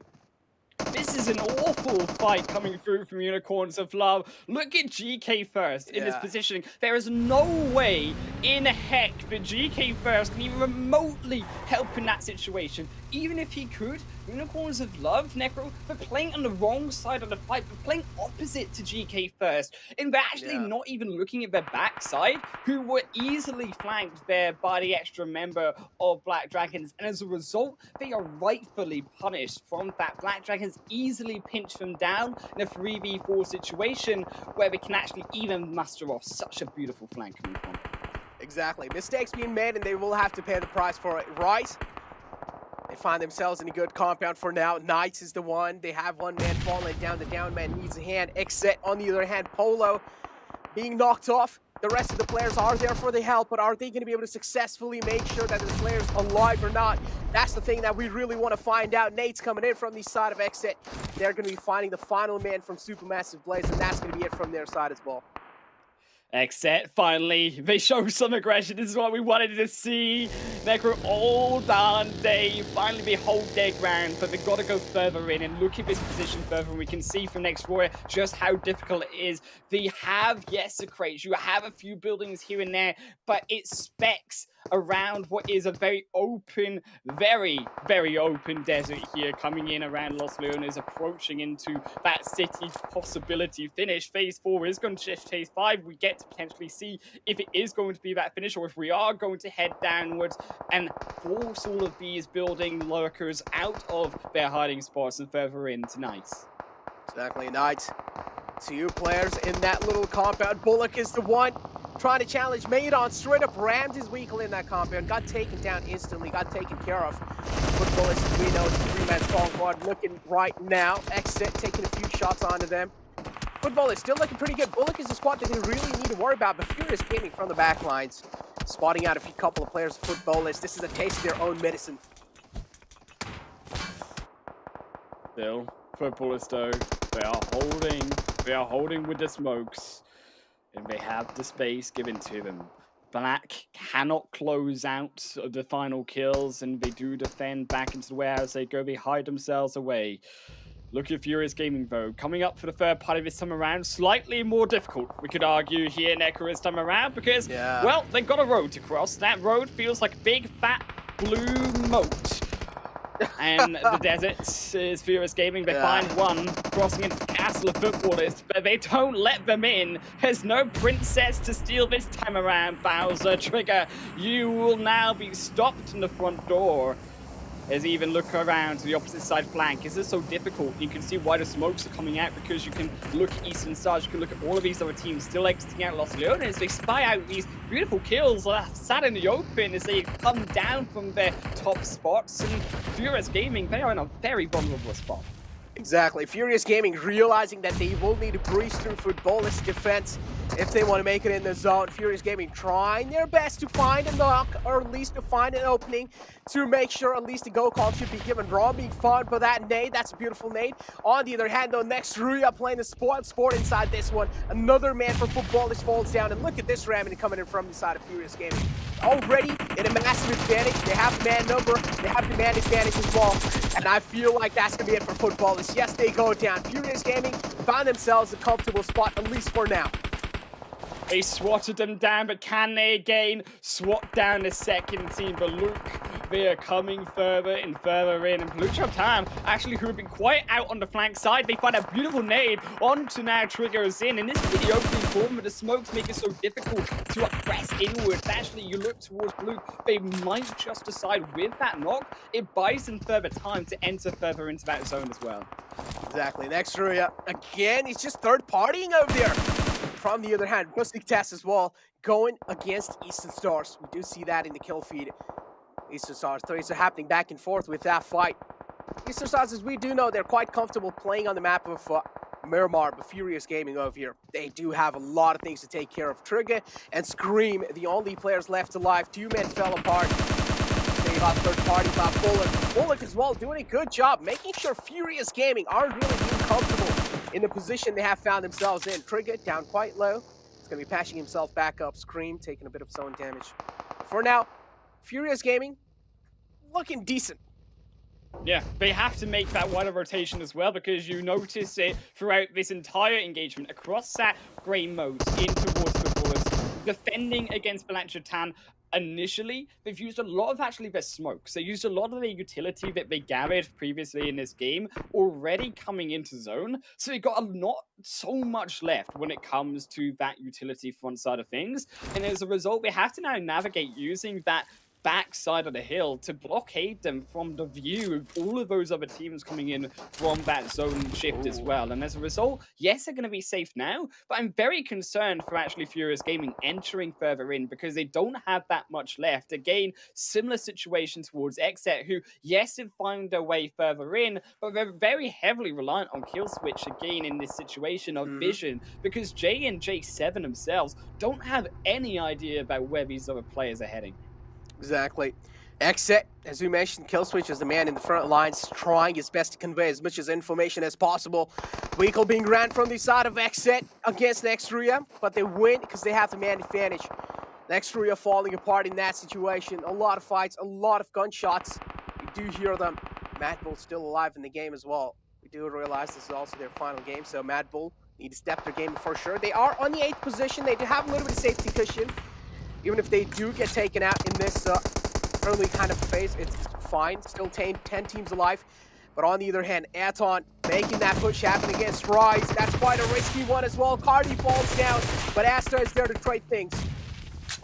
And then Mad Bulls, I thought they might have been neutered in that situation with the Atom rotation through, but no, Mad Bulls, they blow up, they neuter the rest of Atom. They've been destroyed in that rotation across. They didn't get an inch inwards into that building, and Rise, they just happily survive as that solo player on the rooftop, but there's nowhere they're going. Mad Bulls, they're the ones with the numbers advantage coming into this. You can see the amount of smoke used on both sides to make sure that there aren't any extra flanks coming through from Atom, to make sure that there aren't any extra nonsense coming through from the Black Dragons off the opposite side. They've got both edges covered as Monkey steps out on the other side. Now we know that there's going to be no third party. Monkey now also using the exit of the entrance. Side entrance in means that they completely flush out this building. They find their way into this next zone, but we have to keep moving forward because this zone, again, is only on the edge right now. And another hard shift towards that northeastern or northwestern side, should I say, would be actually so difficult for Mad Bulls to then decipher out.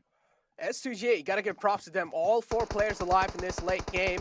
6 teams still there. S2G, 4-man strong team, have decent positioning for themselves, including Knights right next to them. Knights, though, they're only a 2-man strong squad. They do have a lot of burden on their shoulders. On the other hand, S2G clearly do have the man advantage inside this entire playing field. Black Dragons, 3 players alive, including Mad Bulls, but Rise is right on top of them. And if they are well aware of his position, which I'm pretty sure they are, that's going to be a little bit of kind of problematic factor for them. Yeah, the hardest position really coming through from Besiktas. So in this situation, I mean, if you're Besiktas hanging on the edge of that blue zone, you're praying for that zone to come towards you. You're praying that the rest of Knights, S2G, they start fighting. You can maybe come in as a third party. Otherwise, we're realistically looking down here at 5 teams rather than 6. Besiktas, but not really part of that equation. So now you're also looking towards Knights. Are they also going to fall down? Are we just going to get rid of 2 numbers straight away? Or are they going to be able to stand their ground? Because actually, again, the situation lands when Knights, even over 2 players, have also rightfully actually allowed everyone to come into this zone around them. They were the ones who held that center zone in about phase 4. They did not stop the rotations. They did not stop these pushes, and now they're being punished for that as phase 7 goes all the way to that big fat squad of S2G. Exactly. S2G, as you mentioned, looking pretty big, yeah. They can try and utilize, they can also try and spread out and try and get as much of zone control as possible. But again, Knights is the team. That's going to be a thorn in their way. Besiktas, as you mentioned, they were praying for the zone to favor them, but that's not going to be the case. Instead, Recent being caught by the nade. That's beautiful nade. Quick perfection from the side of Knights. Chico is the one who finds that kill for himself. And Mad Bulls now finally engaging against last man alive from Rise. Nunes is the man. A little bit of misplacement coming off that Molotov, but it's fine. Zessi, last man alive from Besiktas, but he's taking a lot of damage from the zone. Here comes the heal battle from this man. I don't really think so. He's going to be able to make it. Only has 4 first aids on his hand. Black Dragon, they're looking for a quick rotation. Are they going to be able to successfully do it?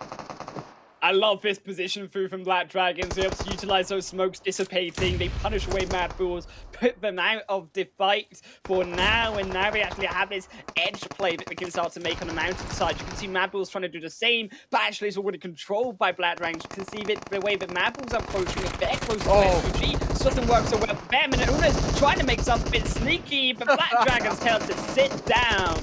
It's Mad Bulls, they will survive, and they are his prey. They are the Dragons for dinner time. Exactly, Dragons.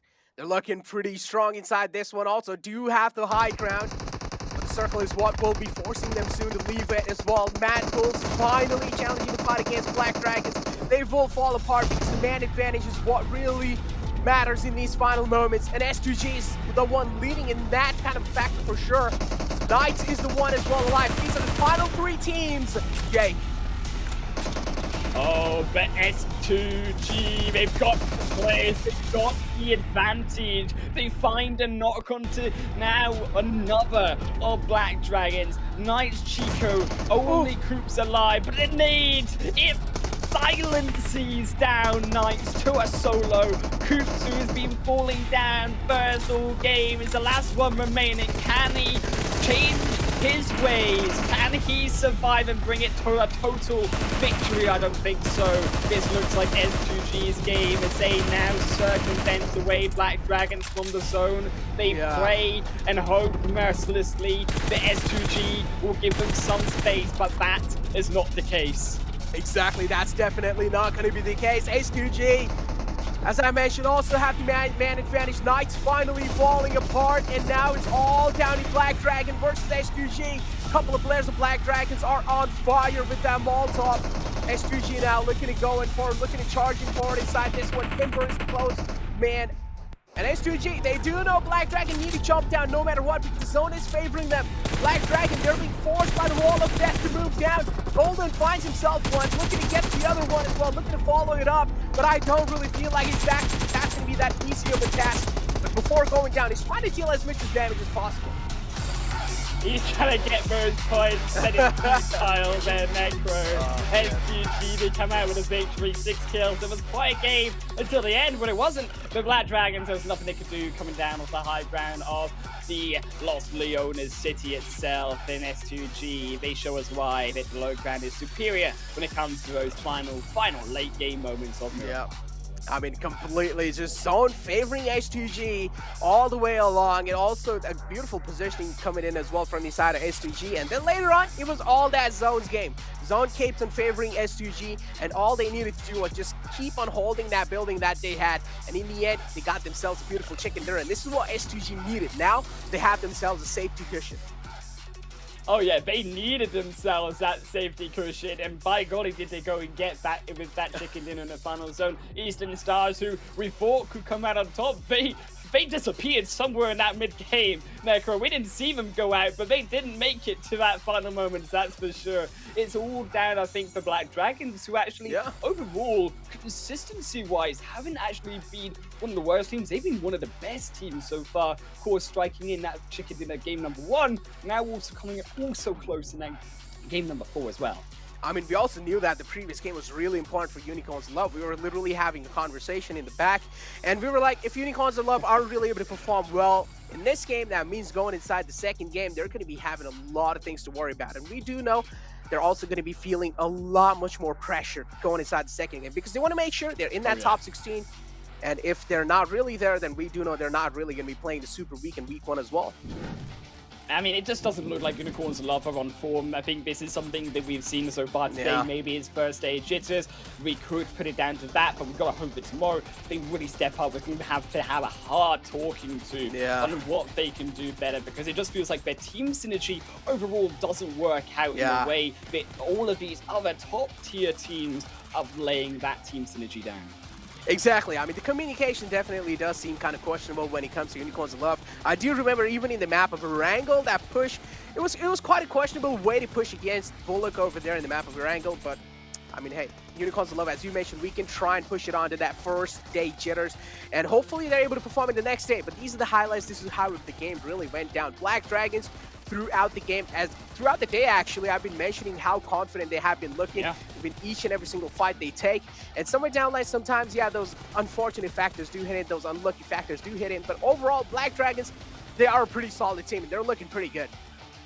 I think it's actually been an echo of these lower, quote-unquote, statement teams coming into the tournament, like the South American region, like the Turkish teams, who we did expect to be the best and on top, actually saying, no, we are going to be on top, we are going to dominate over the US, we are going to dominate over the rest of Europe. And actually, with S2G stepping up, we can see that the minor regions, in this first day at least, are ones that are utilizing almost this advantage of being fresh, of being new, and putting the fear, putting the change and the onus on these other European and these US teams to force and be different, to be diverse and change, but it doesn't feel like we have that diversity just yet. Exactly. I mean, STG winning that game definitely statement has been made from their side. And now, as we do know, Unicorns of Love are not going to be seen in the game anymore because that group is going to be sitting out in the next one. Right, they're going to have to sit back, enjoy what they can, but of course sit back ourselves as we move through to the analyst desk one more time.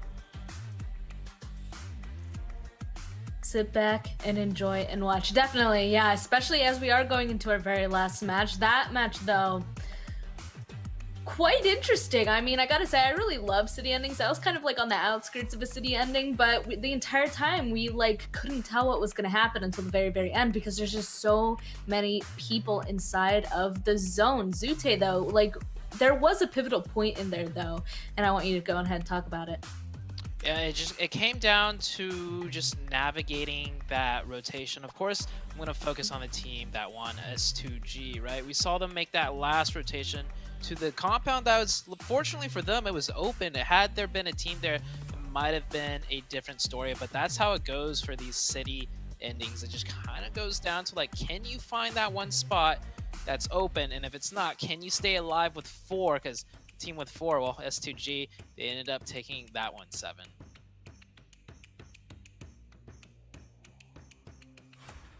Come down to me. I'm muting my stuff. Don't worry, I got you. I forgot. I was just so caught up on getting all those stats there earlier. But with S2G, the consistency that we just have seen out of this team, we haven't seen it in regards to kills, although they have been stepping it up every single time today. But their placement points, I think their worst placement so far today has been 6th place, if I'm not mistaken. But besides that, they've been able to get 3rd, they've been able to get 4th. I think they even got a 2nd maybe. And now being able to get that chicken dinner. So this is a team that I feel like definitely deserved this win, even if they did end up getting so blessed zone in a way. I'm just impressed with what I'm seeing out of this team in regards to consistency. 21 points for them. And then talking about consistency, we gotta also talk about Black Dragons. They ended up with 8 kills, 20 points total. And then once again, here, Sute, at least in Miramar, we see Knights put up a great performance. 15 points for themselves, Sue. Yeah, the Knights seem to definitely do a little bit better on Miramar as far as consistency goes, right? But Rise Esports back up here again, also doing really well. But S2G, the most consistent team, I would almost have to say, of them all. We haven't really focused too much on them because, like you said, a 3rd place, a 4th place, just like top place finishes, but nothing super fancy or splashy. But this chicken dinner, it does kind of, you know, throw and toss their names up there. So S2G, that's a team I'm going to be looking out for in the Super Weekend. I know we're not there yet, but with how well they've been doing, and the casters mentioned it too, they got that cushion to work with. Now, it's safe to say we will be seeing that team in the Super Weekend. Moving on to the second page, however, we are seeing some teams that we don't really expect. Alpha 7, BC, Baluk Chaptan, still struggling right there with only picking up 3 points. Xset with 5 points. There's definitely there's a repeating pattern almost going on with Xset. I don't think they're doing as well as they're expecting to, and definitely for me, I feel like they should be doing a little bit better than that 7. Yeah, I'm with you on that one. And talking about teams doing better that actually have a chicken dinner, I'm looking at Eastern Stars. I'm not sure exactly what's going on there with that team. They got in 2 back-to-back finishes now on that second page. As we do go here to the MVP from S2G, Rip Sevin being able to put up 618 damage survival time off the chain. He was able to put up 3 kills as well. with 40% average team contribution, which honestly, that's impressive. Not as impressive as that one player that we saw earlier with 90% in regards to team contribution, but still 40%, nothing to laugh at. But going back to kind of what we're talking about, as we're seeing here, as we continue to see the stats from Rip Savine, I mean, Eastern Stars, not sure what's going on with them after the chicken dinner. They've been able to just now finish, as I was saying, back-to-back finishes on that second page. With Alpha 7, too, a surprise finish there as they went up against Next Ruya, and they ended up getting third party. I'm not sure what happened there with Alpha 7. They did get hot drop as well at the start from Next Ruya again. Sute, were you expecting it? Because I can totally say I was not expecting Next Ruya to try to land there again. No, definitely not. Not with the way the last Miramar match played out with Alpha 7 coming out on top. And taking a look at the head-to-head, so we don't see S2G in this head-to-head. We actually see Black Dragon and Aton. So 2 elims, but similar damage. Like 2 elims for Golden, 5 for Asta. But look at the damage. It's like the same damage. Definitely one favoring the other in terms of elims. Definitely. I mean, it comes down to how you're going to be able to confirm that damage to actual kills. And when we talk about team contribution, I mean, Asta being able to put up more than half, 71% for his team, that's impressive. And then when we go to Golden, he's been able to put up 27. It just goes to speak volumes of how consistent some of the other players have been able to be for that team. Remember, though, Aton, they didn't really play that first Miramar match, but now after being able to play this one, for him to be able to, at least for one player from Aton Esports, to be able to put up 5 kills, that's impressive. They did have 5 kills total, so in regards to team contribution, he ended up with all those kill points, Sven. I also have to say, my hypothesis that I put out there is proven wrong, seeing Black Dragons up here and getting the second place for this match. You know, we had kind of pointed out a couple of people that were doing better on Miramar compared to Erangel, and then Black Dragons, I had been saying that they are doing better on Erangel than Miramar, but coming into this 4th game, it looks like they have now come back. So that means they had 2 really good games on Erangel, this one an amazing game on Miramar. They've only really had 1 bad game today, so not quite surprised to see Golden up here once again. And Black Dragons, I guess that first Miramar game was just a fluke. They're figuring it out.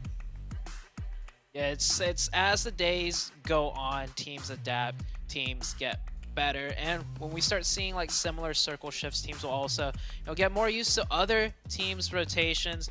But as far as like first day, even second day goes, it's going to be a lot of ups and downs. Some teams like Black Dragons and S2G, they seem to have figured it out. My question is, Seven, do you think it's more so they're getting a little bit lucky on the first day, or do you think they really kind of just have studied a lot of VOD footage and maybe like pieced together these rotations? If you would have asked me this, if this was the first match, or maybe the second match from S2G, right? And we saw them get a chicken dinner just randomly, especially with the circle that we kind of saw where the other players kind of had to jump out of the cliff if they wanted to be in the safe zone, I would have said it's luck. But when you have the performance that they've been able to put up, I mean, just look at their placement points. They're currently first place in regards to just placement points alone with 37, and then we have 52 total. But then we go to Black Dragons, and they've just been so consistent when it comes to kills. So to answer your question, you'd say no. I wouldn't say it's luck. I think this team has definitely been super consistent for a reason. They've done their homework, and so far it's paying off. Eastern, though, they're currently hanging on to that chicken dinner that they got earlier. They're currently able to maintain their third place. And a big surprise for me here is going to be PK. PK being able to be at least in 4th place here with 42 points. An impressive start here from this NA team, Sue. Yeah, no chicken dinners as well, so that's just another sign of consistency. When you get that chicken dinner, you get a huge game, and that might bump up your score, but the Knights with no chicken dinners in 4th place right now. Furious Gaming in 5th. Alpha 7 in 6th, and once again, I know we've mentioned it so many times, but this is after all the top 16 that go on to the Super Weekends, and it does, in my opinion, play a huge factor into some of these teams' positioning. Like, some teams, they might just be testing right now. They might not be trying their hardest because they're saving some strategies. Maybe they don't want to show too much. All they need is that top 16, and they're feeling confident. They don't need to go all out. Looking at the second page, though, wow, Okay, well, I know Na'Vi still has one more game to play.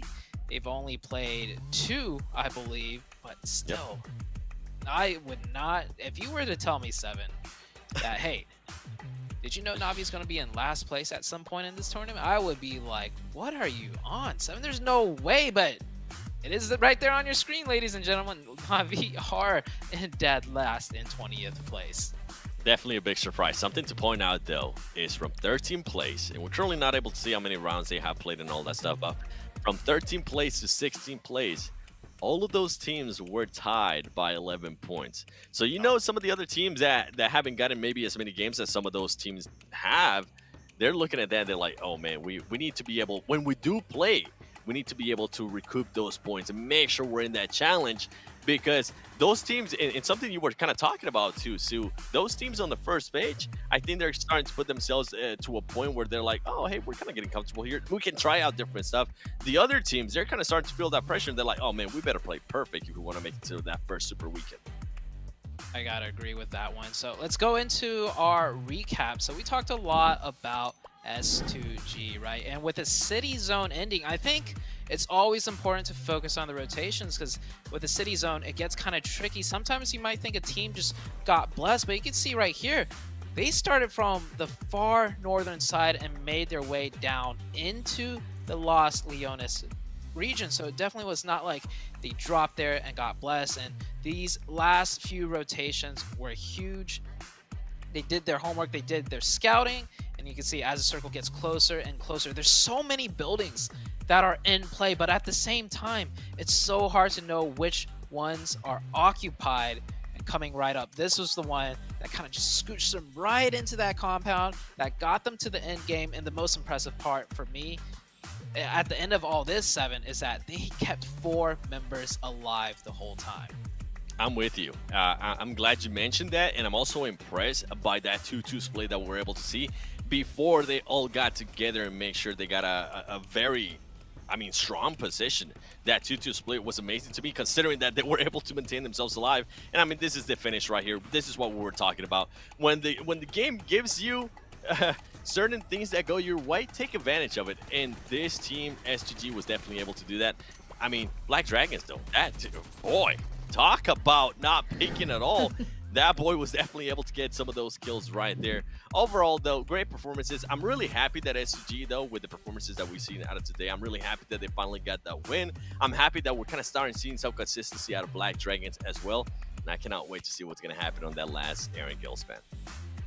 I feel like that's how S2G has always played as well, by the way, I have to point out. I feel like they usually go ahead and go for placement points, and then they just get whatever kills come to them from focusing on their macro play more than their micro play. So that was yet another example. I feel like they always know the perfect place that they need to go ahead and put themselves in. And you said it was a beautiful 2-2 split they were able to see on the little map feed that we saw there, and how they were utilizing their spaces, their angles, that little hill to be able to cut off sightlines on them, but that for them to be able to look on in to see what spots are open. Like, they played that well. So they took match 4, and we have one match left, and it's going to be groups A, B, D, and E. So this time it's going to be group C that is going to be sitting out. So that means that Alpha 7, Black Dragons, Mad Bulls, Unicorns of Loves, they're no longer in it. And now another group coming back, Navi's back in this. So it's what you were talking about earlier, Seven. Well, now that Alpha 7's out and Navi's in, what's going to happen? We're finally going to get that answer to the question that we were asking earlier, right, Sue? Wondering how Navi's going to be able to perform when Alpha 7's not there. And then me saying, but hey, man, you still have some of the other Brazilian teams that are being really, really aggressive as well with Rise Esports. We saw what they were able to do in the first match. On this last match, they were still able to accumulate some kills too. What do you think, Sue? Where do you actually see Navi at the end of this Erangel without having to worry about Alpha 7? I think they're going to get at least 10 points. We got 2 big factors here, right? We got that comeback factor, which veteran teams are just so good at just pulling out. When teams are cornered and they have this much experience with a team like Navi, they will, I don't want to cast the curses, but or analyst curses, but I feel like they'll bounce back. And then the second factor is, yes, Alpha 7 is not in play. And they do run into each other a lot. Like game 1, game 2, we did see that happen, so it will play a part coming into the last match. So I'm hoping Na'Vi will bounce back and just, you know, like, I hope they make it to the Super Weekend at this point, Span. They will. Hope it as well, but also remember that you guys can have a fan favorite vote. So play PUBG Mobile, vote for your favorite PMGC teams and players and get rewards. You can get a voting ticket by locking into the game, watching live in the Esports Center, or sharing the voting page with your friends. So you can find more information from in-game Esports Center. Go play PUBG Mobile though and get millions of rewards, various pink level permanent items only during the PMGC League period. Again, gotta do the money thing. Yeah, you say gotta millions. get in to get the votes. You say millions, and my eyes just 6 million. They're like, oh my. To be specific. Yeah, 6 million to be specific as well. So definitely going ahead and jump in on that. We only have one match left, so it'll be exciting to see who is gonna go on ahead and be able to take that one. I don't know. I don't even have a thought other than Na'Vi though. Other than Na'Vi, who else would you guys say? 7, you take it first this time, because you I'll always take say it. you were saying that I always pick the team that you're thinking. Well, here you go, 7. This is your chance. Go ahead. Pick You know one. which team I'll actually like to see get a win that we just kind of mentioned? Knights. I would love to see Knights get a win, especially here on this Erangel. You don't, as we were saying earlier, even with Na'Vi, they don't have to worry about A7. Well, guess what, Knights? You don't have to worry about A7 either. You also don't have to worry about Black Dragons, which has been a team that's currently in the 2nd place too. Man, Knights. That's my pick. Knights. Nice. Okay. Nice Knights. Okay, now Zute, now your turn. Well, so I'm gonna pick something different. So I'm gonna go with Na'Vi. I think 7 saw that one coming. Yep. I didn't want to take it away from you. And I'm liking Knights. So it's good. It's good picks regardless. Span, how about, we never asked you, Span. How about you? Who do you got for this next game? Yeah, I actually cry that you guys haven't been asking me at all this. No, I'm just kidding. For this last one, I want to see Eastern Stars come back again, because we were kind of talking about it. You know, they got that one win there, ended up playing some of these games pretty consistently and well, but more. I demand more. So I'm going to say Eastern Stars. Get that positive influence out there and see if they're going to go ahead and do well. But with that, we're going to throw into a short break before that last match. Get the players nice and ready in the lobby, and we will see you guys very shortly.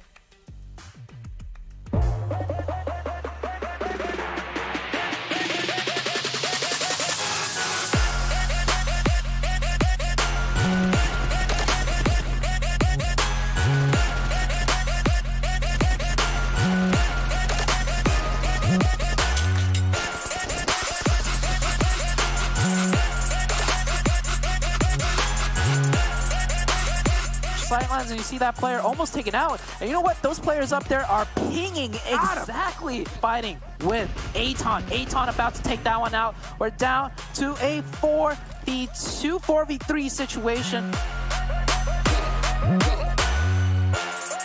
Move does not work though, but actually Syndicate does get a knockback, and just as I say that, they are finished out. 4 kills, but is able to get that support from the rest of his squad and just abuse Mazex's Solitude. Stayed in that vehicle. Totally forgot it was. They're taking shots at everybody. Yeah, at this point, it's just YOLO send them, be able to save them, and to be really had. And yeah, that's one. I think that's easy confirmed for Sam just as well. So scrappy fight. It's all around everyone. 1v1s left and right. And oh, Chico gets drop shotted. Losing 1 for 4 points. That is solid. A7 though, in the fields, trying to avoid the gunshots from. Olo goes down, forced to hop up, and that's the one for HH. HH might just spray the grass here and take down the rest of XSET. Nerves to steal from Boring Protocol, but will it be enough? They do get the revive, but the shots are here from Ghost. Fame Boys looking to trade one back. And we're looking at a bit of another fight breaking out here. This time B-Town Hot off the victory in the last one, running into the Knights, and they are down in addition. These nades have been looking really good. Rise is going to be able to take the fight they want to take. Find the shots. P in a 1v3. What can they do, Dave? Can they find the shots? Oh! This one. Let's take a look at Black Dragons and those two teams I just mentioned. Team Queso seems to have their eyes. They do not want to lose a player. And oh, long range. Oh my goodness! Put out the pressure. They'll get that revive. X at full sending again. This time into Ogilvy. J7 is not. Kill switch is done, and Thurston. Watch out. Get it, get it, get it. Watch out.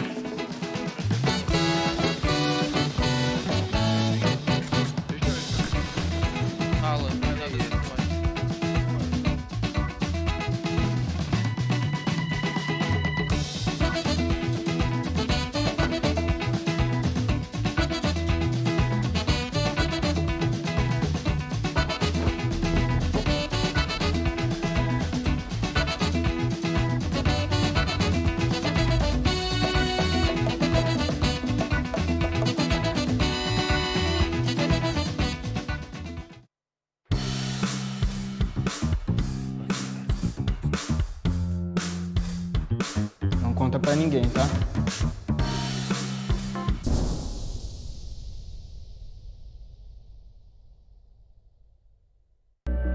I saw the first light, the first steps. Now I see much more. I capture Earth in all its beauty. I see action. I see drama. And I see it in the finest detail. Moments of inspiration. And the first steps. I am the 1+9.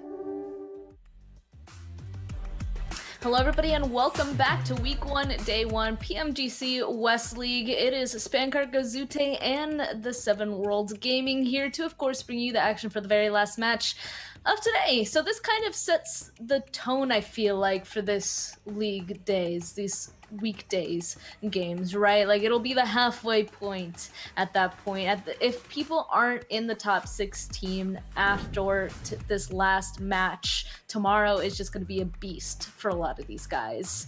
So I don't know, what's a word of advice potentially that you would give teams to kind of shake it off and get back in there, Zute?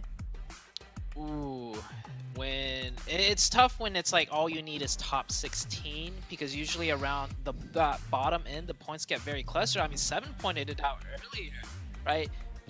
11 points was tied between multiple teams. I think 7 got a better look at that. So 7, if you want to elaborate what it takes to get into that top 16, it's gonna be kind of close and kind of scary. Definitely. I think it was 13-16 that ended up being tied with 11 points. With this one, what I'm going to be looking at, I'm going to be looking at some of the teams that might be playing a lot more matches, right? I'm looking at Group A. I'm looking at Group B. They have played pretty much every single match today. That means tomorrow they're really not going to be able to play that many matches. So if this is, in a way, maybe possibly one of your last matches, make that count. You don't want to get into tomorrow and just have that pressure on your shoulders, or just waiting to see what happens with the other team, hoping that another team dies so they don't pass you on points. You never want to be in that position because you're going to handicap yourself. And for the teams that are currently performing well, like S2G, I would like to see a little bit more flashiness out of them. Even if that's not their playing style, I would like to see them step it up even more in the kill points, because at the end of the day, from Super Weekends, there's suddenly going to be 6 teams moving on. So gotta make sure you stay within those top 6. Speaking about not handicapping yourself and being flashy, you gotta go ahead and point out 1+9 and 9 Pro. Get yourself one of these, because with flagship performance and an immersive 120Hz display and hyper touch technology made specifically for gamers, the 1+9 and 9 Pro are your best shot to climb the leaderboard. So it really looks like those teams in the bottom 4 spots, they gotta start climbing. They have to at this point. They need to get into the first Super Weekend, every single one of these teams. But of course, there is going to be 4 teams that don't make it into the Super Weekend. And I think we're all surprised to see Navi down there. Is there any other surprises that are kind of down towards the bottom of that leaderboard for y'all? For me, Yeah, other than Na'Vi, but I just want to say real quick, I saw what you did there with that sponsor call out. I think it was speaking about not being handicapped and flashy. That was pretty good. You'll definitely not be. Yeah, you'll definitely not be handicapped with that. And that phone is very flashy. You see the back of that? Those cameras, the Hasselblad. Like, shout out to Spam. That was great. I had to give you props for that one, Seven. Sorry. You're good. You're good. The one thing I was wondering, though, with this last Erangel, since we do have Navi back, right? Currently in 20th place, they still have a lot more matches to play. I want to see this team get a circle. I want to see them get a favorable rotation. So far, we really haven't seen that from this team, and it kind of has backfired. So the reason why I'm saying this is because I just want the team to get a little bit more confidence. Obviously, this team is full of confidence, but I just want them to get that a little bit of momentum. If they can get that zone, if they can get those rotations in their favor, it's going to be amazing to see what they're able to do. We already seen some of the other teams what they've been able to do when they actually get the zone. They've taken full advantage of it. I just want Navi to be in that position and be able to bounce back from whatever had happened on those first two matches, too.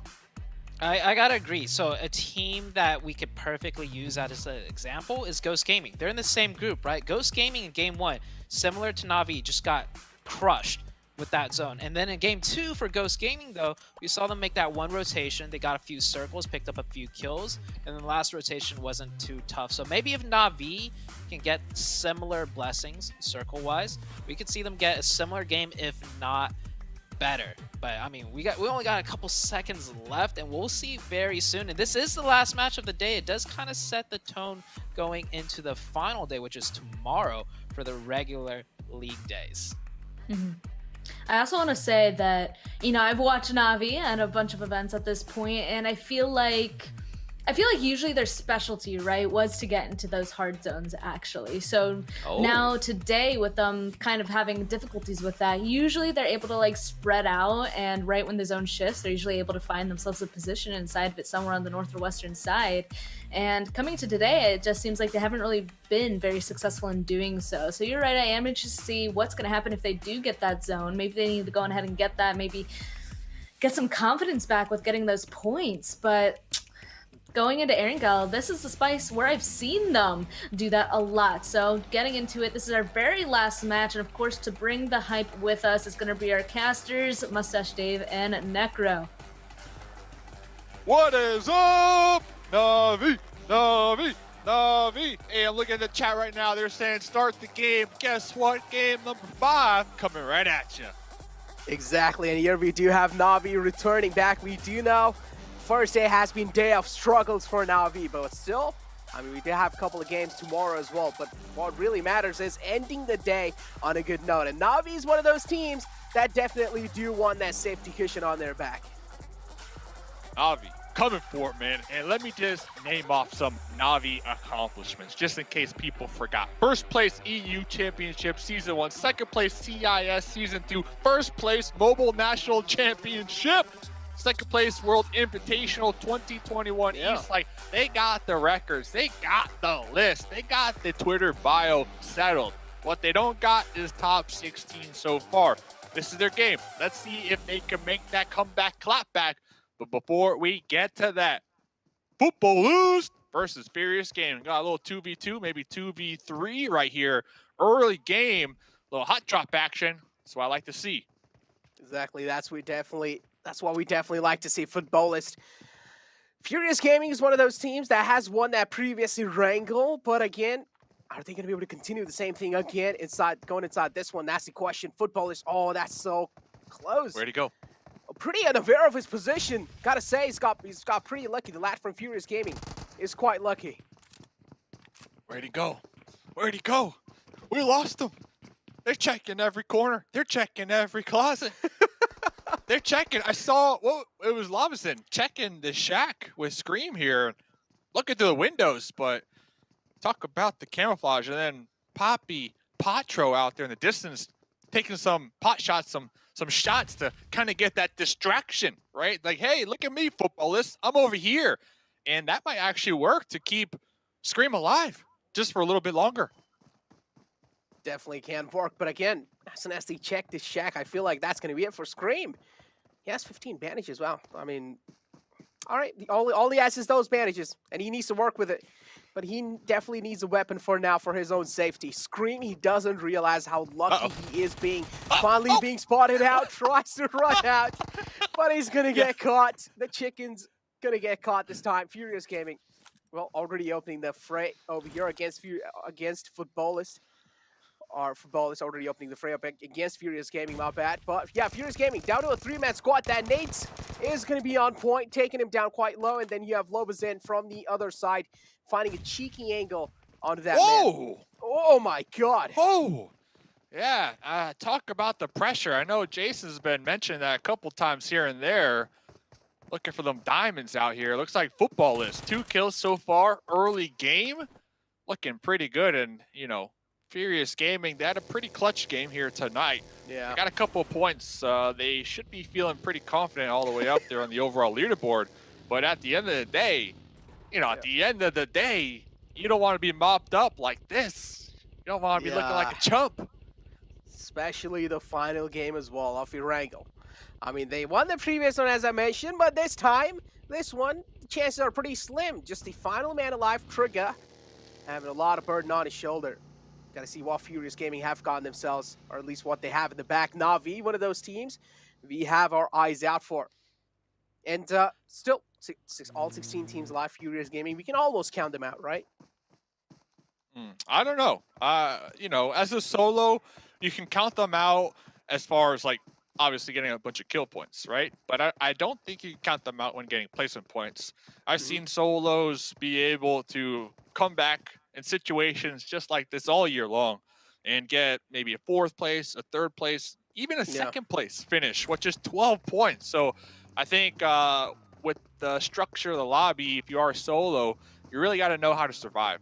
And you got to know how to remain under the radar. And speaking of surviving, another interesting prize that we will be distributing here in PMGC is the Survivor prize. I think $2,000. And that stat is going to be from the longest survivor that does the least amount of damage. Very interesting new award that we're going to be giving out. And I believe it counts both league play, super weekends, and the finals. So all the games, all combined. And then at the end, we're going to be giving away the Survivor prize, the Medic prize, the Eagle Eye prize, the Grenade Master prize, then, of course, the Gunslinger prize. So very cool stuff here. Cash money going around for everybody right now. Yeah, just like icing on top of a cake. But Bullock, a team in Severny, looking pretty good for now. Don't really need to worry about anything, but one thing they need to worry about is the zone. They will need to make it inside. They're taking their sweet little time looting.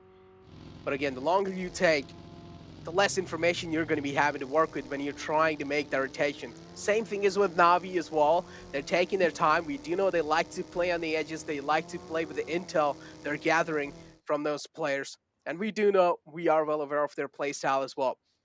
But as we were also talking about, as me and Wolf were talking about how things really went south for Unicorns of Love, and that left them on 15th position, especially having that kind of a bad of a game. Even in that previous one, we mentioned that was their final game, and they were not able to perform.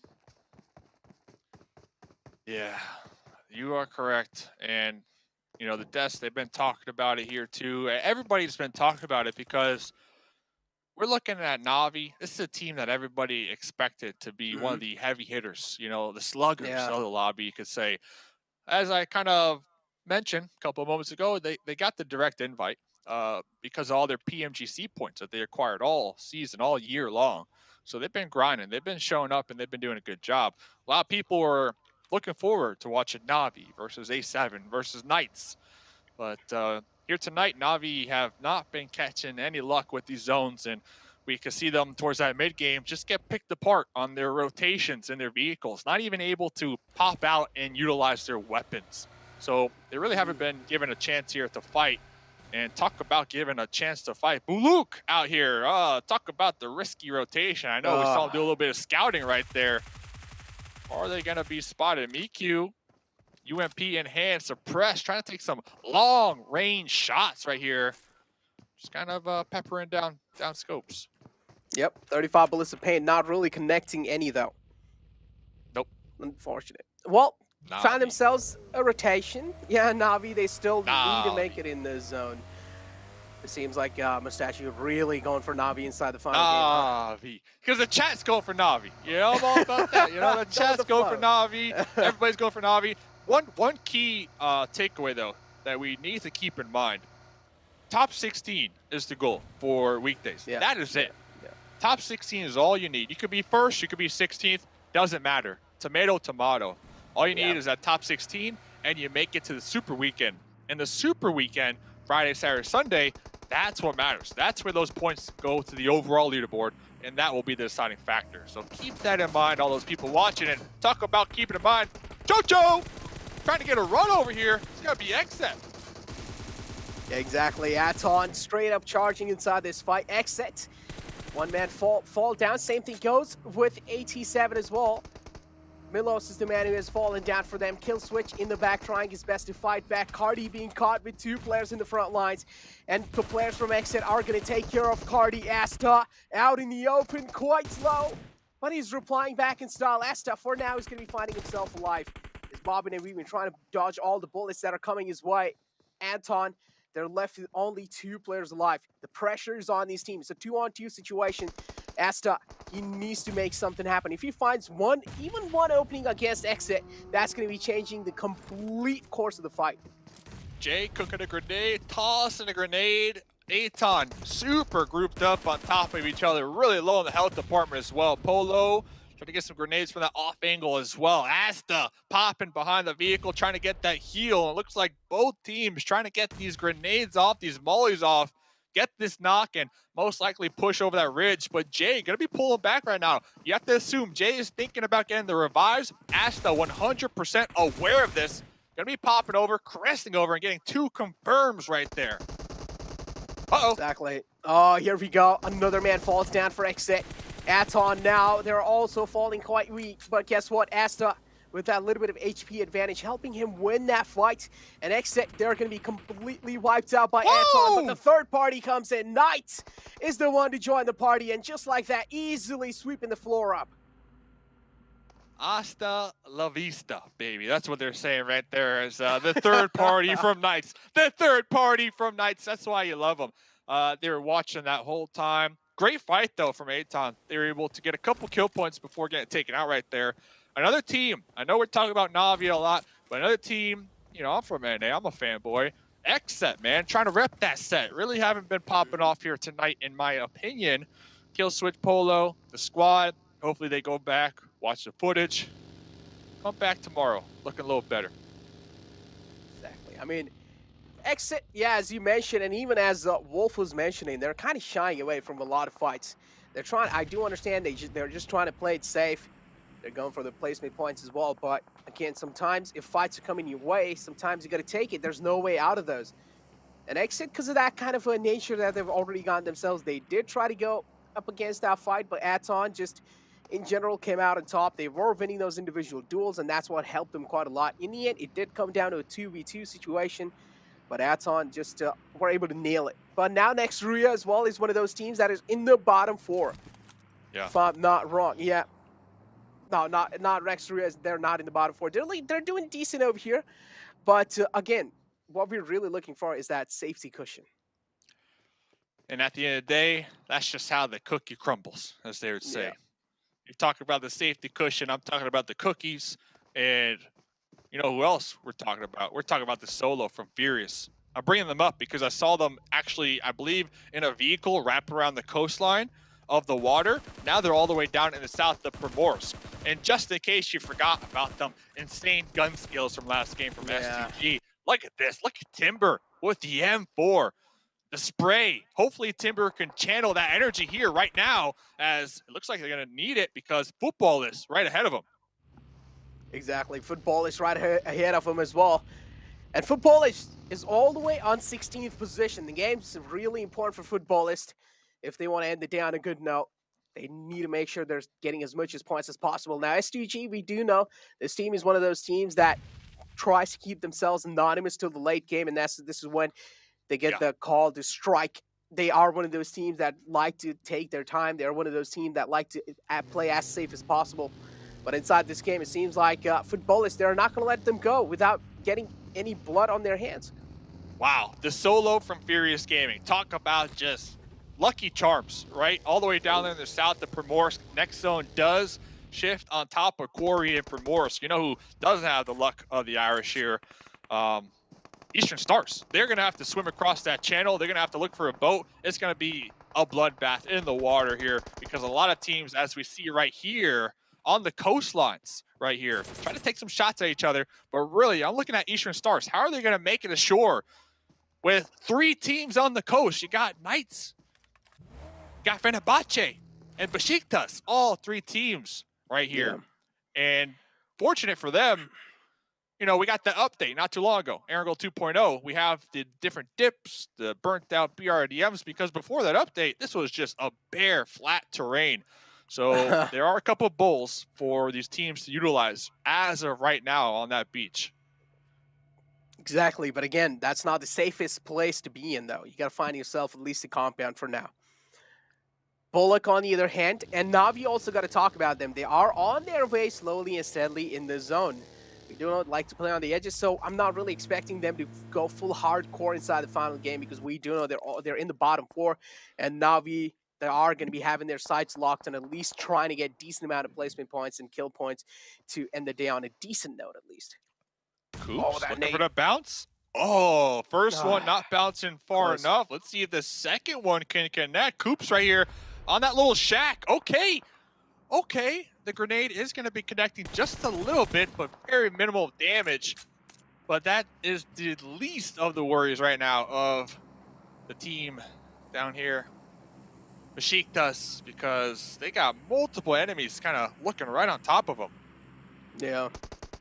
Besiktas, as I mentioned, this is not the safest place to be in. They are caught out in the open. Knights as well, punishing them for that.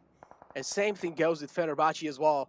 Making sure Besiktas aren't really feeling comfortable in the position they found themselves in. But Nextria going up against Rise. Both teams are trading back and forth. Nextria as well, they seem quite hurt. But Rise, on the other hand, Mufasa's position has been compromised. He's out in the open. If he exposes himself a little bit more, he can be easily taken care of.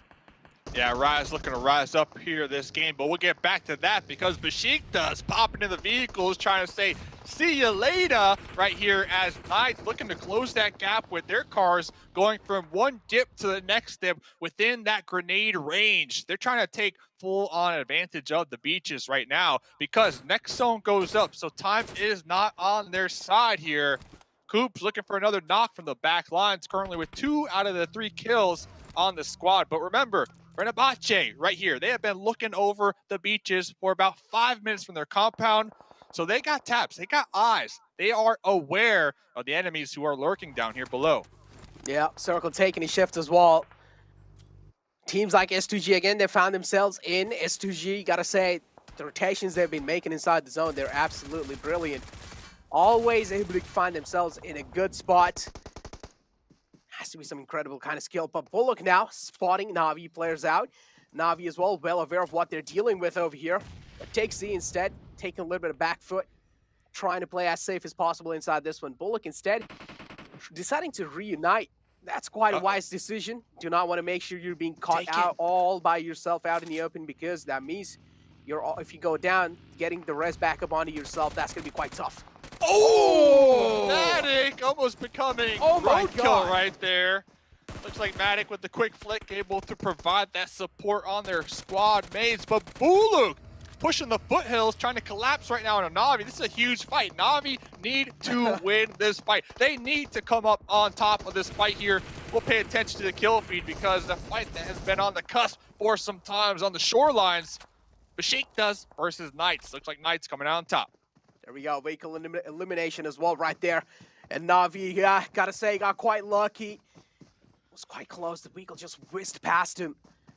But yeah, as long as he's staying on his feet, that's all that matters. But look, now they do realize Na'Vi is looking pretty strong inside this fight, so decided to take an exit from that one. Maidon doesn't want to challenge it anymore. Takes the spotting out. Maidon, pretty sure he's going to be taking a few shots. Bullets of pain not landing. Maidon finding himself a little shack for now.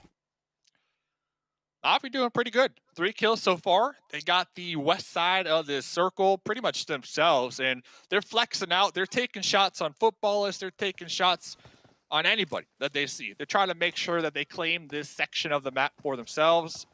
To me, that is looking good, looking ahead. Power position right here. If they get the next circle shift, as 7 on the desk, probably has his fingers crossed that they do. This could be looking like a solid game for Na'Vi to breach that top 16. Definitely is. But yeah, Furious Gaming, gotta say, as you mentioned, we still can't count them out. They are still alive in the game. Yup, still alive in the game, man. Still alive in the game with only one player. And while he has a lot of burn on his shoulder for sure, he needs to make sure he's at least trying to get as much as kill points and as much as survival points as possible. He's playing a survival game. I don't really think he's going to be able to rack up a lot of kill points for sure. But Fenerbahce locking their horns against Ghost Gaming. Nade Parade comes in through from both these sides. There is a little bit of trade coming in from both sides as well. Ghost taking quite a decent amount of damage from that nade. Spec is the man, decides to go back, prone down, and patch himself back up. Fenerbahce, though, there are only 2 players in the clotheslines. The rest 2 are split up. Only 2 players, but we can see them not scared to take the fight. Nox Bomb trying to push up, trying to toss these grenades. No fear, and they are going to be right here on the edge. One squad mate, though, from NR will be right behind them, so they need to make sure to keep their head on a swivel, not get backstabbed. And with the new circle shift, Ghost Gaming recognizing, okay, let's not waste time. Let's not stay back here because the blue zone's going to start to close in here very shortly. Let's look to reposition. And guess what? Who got the zone? 7 from the desk has to be smiling. Na'Vi got the zone. And they were literally mentioning they wanted things to go in Na'Vi's hand as well. And guess what? They're being handed over to Na'Vi. It's all down to Na'Vi now how they're going to be playing it off. If they're able to make sure, if they're able to play to perfection, I'm pretty sure no one can stop them from getting this chicken dinner. If they kind of screw things up, then we do know what can happen to them. But one thing we need to know is for sure that they don't need to care about rotation. But guess what? S2G this time. One man falls down. Ghost Gaming still pretty looking strong over here. Tenza down quite low, but one man from Ghost Gaming, being caught out in the open. Got taken down. Nade there to confirm the kill. Kitsune's nade on par. Not only that, Na'Vi literally going to be playing King of the Hill. We can see the terrain. It's all looking uphill to Na'Vi. And then there's a road to the north that footballists are going to be overlooking. So it's just a death trench below both footballists and Na'Vi. Look like Ghost Gaming tried to send it here in this little dip right beneath Na'Vi. Matic, though, in the smokes, calling for help, calling for support. Tixie with the UMP going for that spray down. Trying to follow it up with a grenade, possibly for the confirm right here. But Na'Vi doing their best to defend this hill, defend the high ground, and get some solid points here this game. Na'Vi, though, in a little trouble there. Matic and Maku both taken down, 2 men short.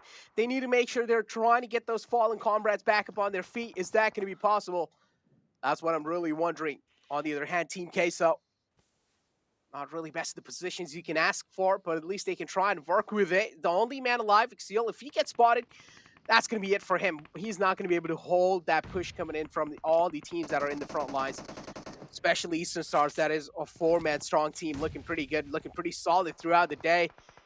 They have been doing pretty decent. Supermassive Blaze as well. They have found themselves a compound. But soon they're going to be forced away. The Dukin machine taken out right here. Cresting a little too far over this hill. SMB connecting onto him. Eastern Stars, though, mad respect to this team because remember, they're on military base island. They need to make that swim across the channel onto the beaches, and now they're here on the edge. How much longer can they survive? SMB, they know there's a team right here on the edge in the south, but they're deciding to go the opposite direction because they are currently getting picked apart from Fenerbahce right above them. Exactly, and well, still Furious Gaming is still alive. Trinket doing a good job playing that survival game, but on the other hand, Supermassive Blaze, that instant rotation has made it through. Keth is the man who's in the back lines, and Supermassive Blaze, they aren't really inside the zone. There are the players of Fenerbahce making sure they're being the guardian angels of the zone lines, or at least off the edge lines of the zone. Eastern Stars as well, on the other hand, it seems like the man's position got compromised. They took him down and they took over the compound. Eastern Stars taking a few shots onto Supermassive Blaze. Savian quite lucky to make it out alive from that. Those 30 bullets of pain definitely are giving him a lot of trouble. And look at this, Eastern Stars, 1 shack and a dream. That's it, but football is rolling up in their vehicles. UAS trying to get the runovers onto S. 2G. Down to just a solo. Let's see if they can get on the snake in the grass. The snake in the grass looking to mow it down. Lobson on their knees, calling out for help, calling out for support, but Rom can't pop up because if they do, they risk getting third-partied from across the way. Solke also knocked out. Ooh, exactly. Decisions. And looks like Rom trying to go for the possible pickup, using these smokes to block those sightlines from the teams down in the south.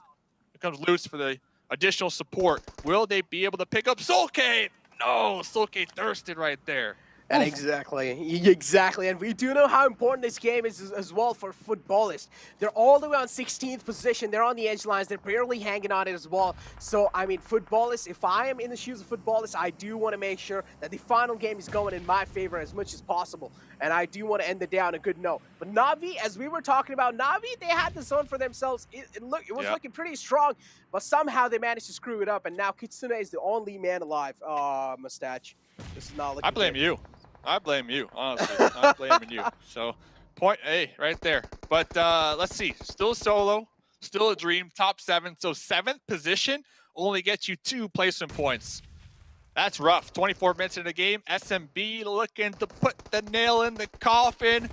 Look for the diamond in the rough. And, yep, making Jason proud out here. SMB coming out on top here on the edge. So, SMB, you have to assume they're going to clash with Eastern Stars here very shortly, but we're down to 6 teams here, and honestly, footballists as a duo, don't discount them. Don't discount them.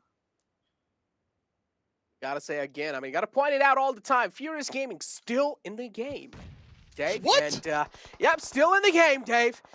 Only top 6 teams alive, and Furious Gaming is one of them. Trigger has been doing a phenomenal job making sure he's playing that survival game to perfection. That one-man on a mission, that solo man on a mission, Supermassive Blaze as well, looking to charge in forward against them. But now, guess what? Eastern Stars, they have locked their horns against last man of Furious Gaming, and he goes down finally. Getting eliminated on 6th position, not bad. That's 4 placement points, though. Considering they could have went out, what, 20 minutes ago with 0 points? Yeah. That's a huge win. That's a success in my book. So SMB, they have the numbers advantage here. You have to assume they should be looking at this chicken dinner. But they also need to keep in mind not to spread too far too thin here, as there will be some snakes in the grass, and you do not want to get picked apart one by one. Definitely do not want to get picked apart one by one. And this is what we've been worrying for, right? One player goes down, this is where the entire team starts to crumble down slowly and steadily as well. Supermassive Blaze, they do realize what they're dealing with over here. Eastern Stars in the front lines. Eastern Stars taking things quite slow. Do not want to be the impatient one in this one. Supermassive Blaze looking pretty strong. They are a 4-man strong squad. They have the man advantage going inside this one. But guess what? They are under a lot of fire. Eastern Stars doing a great job making sure Supermassive Blaze aren't really feeling comfortable in the position they have found themselves, but the back of fire comes in through. Bozzy gets taken down, but the return fire is there from their side. Supermassive Blaze, both these teams are sweating right now. Yeah, sweating bullets here. Looks like they're trying to get the pickup here using that crate as cover. Tron, oh no, Tron, the blue zone is coming, buddy. Little Tron, the blue zone. Tron trying to do that army crawl, trying to avoid the blue zone, tossing some grenades uphill. Okay, Tron, I see you. The golden arm out here. All right, but the Eastern Star is still a threat. Octavian still being alive. Yep, Octavian still being alive. That means the threat hasn't really been neutralized. But yeah, the blue zone is forcing him to move inside. Threat being neutralized. And Supermassive Blaze, they should be feeling really comfortable inside this one. Footballist still alive with 2 players.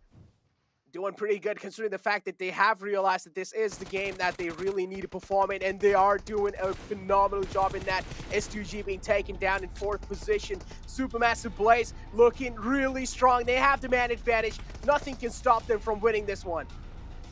My boy Tron looking to get that wraparound. Looks like Supermassive Blaze trying to get the high ground here.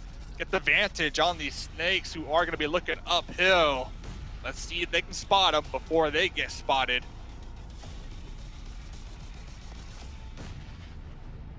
Yeah, look at this. Extruya. He does hear those footsteps. He definitely does hear those footsteps, but again, I can imagine he is just holding his nerves. Because they do know there is one team that is looking pretty strong on man advantage and also on gun power, and it is Supermassive Blaze. Top 10 Bush right here. Rome, chilling. Smoke's getting tossed out here right now. Very interesting decision to block those sight lines as the blue zone will start to collapse in. SMB, they need to reposition just a little further in as their current spot not favored in the zone. FPP, it's all coming down to what can you hear? Sound cues, that's what we're looking for here. That's what we're listening for, at least. I do like the safer approach from the side of Supermassive Blaze. Even though they do realize they have the man advantage, still not really being overconfident in these final moments. But no, Grom not really catching the glimpse of Supermassive Blaze's players. But guess what? Finally has been found, and he has been taken down. This leaves Nextria the only team alive to try and fight against the massive Supermassive Blaze. But they're going to fall short, and Supermassive Blaze take that last game over Erangel off day one. Supermassive Blaze, SMB, right there, coming out on top. They had 4 towards that late game. They survived. They did a good job. They played kind of slow, kind of steady on that edge, and they just kind of made their move. Every single circle shift, clean, calculated plays right there. And then at the end, I really liked the decision-making to toss out those smokes. They had an idea. Hey, there might be a snake in the bush, in the grass over there. Let's block those sight lines, move together as a unit. That's exactly what they did, and they were able to clear it out. So much well-deserved winner, chicken dinner for SMB. Exactly, 13 kills as well racked up from their side. But I feel like, Dave, we really need to talk about Na'Vi, man. Things went south for them. They were looking solid, especially when that circle shifted on them. But then things just slipped apart, especially when they challenged the fight against footballers. 8 points, though. I think 8 points are better than no points. So with some more games here tomorrow, top 16 being the goal, to make it into that super weekend, I'm not sweating. I'm not concerned. Na'Vi will take it home. Mark my words. Mustache Dave has the crystal ball. But SMB, winner, chicken dinner, game number 5. Once again, here they are looking hella fresh. I mean, exactly. They definitely are looking pretty fresh. Supermassive Blaze, that's what they wanted to end it down on a good note. But we also need to talk about footballers. We did know all the way down in 16th position, and we did know this game was really important for them. I do want to see, with this kind of an ending, what is Supermassive, I mean, or what is like footballers, what kind of placements are they going to be having on the overall rankings? We'll have to leave that up to the desk to decide, as honestly, this game could have went either way, depending on, I think it was Circle 6, where we were talking about Na'Vi up there on the high ground. Footballists were on those cliffs of Quarry in the south, and if the zone would have favored those cliffs of Quarry, well, it would have been a different story, right? Because everybody would have to have worked their way uphill those cliffs where footballists were holding down. And that's even more challenging terrain to deal with compared to the terrain that we did get with Na'Vi on the high ground. So footballers could have definitely came out on top, but at the end of the day, circle shifts most of the time dictates who comes out on top, especially in this late game. It's really a matter of how you handle it. And all things considered, footballers, I think, pretty solid day. So I'm not too sad, I'm not too mad. I'm pretty happy with them. Exactly. I mean, they definitely did have quite a good day. Yeah, definitely. They could have gotten a little bit more better, but still, I mean, consider the fact that we still have one more day in league days. They can try and make a lot of things happen, and I'm pretty sure they can be in the top 16 as well. Of course, an experienced team, we don't really need to worry about those things. But yeah, Ghost Gaming, quite a decent showing in this one. S2G, though, gotta give props to this team. How consistent they have been when it comes to that placement points. All the time they have been getting those limelight. They have been those final few teams. Eastern Stars still showing up late game, top 5. Nope, almost getting top 4. Remember, I keep bringing it up because I'm impressed with their rotation across the channel. Yeah. Most of the times, teams don't make it across the live, let alone with all 4 of their team members. So really heads up rotation from them. They really played it well, and they showed up on those beaches 4 up, and they played it slow, and they came in right behind Fenerbahce. They came in right behind the Knights, who were kind of duking it out over there on that shoreline. So all things considered, I'm really impressed with Eastern Stars, their performance here today. They had a pretty swell Miramar performance too.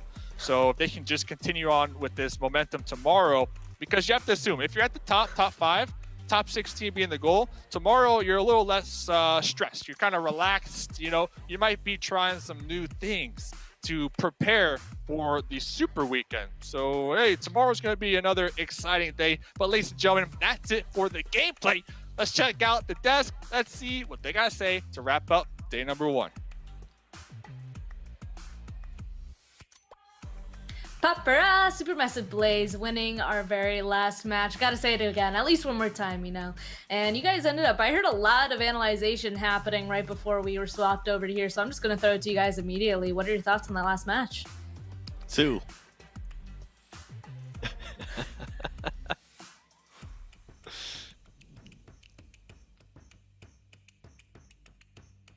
Oh, so what Sute's trying to say right now is super massive play. That's what he was trying to do, all right? Yeah, absolutely speechless from that performance out of them.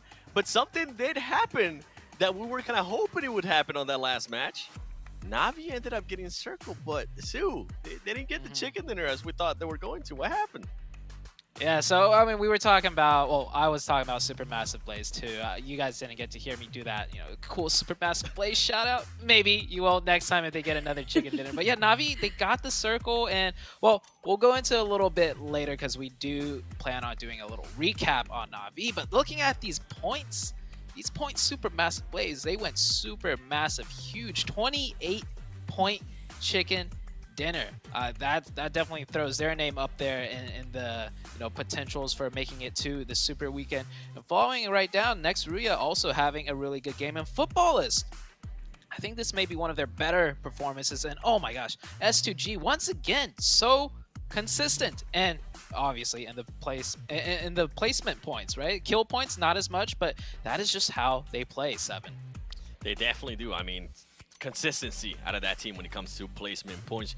We do have Eastern Stars. I mean, this is a team that I was kind of calling out because I was used to seeing them on the second page. Well, guess what? They're over here in the first page with 10 points. We do have Na'Vi. We'll be talking about them in a little bit. They did end up with 8 points themselves. We have FB right there with 6 points. And PK, I mean, Knights. I was wondering if you guys were going to be able to get that chicken dinner. For me, you guys weren't, but hey, I'll be happy with you guys being able to get at least 6 points right there. As we're going to be going here towards the second page, we have SG right there. Furious Gaming with 4 points. A ton Esports being able to get most of their points from kills alongside with Exit here. And some surprises actually for me, Sue. First of all, Rise being able to get only 0 points, that's a huge surprise for me, considering what we've been able to see out of them, especially on the first Erangel that they played. And then Ghost Gaming being able to finish up here this Erangel with 2 points alongside with Team Kessel with just 1 point, Sue. As Ghost Gaming definitely struggling a little bit there. They didn't get that zone favored. It kept shifting to the southwest. It made things really hard, but Catch definitely didn't think those zones were any difficult. 877 damage and 7 eliminations, 42% average team contribution. Keep in mind, there's 4 players on a team, and this player by himself got 42%. So Catch definitely coming in huge for his team on the side of Supermassive Blaze. Another team that was actually able to take advantage that I didn't get a chance to kind of mention them in that last segment was Next Ruya. They ended up in second place. They didn't have to worry about what we saw from them in Miramar, being able to have to battle A7 or anything like that. So Next Ruya, for them to be able to clutch up some points is definitely going to be huge here. And I know at some point we are going to be doing this head-to-head, and I'm excited to see which players are actually going to be popping up, because it's going to be something that's a little bit different here. Oh, there you go. Kesh and Lutz, actually, being able to get 3 kills, 700 is, oh, hey, my boy. I like that. I like that damage alongside with 877. And then when we go to team contribution, we do have 42% there from the Catch, and then from Lutz, we have 36%. Crazy what Catch was actually able to do when it comes to that, converting that damage to kills here, Sute. Being able to get only 877 damage, but being able to convert that to 7 kills, I think that's huge. Yeah, usually with 7 eliminations, we're seeing at least in the 1,000 mark. And so it's not you know, we're not saying it's a bad thing he didn't have more damage with 7 lemons. If anything, it's a good thing, because at the end of the day, the eliminations are what gets converted into points, and points, you know, at the end of the day is what really dictates the game, right? How much money you win, do you move on to the next stage, so on. Not so much the damage. The damage is nice, but what's even nicer is the overall. So, but keep in mind, before we look too deep into this, some of these teams only have 3 games played. Some of these teams have 5, but if you're sitting in the top 3, you're definitely looking pretty. You definitely are. And I mean, talking in regards to that, let's start with first place right there. SGG, they've actually gotten a chance to play 5 matches in comparison to Black Dragons, where they have only been able to play 4 matches. Then we move on to Eastern Stars. They have been able to play 5 matches as well along the lines of SGG. With Knights, they're currently sitting at 5 as well. Furious Gaming, they're currently sitting at 5 as well. And then with the team that just won, the one that Span loves saying their names, they currently only have 3 games played, which is really impressive considering they're currently being able to push up to 6th place. With Alpha 7, they've been able to play 4 matches. So this is stuff that we definitely want the viewers to keep an eye on, especially going into tomorrow, because this is the halfway point, and I'm pretty sure once we see that second pitch as it's coming up, it's going to be interesting. I mean, we have Footballers right there, topping it off with 28 points, Exit with 24, and what I'm seeing here is just how close, in a way, all of these teams are, especially if we go to 16 and 17. They're currently being separated by just 1 point. Something to keep in mind, though, is that those 2 teams, they have actually both played 3 matches as well. So they're currently tied in regards to matches played. Could it come down, Sute, to the last game? Could it come down to just a final kill? Okay, last game, yes, but I love how you mentioned the final kill. Yeah, look at the point difference. Literally 2 to 3 points. That is 2 to 3 kills. So we saw the action, you know, coming out of today. People were dropping left and right during a fight. So it's just the kill points are going to be such a big factor, especially down there in the top 16. And the other thing you guys got to remember is going into the final day, everybody towards the bottom is going to try and break into that top 16. So the second they get a knock, the second there's a chance of them just getting 1 more point, even if it's a little bit risky, we're going to see these teams get a little bit desperate. So before we, you know, talk any more about that, let's go for that recap that we talked about. We want to take a look at the Na'Vi team in particular. Here, we do got Na'Vi on your screen. So once again, they had a long rotation to make. They didn't get the circle favor in the first few, but we did end up seeing them getting it towards the late game. And we hoped, Seven and I, we both hoped, hey, I wonder what they're going to do if they can get that circle. And they did. But it kind of, you know, they kind of slipped up and kind of fell out of their hands. But you can see right here, their rotations were immaculate, coming in from the edge, coming in from the outside. They did have to fight 1 team to break into this one. And you see those X's pop up on your screen. That's them taking out another team that was defending that position. So now here, I love what Na'Vi did. They got the circle, they readjusted back a little bit. And now the problem is, you see the backside of that circle? I think they pushed a little bit too far in. They got the zone and they fell into the trap of trying to control too much of the zone, and they just got kind of shot from all sides. And moving on, Super Massive Blaze. 7, you can take this one away. Yeah, with Super Massive Blaze, I mean, we're going to be seeing this rotation out of them. And going back to what you were saying with Na'Vi, oh boy, there's so much I want to talk about that, because it was an interesting one with Super Massive Blaze. I mean, you can see them just going straight into the middle, kind of, especially on this circle, kind of completely the same thing that we saw with Na'Vi do, but on a different circle. We see them controlling this high area right here. They're being able to kind of overlook a lot of stuff, which is going to be interesting. And they're waiting patiently. I'm actually enjoying that this team is not trying any crazy splits. I'm enjoying that they're not trying any two splits, 3-1, but it does benefit them that the circle comes so close to them. And it also benefits them, Sue, that it's not right in the middle, kind of like what happened to Na'Vi. They don't have too much to worry about. They can just push up, let some of the other teams fight, which is exactly what happened. Wait for that perfect opportunity and be able to get those kills, which you're able to see here perfectly. Just at least 2 players inside the zone, 2 maybe outside, just to be able to make sure nobody comes up from behind, because that's totally what happened to Na'Vi. People started coming up from every angle and it was just too much to handle, Sue. Yeah, and you see here, like, they're able to keep 4 alive because they didn't have to worry about controlling too much of the circle. Sometimes getting too circle blessed is, you know, harder than it looks because you feel like you can do too much, and that's what happens in Na'Vi. But Supermassive Blaze, the circle shifted in a way where, hey, they just need to sweep the sides and watch the backs, and 4 alive in a 4v1v1. It kind of tells a story of just how they played that late game out. And keep in mind also, they did get a lot of kills, so it's not like they got the circles in a way where they didn't have to do anything. They did have to fight their way out, and of course, you know, they just took their pickings right here. I think Footballist went out third. Both players trying to snake it out, and 2 of them dropped. It got kind of a bit scary, but of course the number advantage did come into play. Yeah, and another team I actually wanted to give some credit in regards to, especially that ending on Erangel. It was going to be Footballist because they full-on sent it to Na'Vi and they were able to win those engagements. They got lucky too that some of the other teams were kind of trying to third-party Na'Vi as well. But for Footballist to be able to do that, it's great to see that out of that team.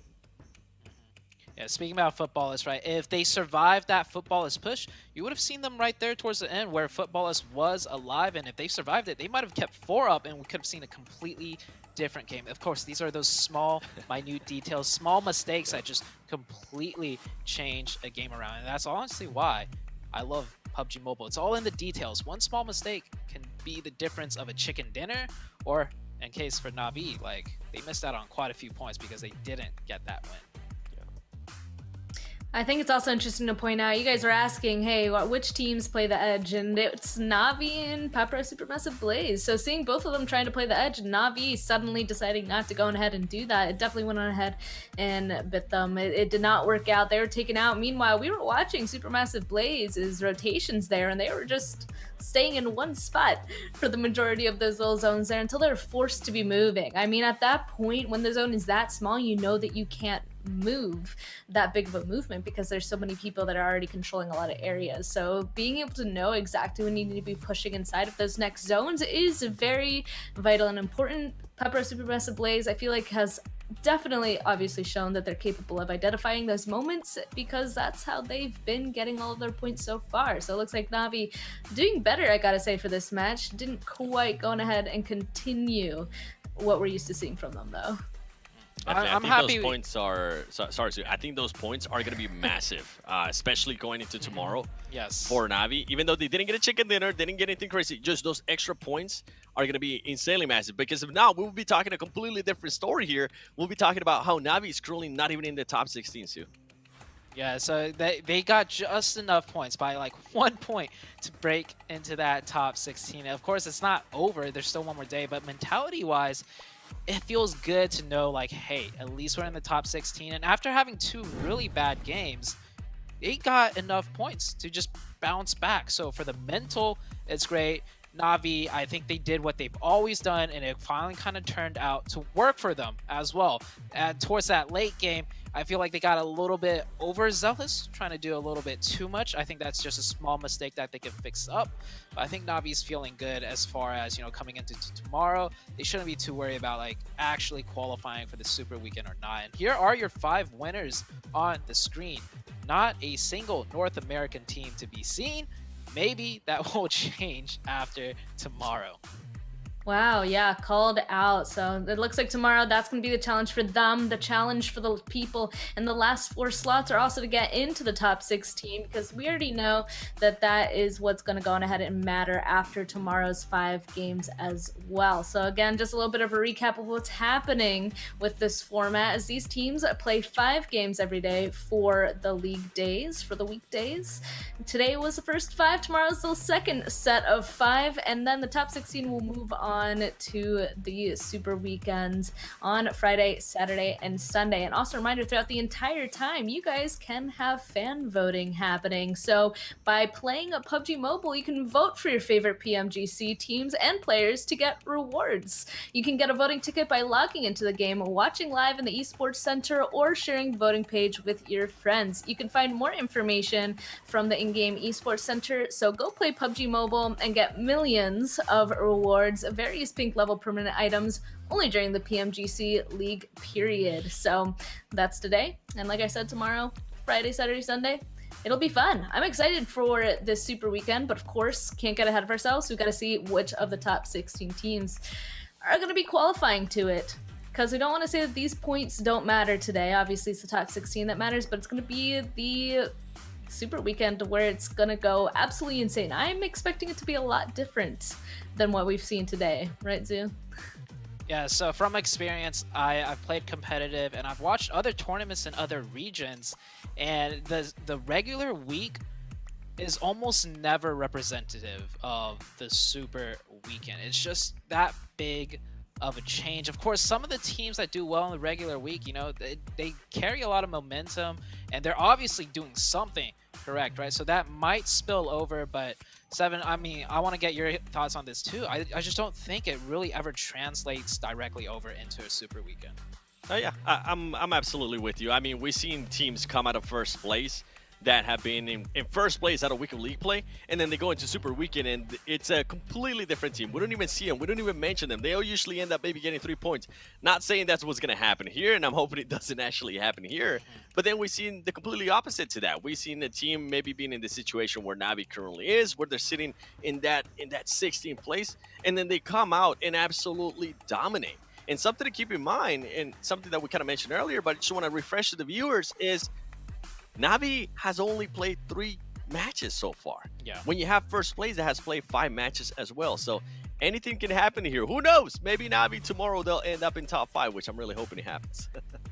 Who knows? Who knows? We don't have to wait for long because we already said it. Same time, same place. Tomorrow will be our final 5 matches for our very first weekday games for, of course, the PUBG Mobile Global Championship 2021 West League. So this is Spancargo, Zute, the 7 World Gaming, and of course all of our lovely casters from today, and we will see you guys tomorrow.